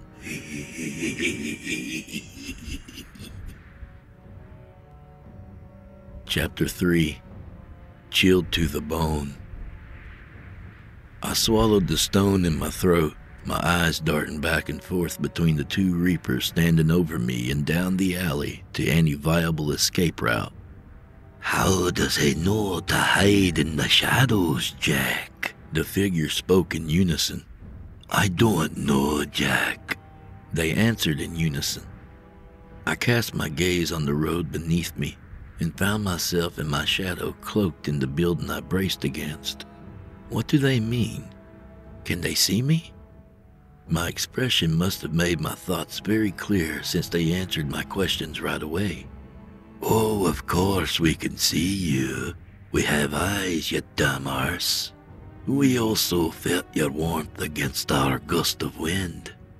However, we are unable to attach to you if you don't cast a shadow, and we don't like that. The voices morphed from childlike innocence into a sinister hiss. The soft click-click-click of footsteps echoed off the walls behind me as the third shade approached from behind me. His hands tucked where pockets should be, but in the uniform tone of darkness, I could make no distinction. He strode down the middle of the alley as though it was a whimsical walk through a park. Why flee like a rodent from the light? The question hung in the air. I made no sudden movements, not knowing if it was a ploy to reveal my position. Oh, come now, Ollie. We can have a chat, can't we? My eyes went wide in surprise and my jaw fell slack. How did he know my name? Watching you turn the toughest kid in the neighborhood into an ice sculpture seems like a fair reason. Wouldn't you agree? My lower lip trembled. Half of me was afraid as every alarm bell and whistle inside me sounded, but the other half was curious. Goose flesh rippled across my body as I could feel the warmth leaving the surrounding area. Fair point. But he was a prick, was he not? Perhaps, but he wasn't always that way. The death of his brother made him like that, I said, as I stood slowly from my curled posture. Or maybe me killing his brother brought his true personality to light. I gave him the excuse to shrug off the cloak and become who he was on the inside. Think about it. Did he even once try to help you or the girl you were with? He asked, finally coming to a stop in front of me. The other two shadows still stood over me, one watching like snakes coiled and ready to strike. The other scanned the streets for Margaret with jittery, frantic movements. You killed his brother?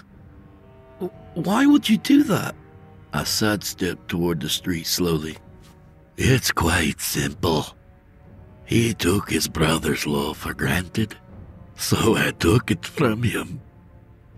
I took it to make him realize the gift he had squandered.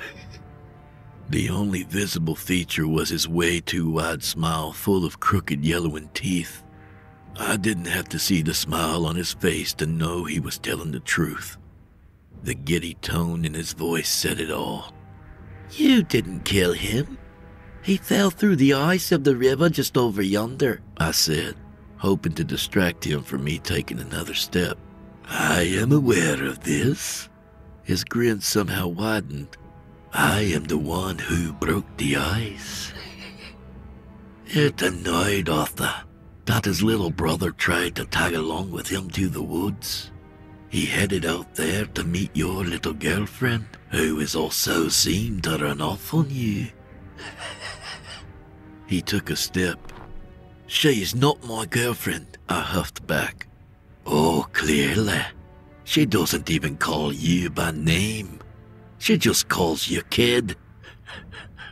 Well, Arthur told his kid brother to wait for him at the river and left him there, alone and cold.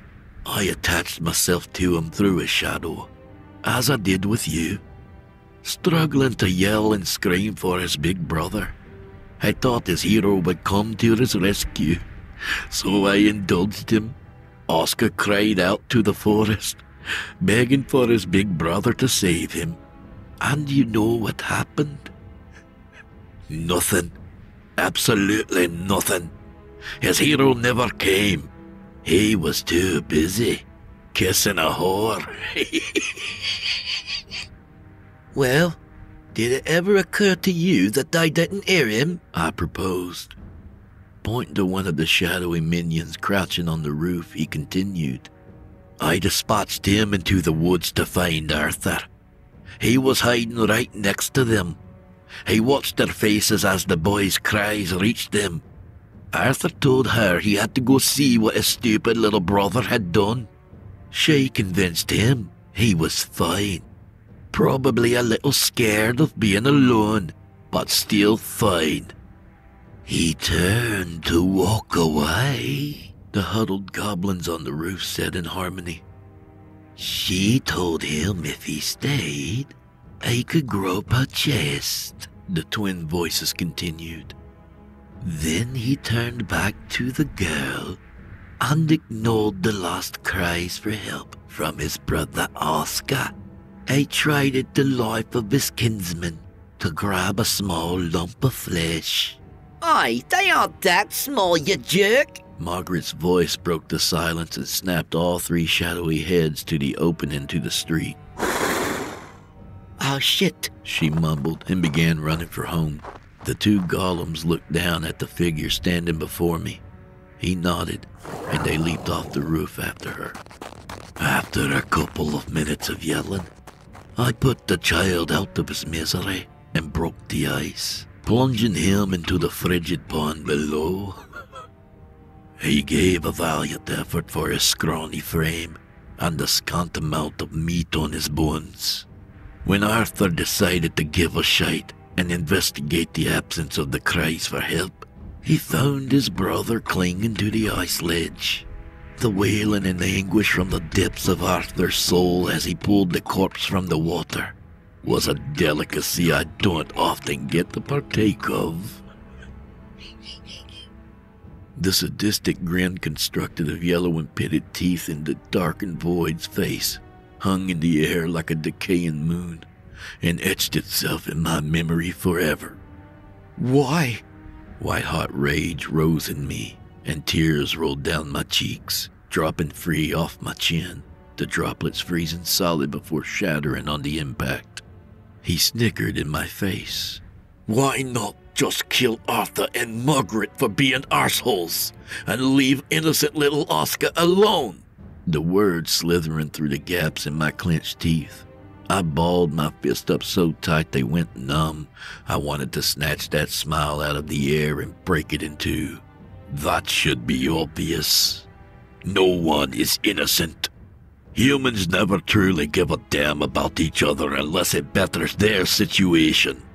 My mom and dad never gave two shits about me after she was born. My little sister Belle became the center of their affections the second she arrived. They cast me to the side like a mongrel, left to pick at the scraps of their love. They would shower Belle with praise and lavish gifts of clothes and toys. My father would box my ears and beat me with a strap for asking for a proper portion of food, a warmer blanket, or any equal treatment at all. Though there were no features but the floating mouth, I could see the pain and anger. I relaxed my fists as I realized they were tingling but kept my guard up. Years passed in this way. I watched perfect little Belle get doted upon while I got flogged and forgotten. Belle bloomed radiantly while I wilted from being stifled and smothered, eating and sleeping in a dank coat closet with a single tattered wool blanket. I figured out how to bring them to their senses and prove once and for all that they really loved me. I would run away. I fled into the dark, snowy night. After so many nights in that dreary coat room, it was so refreshing to step out into an entire world shaded in darkness. I felt at home in it. His wild, toothy grin returned as the memory played out in his mind. My plan was simple. It was quite apparent that they took me for granted, and I sought to enlighten them in this fact. For 3 days I scraped by and put whatever food I could find in the empty well that was my stomach, but it barely made a dent in my hunger. Every night I waited for someone to come looking for me, or the Reaper to take me. I huddled in the very corner you were in, teeth chattering to the edge of breaking, and cursing my family, cursing my luck.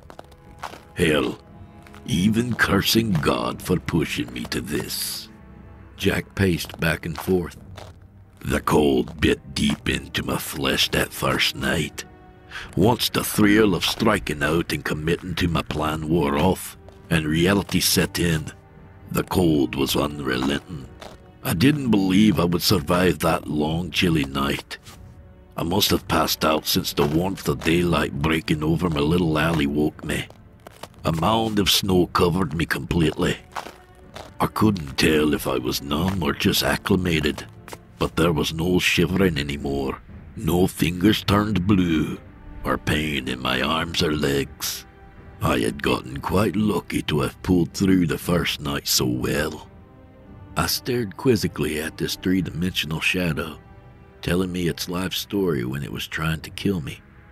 Jack just continued with the story. I scrounged what I could for the second day, and even searched the bins looking for scraps, not sure why I still wanted to live anymore. The sun felt quite warm that day, and I took refuge in the shadows. After wandering all day, I returned to this spot. However, a snow mound piled up in the corner, so I used it as a pillow.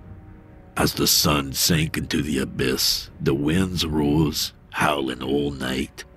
The second night felt colder and reached deeper into me. Winter itself was coursing through my bones. I held on to all the nights spent in that closet, stealing my mind. I was gripping my rage as tight as possible. I knew right then the only thing driving me forward was to return home and see the panic, chaos, and fear my absence had caused. I awoke the morning of my third day out on the streets, and the sun's rays stung like a hornet. My body was acclimated to the cold so well that the light and warmth hurt, or at least that was the assumption I made. From the safety of the alleyway, I begged for food and drink. Hell, even table scraps would have been welcome. As people often do, they strode right by me as though I didn't exist. For all my yelling and hollering for help all day, I never got so much as a glance. At the end of the third day, with the sun safely tucked away, I crept up to the landing to find my family enjoying supper, laughing and making merry. They weren't searching for me. Hell, they weren't even missing me. The smile had faded, and Jack's fragile nucleus stood exposed in front of me. I stood before this powerful yet delicate entity, completely torn. The treatment he had endured at such a young age was heart-wrenching, and my soul ached for him. As terrible as that is, and believe me, it makes me sick to my stomach, it doesn't justify killing a small boy who idolized his idiot older brother. Oscar never wronged you, and gave no provocation for you to act in the manner you did to him. My fist slacked only the slightest amount, confused by my conflicted emotions of sorrow and anger at him. Your anger rests with your family. Seek them out, and perhaps you can reconcile with them and find peace in the afterlife. It took only seconds to realize this plea was impossible. A pair of luminescent eyes surfaced from the depths of the shadowy face, and his teeth twisted into a maniacal grin. Oh, I reconciled my grievances with them. I waited till all was sufficiently dark and everyone in the house was fast asleep. I broke off a long, sharp icicle and crept up to my parents' room. I stood in the doorway, astonished to find Belle lying between my parents, their hands stacked on one another, resting on her chest. Each with a happy, carefree expression on their faces made me sick. I gripped the icy dagger in my hand tighter, the cold, empty feeling in my soul mirroring that of the ice. I plunged a spike through both their hands and straight into her heart. His eyes shimmered with glee as he giggled, recounting the details of the night he murdered his family. I stood before Jack, numb, not from the cold, but rather the lack of humanity in the creature he had become. Pure joy radiated off him as the shadowy arm made repeating stabbing motions in the air. I stood there mulling over whether I could stab another person, let alone my parents or sibling, if I ever had one, and couldn't fathom going through with it, despite the horrible treatment. He could have run away and started afresh in a new town with a new name. A parent's approval and love are kings in a child's heart, and they rule with an iron fist. I thought, knowing how equally hard it would be to hate my parents for their actions, and how their rehabilitation and love would be my most cherished treasure if it ever occurred. Snapping out of my thoughts, I honed back in on his story. I delighted in the symphony of cries filling the room. Shock, panic, pain, and sorrow made for such beautiful instruments, all supporting the lead instrument of revenge. My concerto was a masterpiece. His eyes locked in on mine again, and he walked toward me, waves of frigid air rippling off him. I pulled the icicle out and drove it into my father's heart next. He stared down in disbelief and grabbed my wrist with his good hand, screaming for my mother to run. Her eyes flashed at him, then back at me. Squeezing Belle's hand one last time, she rolled off the bed in her blood-stained white nightgown and made a run for it. It enraged me that she believed she could free herself from the retribution she deserved. She nearly got away, too. The chill in the air intensified with each step he took. His grin grew even wider and threatened to encircle his face if it continued to expand. The pipe in my hand had gone limp while being distracted by the tail. I clamped down on my weapon and readied myself for a potential strike from Jack. He glanced down at my makeshift weapon, paused for only a moment, and continued toward me as though I was holding a pillow. However, fate was on my side. As she turned to take one last look at my father before stepping out the door, I reached for her, and an icicle shot free of my palm and skewered her throat, pinning her to the wall with a loud thud and one final abbreviated scream.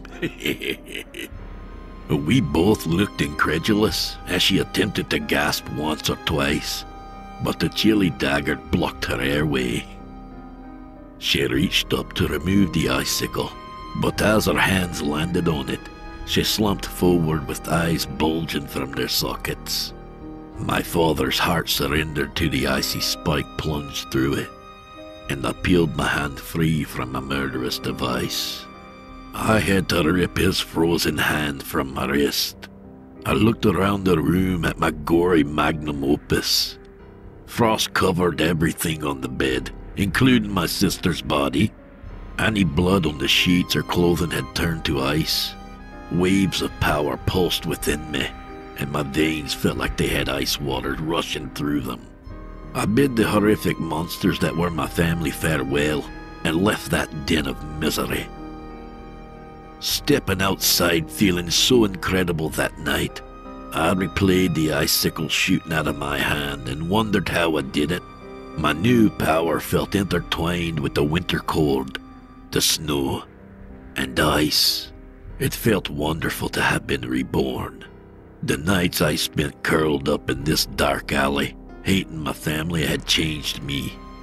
My soul had become so dark and cold that I became a part of winter itself. I live off pain, fear, and torment. But the best part is, I love it. For a moment, only silence and tension, but I found my voice and courage. "You're not alive, Jack," I said, low but stern. "What are you talking about? Of course I am," he retorted with his signature too-wide grin. "I don't think you are. I think you died under the snow mound that first night, but the anger and hatred you had within your heart turned you into this malevolent spirit. How else do you explain all the things you can do? No human alive can turn into a shadow person and freeze things with a touch. Why do you think the sun and warmth hurt you during the day?" I gave him a moment to digest this. "They were just scorching hot days," he shot back in a snarky tone. "Jack, you're dead. It horrified your parents being killed by some shadowy ghost or demon. They had no idea it was you." "No! No, no! You're wrong!" he shouted at me. A scream broke through the air, and Jack snapped his head toward the sound. Seeing my chance, I used a moment of distraction. I gripped a broken pipe and swung it over my head and brought it down with all the force I could muster. Using his glowing eyes for a target, I lopped off the right half of his head. I thought the blow would pass right through the shadow, but I connected with something, though I wasn't sure what exactly. The best way I could describe it is like hitting a snowball with a stick. It's not definitive, but you know you hit something. A trio of gut-wrenching cries filled the night sky, and I fled around the corner, headed toward the scream.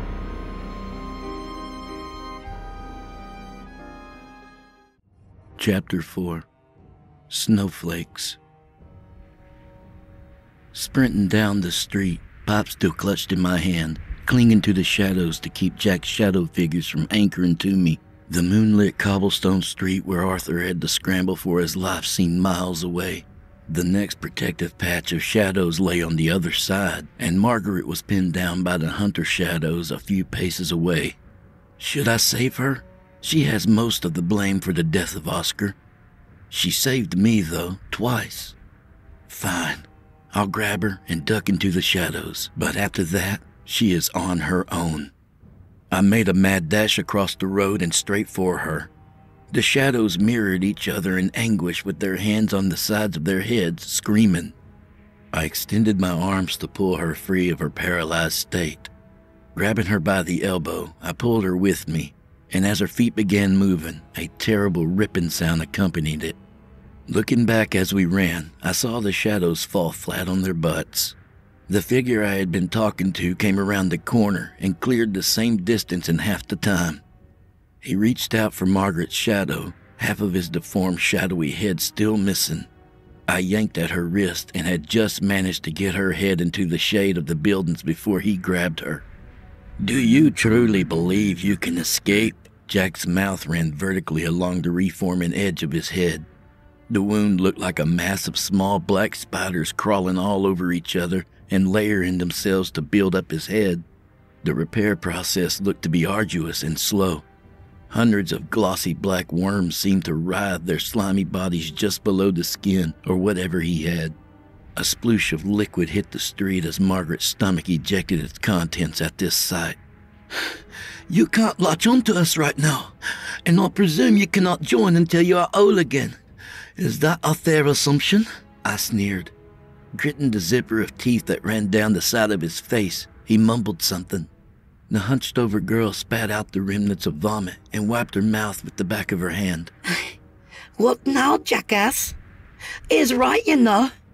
We'll have to make it over one more intersection, and halfway down the street, which are both completely illuminated by the moon, you dunce," she scoffed.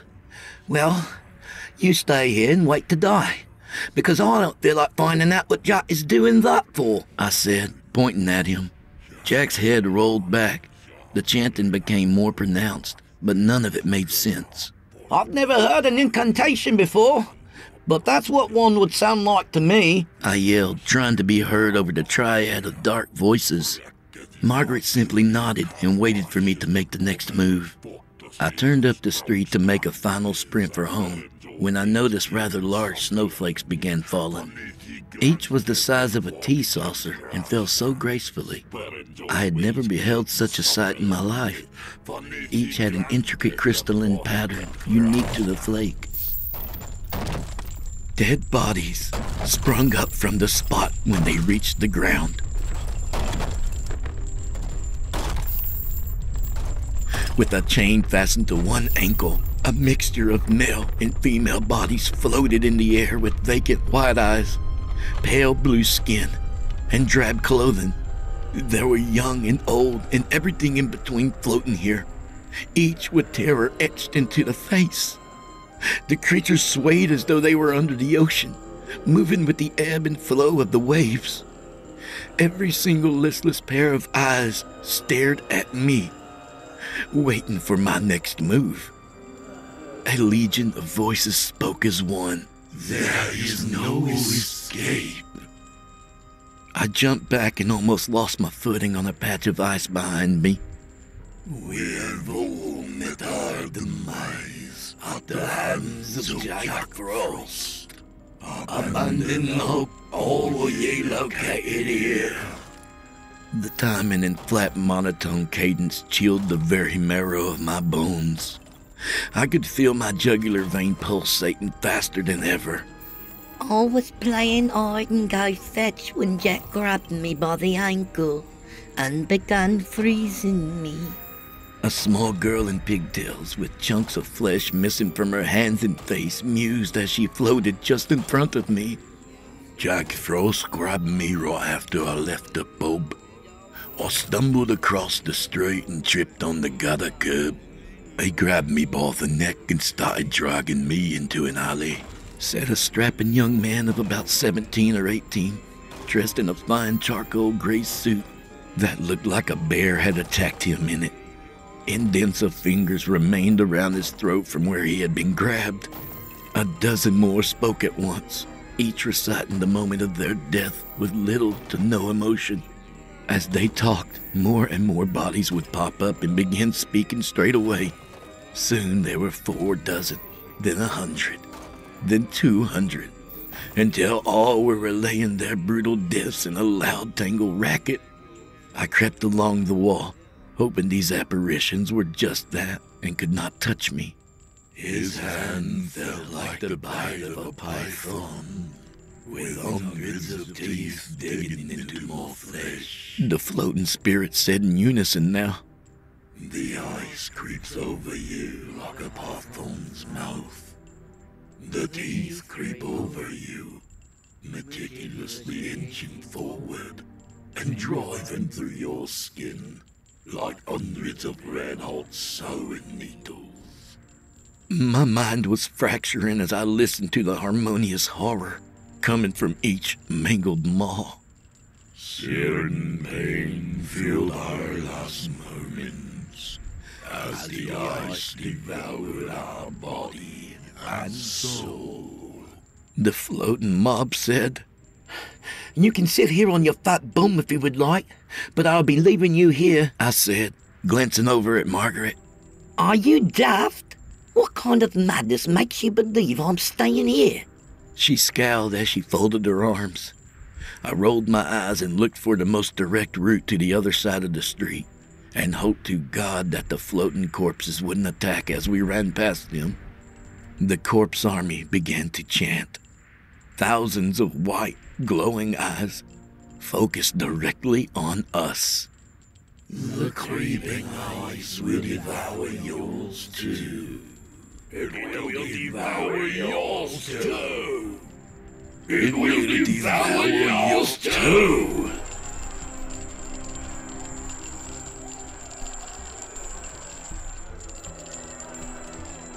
As they reached a deafening crescendo, the lamented carcasses began flailing around and writhing in agony. A cacophony of wailing bludgeoned our senses like a sledgehammer. I could feel the air vibrating, prickling my skin in waves of goose flesh. I opened one clenched eye and pointed myself in the right direction. Stay behind me! I turned and shouted, but the meager sound of my voice barely approached a whisper compared to what surrounded us. Thankfully, Margaret nodded and grasped the back of my coat in her hand. I craned my head forward to see Jack leering at me and licking the front of his teeth with a violet shadow tongue.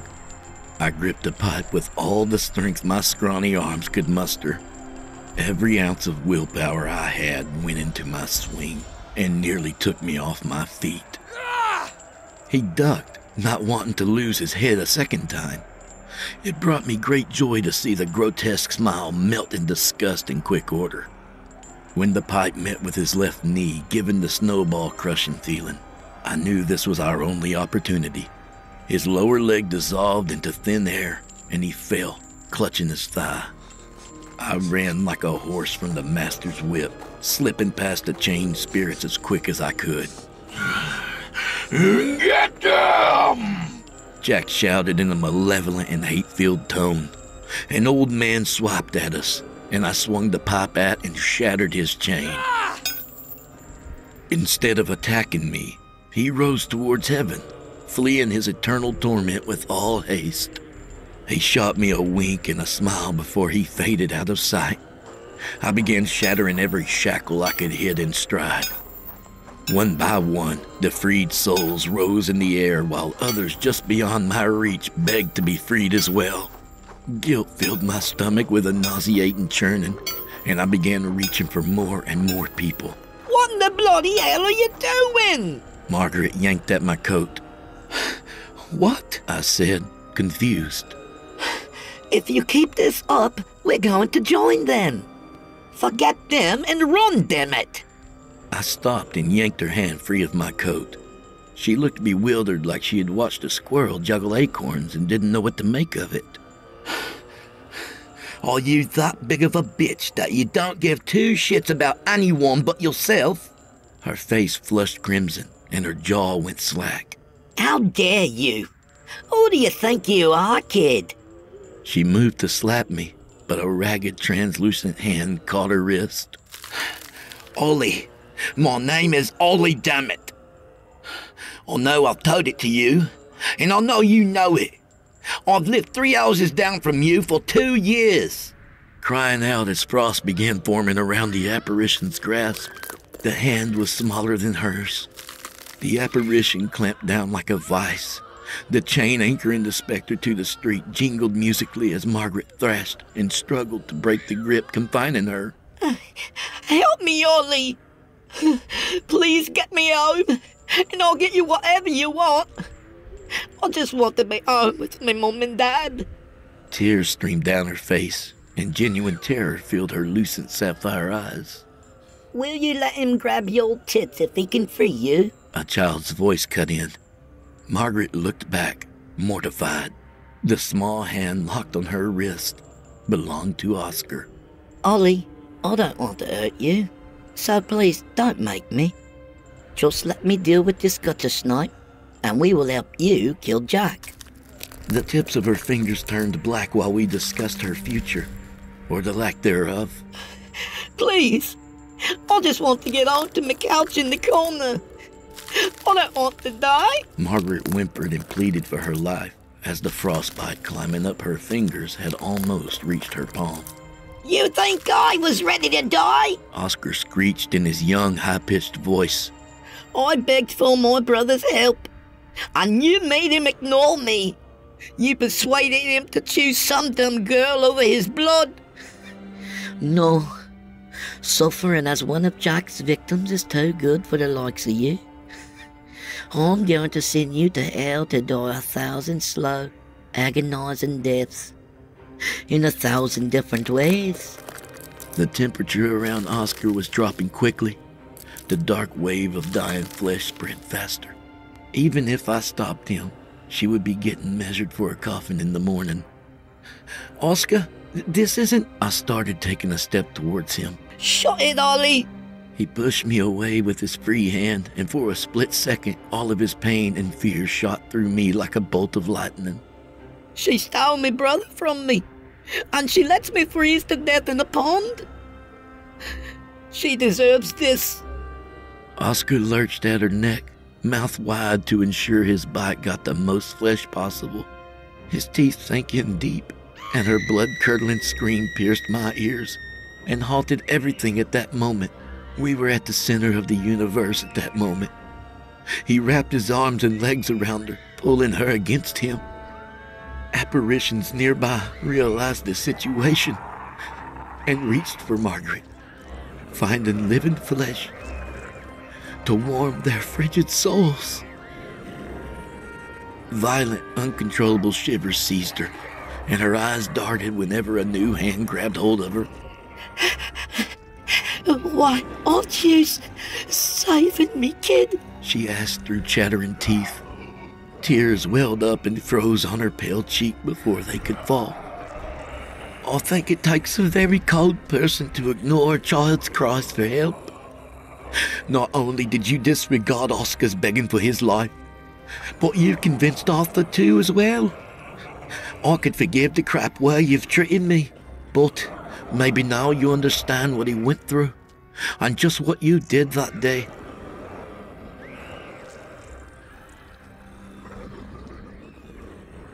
It is too late to save her now. The stain will be on me and my soul, but I think I can live with that. I lowered my head and turned my back to her, waiting for the gnashing of teeth and clawing sounds to stop. Ollie? Oscar's voice was light and bouncy. I turned to see so many hues of red, pink, and crimson splotched all over his face, hands, and the ground where Margaret had just been standing. I strained not to show fear or disgust, worrying that he might feel that I was judging him and turning on me next. Yes, Oscar? I asked, painting a smile on my face. We are ready to help you kill Jack. We are the source of his power. Free as many of us as possible, and we will enter you and become your power. In the interest of full honesty, it is going to hurt like bloody hell. Looking back across the street, I spied the familiar snowy vortex and deduced that Jack was nearly finished pulling the 3 shadow cells together. He would have his physical body soon, so I ran.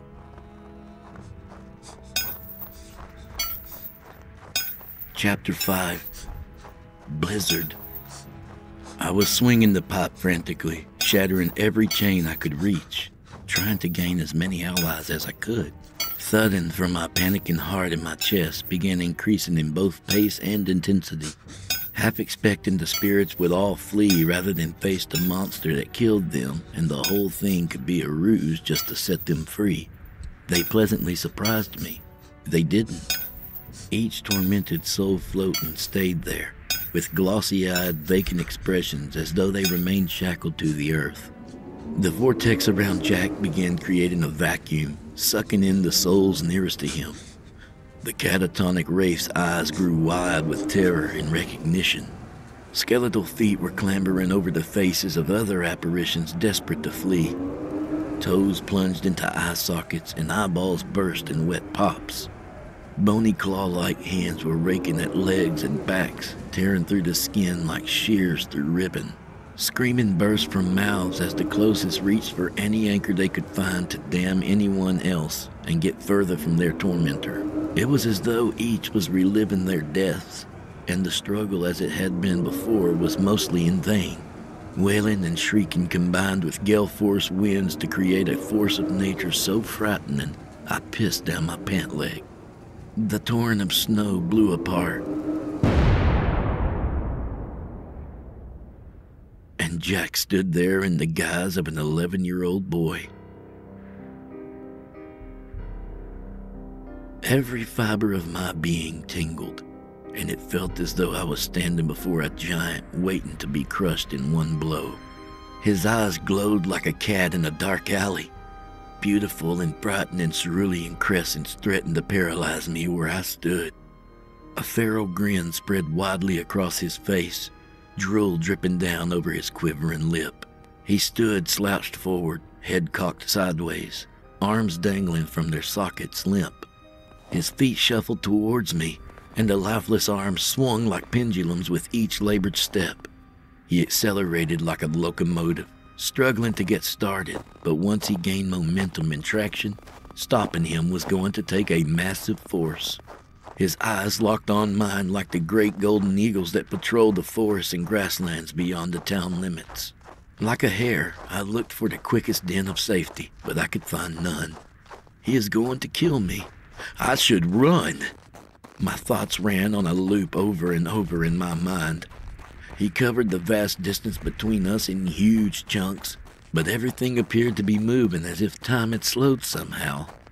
Glancing over at Oscar and the other ghosts, I believe they must have cold feet about the potential of facing their executioner. This would be my end, and it would be justice for letting Margaret get devoured. From 10 feet away, he leaped at me, arms out and fingers ready to hook into my flesh. His eyes were wide and mouth wide and ready. He was the predator and I was the prey. This was nature's way, and he, a force of nature, was at the top of the ladder. I closed my eyes and breathed in my last breath, hoping it would end quickly. A bitter cold rush of air slammed against me, knocking the wind from my lungs. I kept my eyes clenched, but heaved in my next breath and felt rigid, swirling nothingness pour into me. Sadness, despair, loneliness, and an intense, unrelenting fear. There was so much fear. It was like funneling a raging waterfall into my open mouth. My heart broke over and over. It broke. It overcame me with raw emotion, and I felt I could cry enough to feel the English Channel. I noticed growling and howling somewhere off in the distance. Curiosity beckoned me to look, and wary of what awaited me, I opened my eyes to find myself encircled by my snowy vortex. Jack's eyes never left my face as he paced back and forth outside the swirling shield, clawing and probing for any weakness to get in. The tormented souls broke away from the vortex and flew straight into my open maw. Each recent addition sent a ripple through my soul, and I experienced every terrible event of their life compressed into seconds before the next entered me. I wasn't sure which was going to shatter first, my mind or my body. Each one felt like it was in the full sprint trying to outpace each other. I can only describe the sensation as though I was holding onto a pair of red-hot pokers and unable to release them. As I was about to give in to the pain, the last half-dozen bolted into me simultaneously, and I felt my eyes roll back in the sockets they sat in. The concussive force from the energy sent a shockwave out in all directions, blowing Jack off his feet. Jack rebounded to his feet with amazing quickness and took a moment to examine the figure that stood before him. My eyes slid back to their normal location and slowly gained focus. It won't be enough, you know. The paltry few inside you can't hope to match me, mate, Jack said with a sneer. I wouldn't get my trousers on it, Jack. The voices inside me spoke as one. My legs moved forward, and quickly I realized I was not the director of these movements. Hey, Oscar, what in the bloody hell is going on? Nothing came from my lips when I spoke. It just echoed like being in a great empty hole. Why can't I control my body? A wall of faces appeared in front of me wherever I resided inside myself. They were sewn together like some tattered quilt of sorrow, each owning a set of hollow, wide eyes. Sorry to have deceived you, Ollie, but we needed your vessel. Each hideous pair of frozen blue lips moved in time with each other. We have seized control of your body. You shall either destroy Jack or become one of us if we cannot. Just stay out of the way, Ollie. There's nothing you can do to help. And just like that, the candles illuminating the face wall vanished, and they plunged me into darkness. I wandered in the darkness, looking for a way to reclaim control of my body. As I drifted, my senses picked up every step, every punch given and taken. The sensation akin to being a blindfolded puppet and the marionette pulling the strings from the inside. I strode forward, meter by meter, unable to confirm I was even headed in the right direction. When I got tired of walking and the toll of the battle wore on me, I halted my incessant trekking, lifting my shirt and taking inventory of the fresh bruising, scratches, and bloody gashes. I decided this might be a good place to take a seat. Unhinging my knees, my fanny fell faster than I had planned and hit the ground with a meaty thud. A numbing burn filled my airway, pulling in deep gulps of air while my heart galloped along in a quick step. Something is wrong. Something is very, very wrong.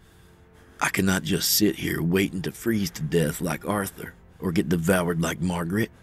Closing my eyes, I focused on seeing through my bodily eyes. The wall of invaders stood between me and my sight, straining to peek through any sliver or crack possible without alerting them to my presence. But a soft glow was all that existed beyond my captors. Pain lanced through my neck in waves, and I could see the soft glow getting further away. Struggling to maintain the ground I had gained, I dug my feet and hands into the hard black slab I stood upon. The black void around me offered little aid, and I could feel my neck freezing in a powerful grip. Am I about to die as a passenger in my own body? The thought astounded me. This is my bloody body, damn it. Standing before me was the viral infestation of souls that had oppressed me. Listen up, I shouted.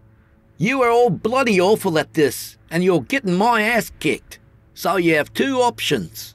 1, lend me your power and help me try to beat Jack. 2, get the hell out of me. My name is Oliver, and this is my body. Ollie? Oscar steps forward. No more Ollie.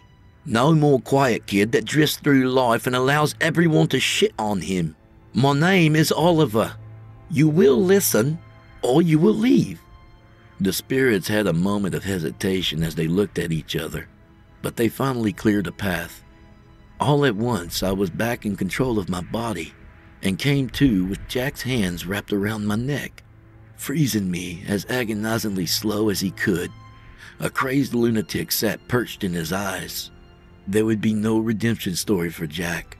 No turning him back to a time before his family gave up on loving him.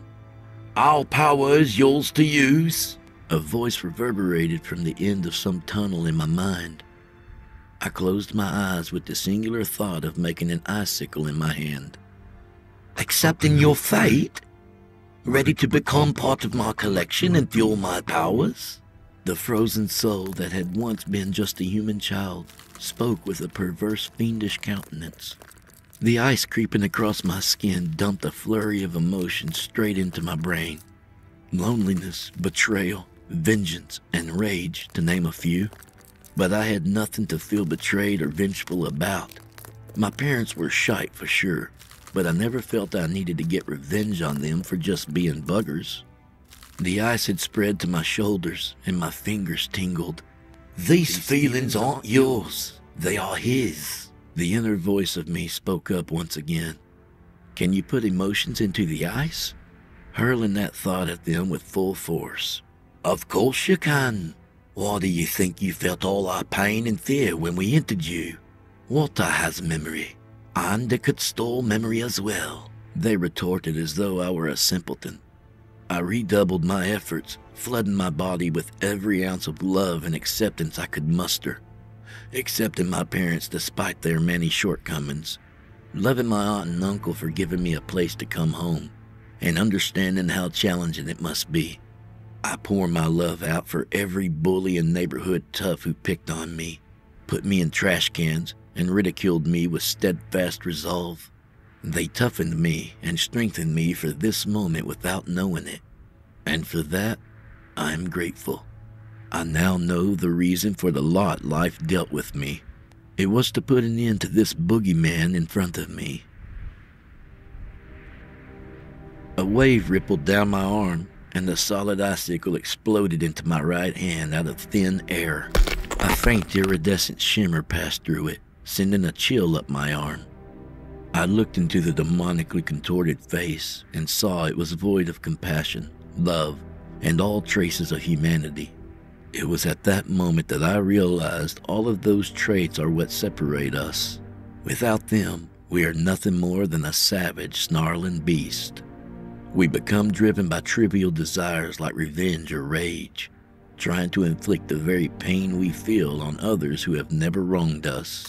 The ice crept further down my arms, quickly approaching my elbow. It had to be done, and right quick. Summoning every scrap of willpower I had left, I gripped the icicle with both hands and drove it into the center of his abdomen.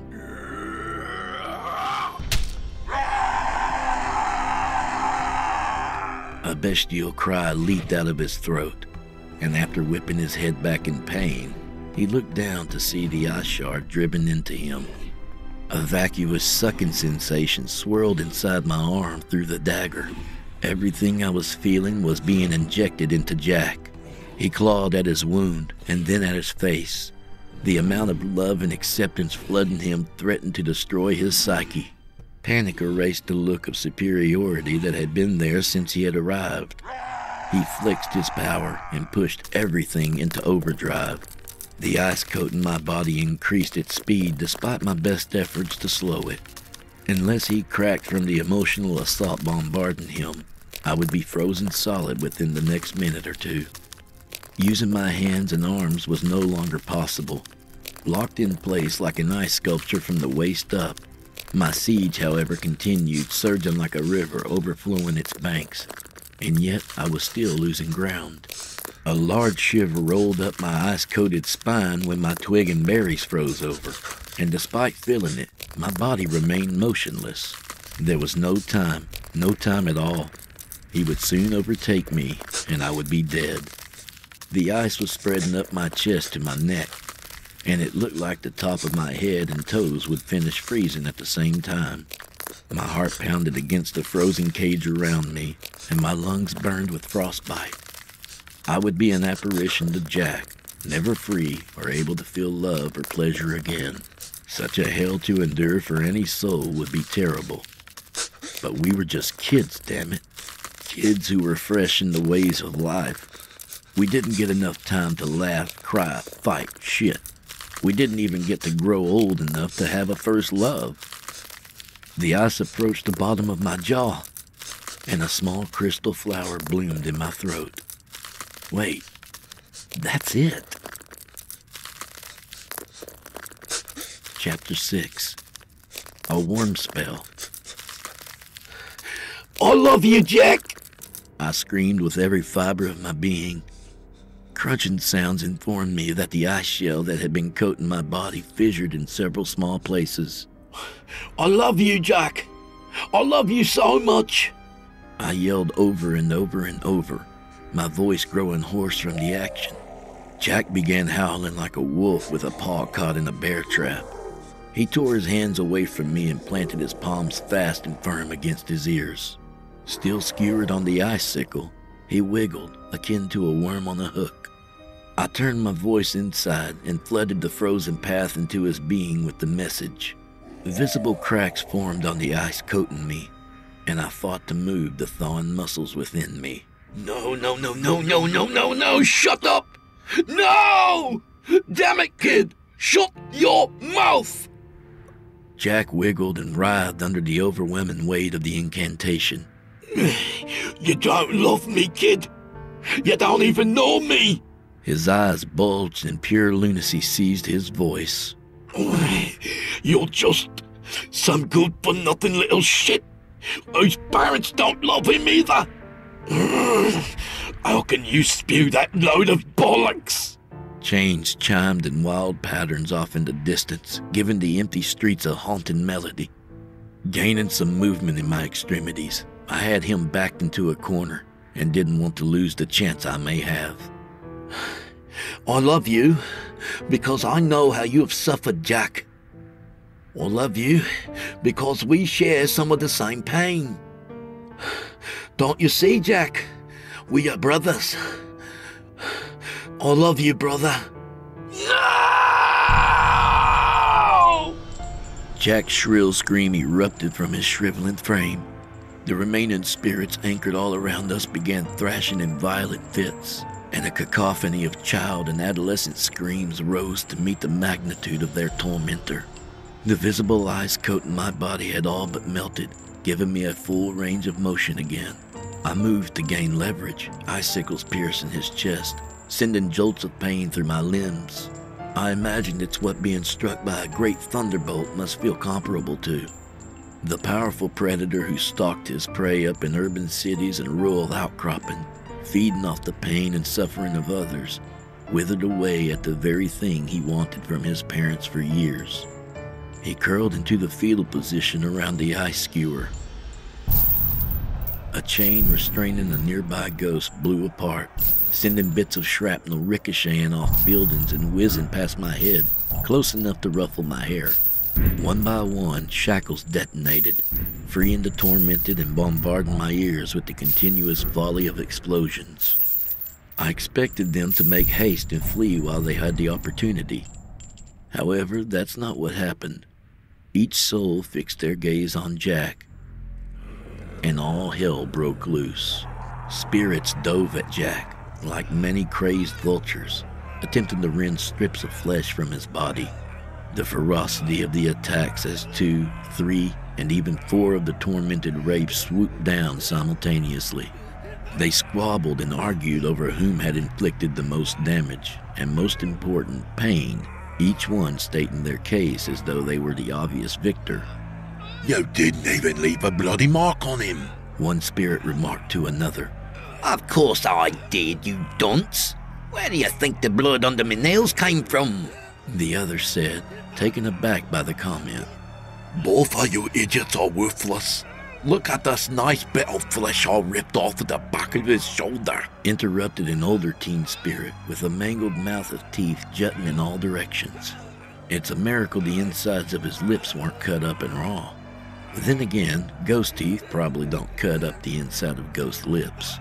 The horde of victims was no longer afraid of Jack and had risen against their murderer, making a grand sport of his suffering. Standing center stage in a twisted production about the balance between life, death, and the afterlife, I viewed the scene as a spectator instead of the hero. The key elements were here: betrayal, revenge, tyranny, groveling for mercy, and unseating the ruthless monarch. It was a scene fit for a Shakespearean drama and filled my soul with a vile, nauseating concoction. My stomach wrenched, and I felt the warm digestive juices rising in my throat. Turning my head, I spewed my guts in the gutter with a great heave. Wiping my mouth dry with my free hand, I found the commotion quieted and everyone's attention locked on me. Do you not see how disgusting we are, even in the afterlife? You all have the chance to be free and fly to heaven, but you'd rather take part in the very pain you experienced before your deaths. You would rather torment than forgive, and lead to your eternal happiness. We are all born with wickedness inside of us. Whether we give in to it or worse, delight in it, speaks to the measure of who we are. Get out of here, the lot of you. Fly on to your eternal reward, and pray that God is more merciful than you have been when given the chance. One by one, the malicious looks faded away from their eyes, and the icy hate that gripped their hearts melted away. As they floated off to their eternal reward, I could feel Jack's strength dwindle to a trifle of what it had been. I had won the battle. Jack would soon wither away into nothingness. The spirits inside me found peace, knowing their tormentor was finished. The icicle disappeared from my hand, dropping the frigid soul skewered on it to the cobblestone. Each soul inside me took flight with a wave and joy filling their being. Oscar was the last to go. He embraced me, not in a physical hug, but in what I can only describe as a cocoon of love and appreciation. And with tears welling up, he turned and left for paradise. Wheezing and trembling, Jack lay curled up at my feet, mumbling some sort of gibberish. Well, looks like the end of the line, old chap, I said, still catching my breath and hoping my heart would return to its normal pace soon. Lifting my foot to step on his throat required more effort than it should have, and I was sure the opposite knee would buckle soon. It's not all your fault you turned out this way, Jack. However, I've the chance to slay a monster and save innocent lives, and that's an opportunity a bloke only gets once in a life. My foot landed on his throat with a squelch jarred from his open mouth. The muscles in his throat strained against my foot, and I felt them moving and writhing like a mass of worms. Dear God, forgive me for destroying one of your children, but I truly believe it's for the good of so many more souls. Please, look upon Jack with pity and find it in your heart to forgive him and the wickedness he's caused. Coughing and choking echoed in the empty street. I could feel the bones in his neck cracking, and I had to resist the urge to yank my foot off out of pure disgust. I beg your mercy on him, Lord. My foot hit the road with a quick thud. Plead for your soul, not mine, Ollie.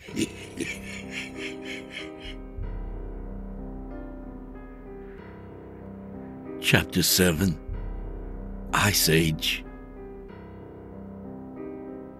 My shadow said, staring up at me. I tried to turn my head to look down, but my body had seized in place. Looks like there's still plenty of tracks in front of me, old chap. His toothy grin almost glowed on the shadow face resting on a cobblestone street. The moon bathed the stretch of road where the battle met its conclusion. Clouds were scarce, and I stood locked in place, swallowing this jagged pill. I missed my chance, and I blew it. Jack won. Take heart, Ollie. I'm not going to kill you, he said with a sneer. You're not, I mumbled through the teeth of my locked jaw. Heavens, no. You're going to be my puppet. I'm going to take a holiday inside of you whilst I build up my strength. Hell, if I like it enough, I'll stay for good. His shadow form peeled up from the ground, standing a few centimeters away from my face, his frigid breath washing over my face, sending chills through me in all directions.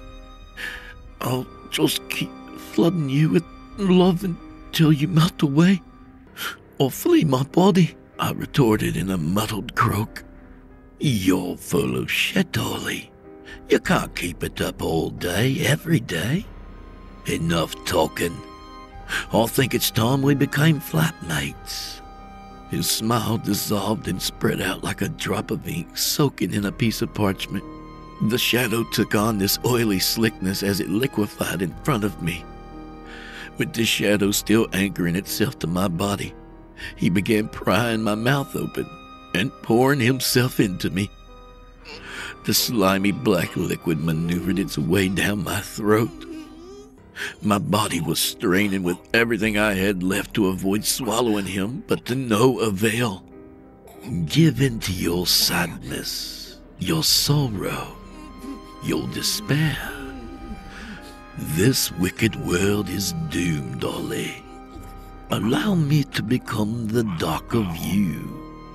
There is a seed within you, and I will nurture it and help it grow. Mankind will fall. They are greedy, irresponsible, and all-consuming monsters. They poison all the good things in the world, and we need to be their end. Jack's voice echoed inside me. It felt like I was throwing up on myself. My chest was burning, begging me to breathe in and replace the spent oxygen contained within. My mind thrashed around, screaming back at Jack. I will do everything I can to save this selfish world. You may win this battle and become the dark in me, but I will do my best to shine an everlasting light on you. The darkness only has power when the candle flame flickers out. My chest convulsed, trying to restrain my lungs, not wanting to inhale a large gulp of Jack's shadow body. After what seemed an eternity, the greasy fluid's tail finally slithered down my throat. Jack was inside me. He has been there for the past 7 years. I had to write the full account of my tale as I am wanted by Scotland Yard for his murders when controlling my body. I fight to keep him suppressed, but my periods of control are becoming fewer and fewer while growing shorter in duration each time. He is growing stronger, and soon Jack Frost and his power will consume me, and I will be resigned to a prisoner. A spectator forced to watch the heinous actions my body carries out under the control of a monster. There is little left for me as I write this. My mind is fractured beyond repair and is dangerously close to shattering. His voice is always there, droning on and on. Even when I sleep, I can hear his perverse lullaby playing on an eternal loop. I'll be nipping at your nose. I'll be freezing off your toes. A shiver and some terror let you know Jack Frost is here. If you try to turn around, when you hear my icy sound, I'm sure to catch your stare, and then you'll know Jack Frost is here.